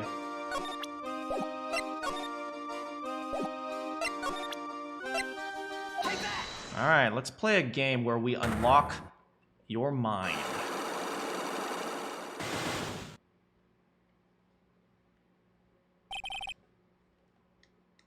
Here we go. I have to ask you, how are you injured? I'm sorry, we talked about this. It was during practice. An accident during practice. Yes. Unfortunately, acrobats are prone to all sorts of injuries. If that was the real case, we have no reason to keep it a secret. Acro. Are you really telling me that the practice... Are you really telling me that a practice accident was the cause of your injury? Leon. 6 months ago, you were attacked by a lion. That's when you were injured. I know I'm on the right track. You could tell because in the minigame, the lock broke. You're saying I was attacked by a lion? Oh, that's what I'm saying. Sorry, Mr. Wright, but I'm an acrobat. I'm no animal tamer. If a lion were coming at me, I'd be running for the exit. Maybe attacked isn't the best word to use. So let me rephrase that as battled the lion. You seem to be enjoying telling jokes. What are you, a clown? Why would I battle a lion? Because you had to fight it. You had to fight to save someone.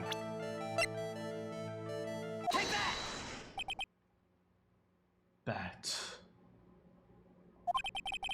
It was a shame what happened to your brother 6 months ago. You tried to save him, didn't you? And that's how you got terrible injuries. How did you know that?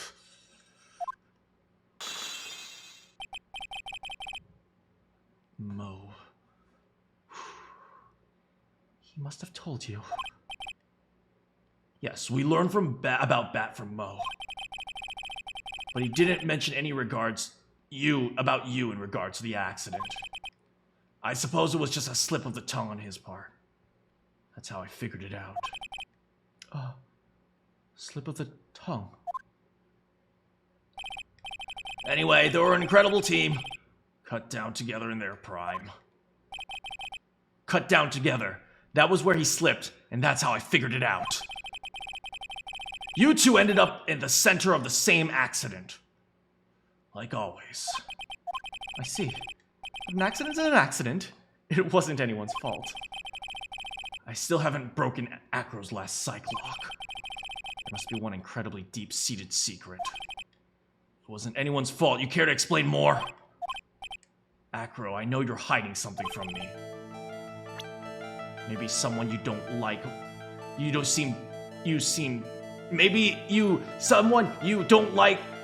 seem to like is the reason why you're being invasive. Regina.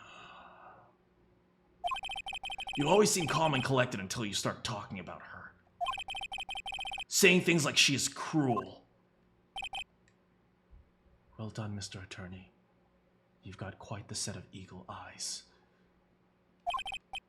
You know, the tiger tried to attack me. Regent tried to attack you. Twice. She wasn't serious, I'm sure. You're not trying to insinuate that I believe she spurred Leon to attack Bat, are you? Leon was never taught a command to attack people. Regina isn't capable of doing anything like that. Besides, Regina had no reason to want to hurt my little brother. They were such good friends back then. But you still hate Regina. I've got proof of it. What are you talking about? Maybe I overdid it. But if I can hand something over to Acro, maybe I'll... Here's proof that you were out for Regina all along. Take that! This. Where did you get this? Regina posted it in the bulletin board in the cafeteria. Before that, it was in her pocket.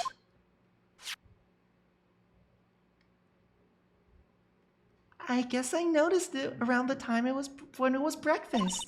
I always take Acro his morning breakfast. You wrote this. Put it in her pocket. That's right, isn't it?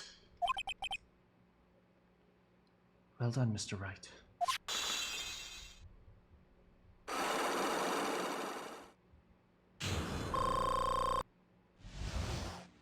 Back to full.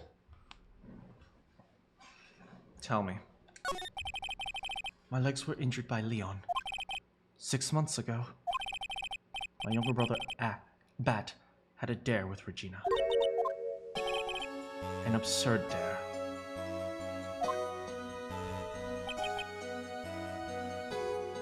If I can put my head inside of Leon's mouth like you do, you'll marry me.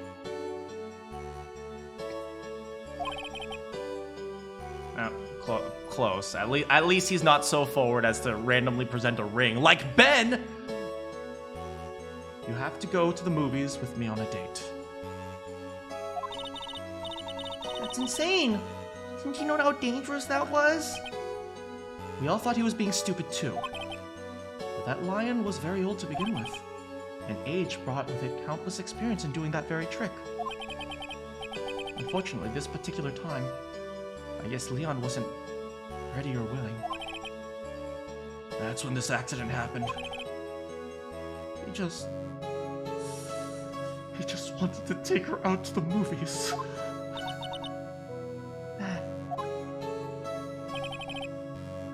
When Leon chomped down, I jumped towards him. Then Leon attacked me, and that's how I ended up. What about that? He's still in a coma. I went to the hospital to visit him yesterday. Still waiting for him to open his eyes again. And that's the reason why I keep going. Bat and Regina. They were such great friends. I wanted you to take a look at this. What is it? It's the scarf my brother was wearing when Leon attacked him. Gross, it's covered in blood. This scarf. It was a present from Regina to my brother on the day of the accident. When he did it, he looked like he was smiling. Leon. When he bit down on Bat's head, the expression on Leon's face looked like a grin. Nick, I know. Most said the same thing. what do you think it all means? I'll be taking that scarf if you don't mind.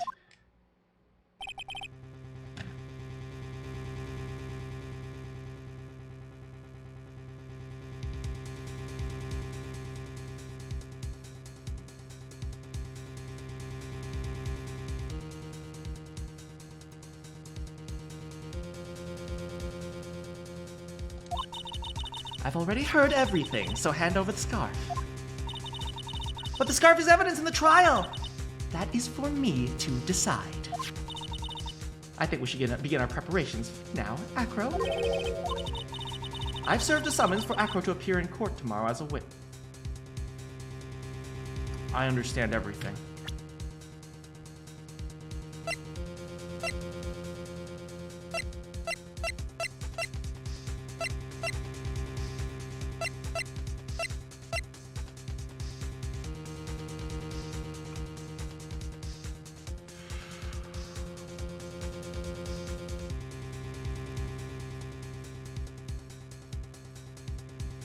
Leon wasn't smiling. Leon was sneezing.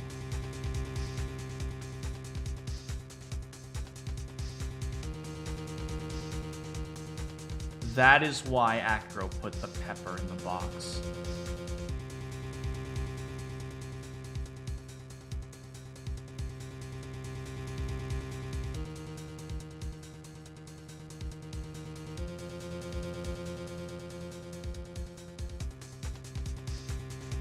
If I'm correct,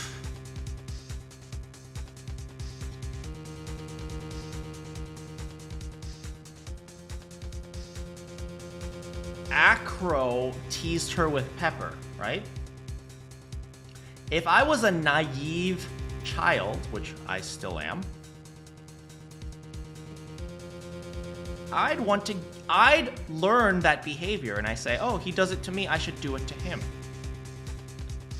And I will trick him into sneezing as well. So, if I'm correct, and Regina hasn't, we haven't seen a single piece of evidence that shows that Regina gives gifts to anyone. I can't imagine an innocent girl understands how to give gifts. She only receives them. Which means if she was giving a gift, there's an ulterior motive. The ulterior motive is to make that sneeze.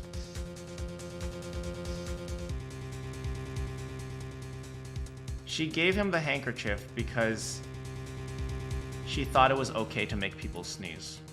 She learned that from that because she's naive.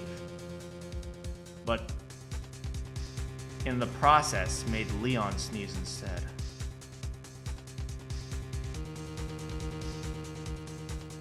I understand the case. I understand now. Leon doesn't think... Leon doesn't hate... Leon doesn't hate Regina because he thinks she's a murderer. He hates Regina because he thinks she doesn't care. If someone walked up to me after my mom died, and in fact, people have walked up to me after my mom died and said like, oh, don't worry, she's just gonna go to heaven, right? Regina just walked up to me and said, you don't even have to worry about your mom. She's not dead, she's just a star in the sky. I would sock her in the face. Sorry, I not Leon, Acro, sorry.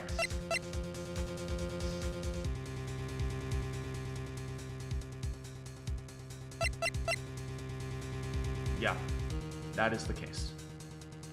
I understand everything now. Now we just have to prove it. Acro, we'll talk once more in the prosecutor's office. Acro, a witness? Come, Acro, let us go to the office. Okay, I need to go downstairs. Don't worry, we'll have Gumshoe carry you. Yes, ma'am. Now what do we do? How are we gonna handle tomorrow? Don't worry, I'll figure something out. Look at you all full of confidence. You must have found something you can use. This is all beginning to come together.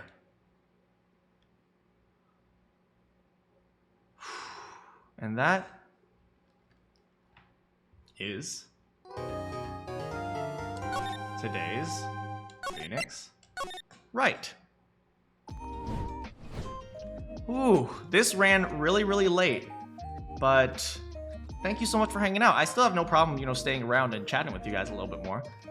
It is all coming together. This case is really dark. This is a really, really good case. I like this case because it's, you know, it doesn't have, there's a lot of testimony by emotion, if you know what I mean. Like, there's a lot of action by emotion.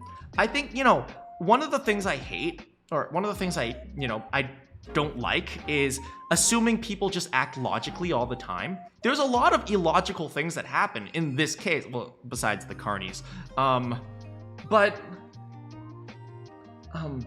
It's like, but people are illogical. I remember when I was, you know, I told you I shadowed a detective one time, and one things that he told me was that, you know, one of the difficult things about solving murders is that people don't always think logically. You know, people aren't always realistic. People aren't always, you know, finding the best case scenario. Sometimes they'll do stupid things. And that's kind of what this murder is, right? There's not very much logic into it. This guy wanted to kill this innocent 16-year-old girl because he hates the way she acts.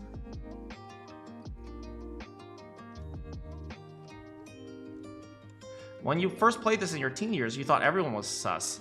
It was hard to know who did it or who didn't, since everyone has a different take on what's going on. See, that's kind of a cool thing, right? When you played it in your teen years, you kind of see it differently.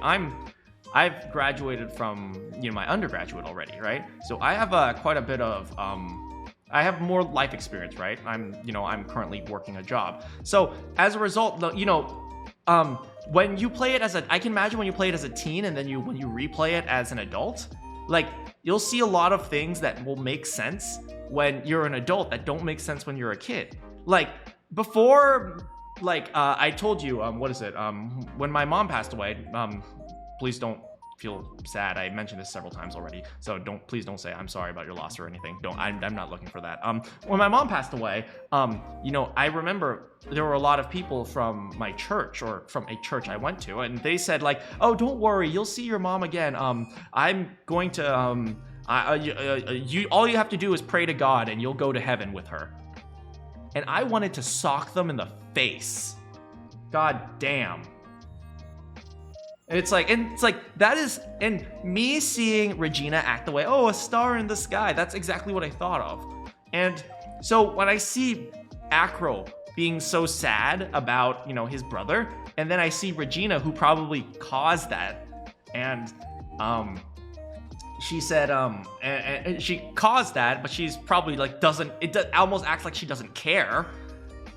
I probably, if I was in Acro's shoes, I would have socked him in the face. And that would only be something I would realize after I've experienced that myself, right? You know, with life brings hardship, but it also brings experience. And experience is, you know, something that you can take into a lot of these types of situations. I know this is just a video game, but, you know, in real life too. And yeah. When you played it, you thought the same thing? Yeah, I know, right? I really like the Phoenix Wright games. At least, what is it? I like how they play more on, like, I like how they take a more realistic approach to crime and murder. Don't get me wrong, I love Danganronpa, and I love Danganronpa's stupidity and its, like, absurdness.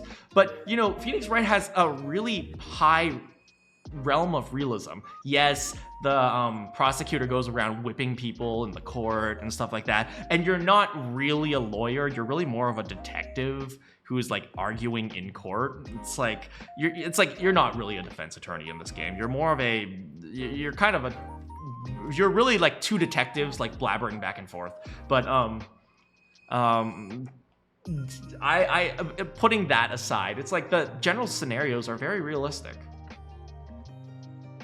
You would sock them in the face too. Sometimes religion is a joke. I believe in God, but everyone uses God. You know, I wouldn't say that. I would say, you know, I'll put it this way. People who are religious are just as bad at handling death as people who aren't religious, right? When someone dies, you don't know what to say to them, right? Are you supposed to say, don't worry, you'll get through it? You don't want to say that. It's like, oh, forget about your mom, you'll get through it.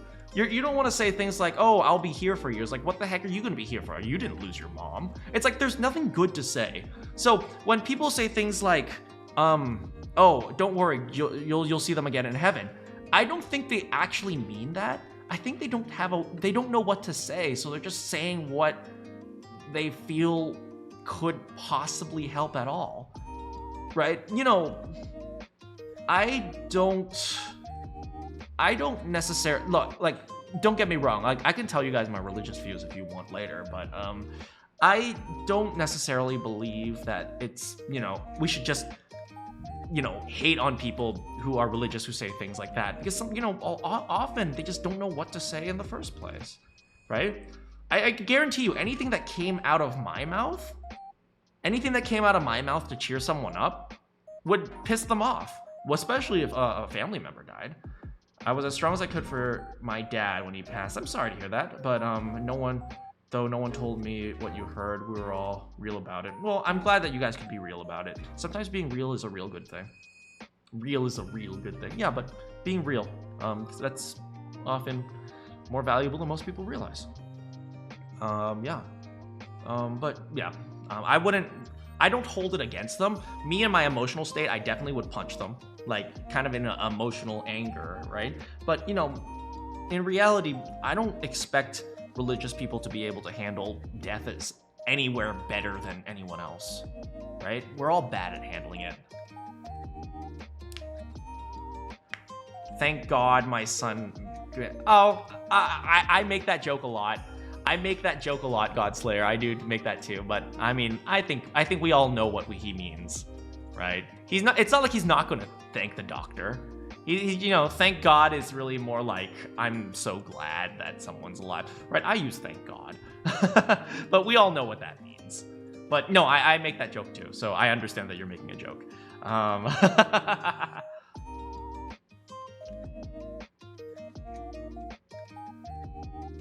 I just love the joke. I do too.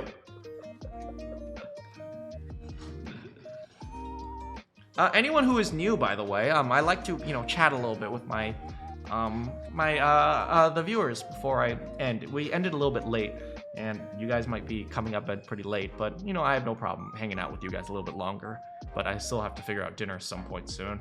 It's getting close to 9:00 p.m. for me, so I have to figure out what's open. In worst case scenario, I always have, you know, some healthy options. You gotta get going. Thanks so much for hanging out with us today, Kioma.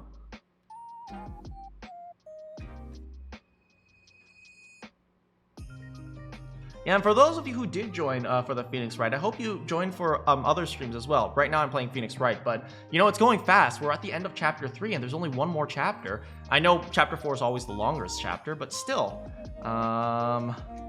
But hopefully you guys, you know, come back for other visual novels and stuff, because I would love to, you know, I love voicing the characters, so hopefully you guys will come back for another game I'm going to play is 999, and then Godslayer, oh, thank you so much for following as well. Yeah, I hope I can see you for other visual novels, like 999 will be one of them. We've already played Danganronpa, but Corpse Party maybe? And so on and so forth. Persona. People want me to play Persona. Kind of a visual novel. All I know about Persona is baby, baby, baby, baby, baby. That's the only thing I know. I'm probably going to play Persona 5 Royal when it comes out on PC or something. Persona now on everything. Yeah, I heard. Start spamming the following. Hopefully you enjoy Persona 5. All I know is there's a cat lady and she's very cute. Yeah, but the only thing I know is baby, baby, baby, baby, baby.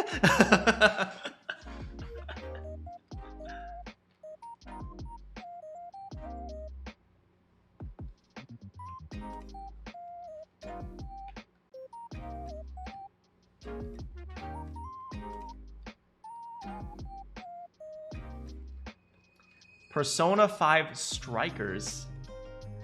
Is that? Oh, that's the. Is that the like the fighting game? That's like the. That's the Dynasty Warriors game, right? Dynasty Warriors Persona, I think.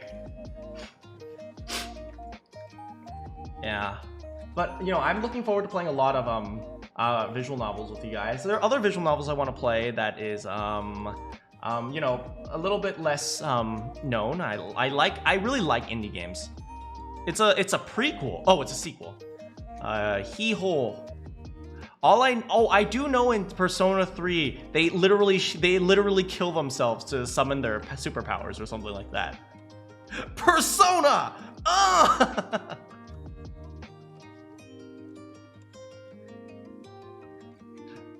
Yeah, but next, I will see what happens. We might take a little bit of a quick break to play like a little action-y game, like 1 or 2 streams or something like that.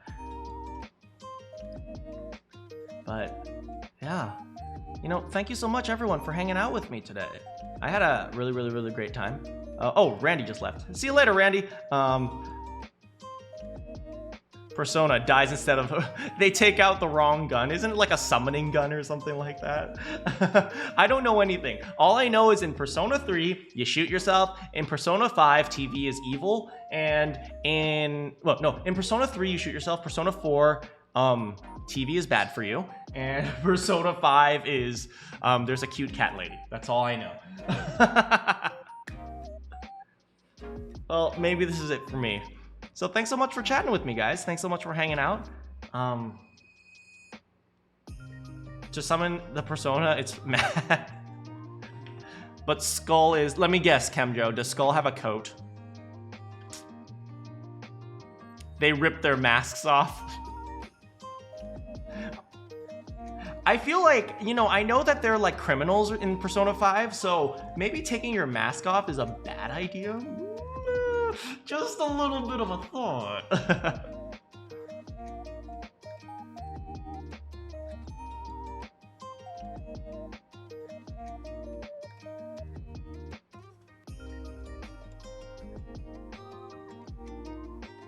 Yeah, I feel like taking off masks would be a bad idea for, you know, burglars. And 1 and 2, they just summon things, you know, just like Yu-Gi-Oh! Anyway, I hope to see you guys again soon. I don't stream on Saturdays and Sundays, but on Tuesday we will be finishing this case, and I'm really excited to finish this case because this is super good.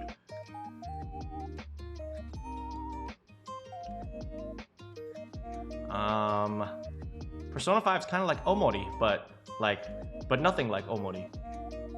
What? I mean, that is generally the case for everything. Do you know drinking water is like Omori, but it's also nothing like Omori?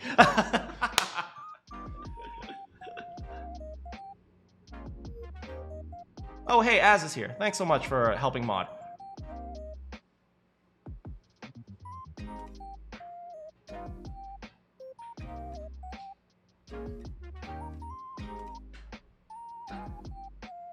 Thanks for your help, Az. Omori is like Omori, but also nothing like Omori. No, you're good. You're good, Godslayer. Don't worry. Just as long as you're not completing that sentence. Drinking water is like drinking bubbly water, but also nothing like drinking bubbly water. All right, I think it's time for me to go. Thanks so much for watching. I am really excited to complete the case. I'm really excited to see what happens. No, I know you weren't going to finish it. No, don't worry. Anyway, maybe I'll figure out what I want for dinner because I am super hungry. Dang, that case took a lot out of me. So, good morning, good afternoon, good evening, good night. If you have any quests for me, and I'll see you all next time.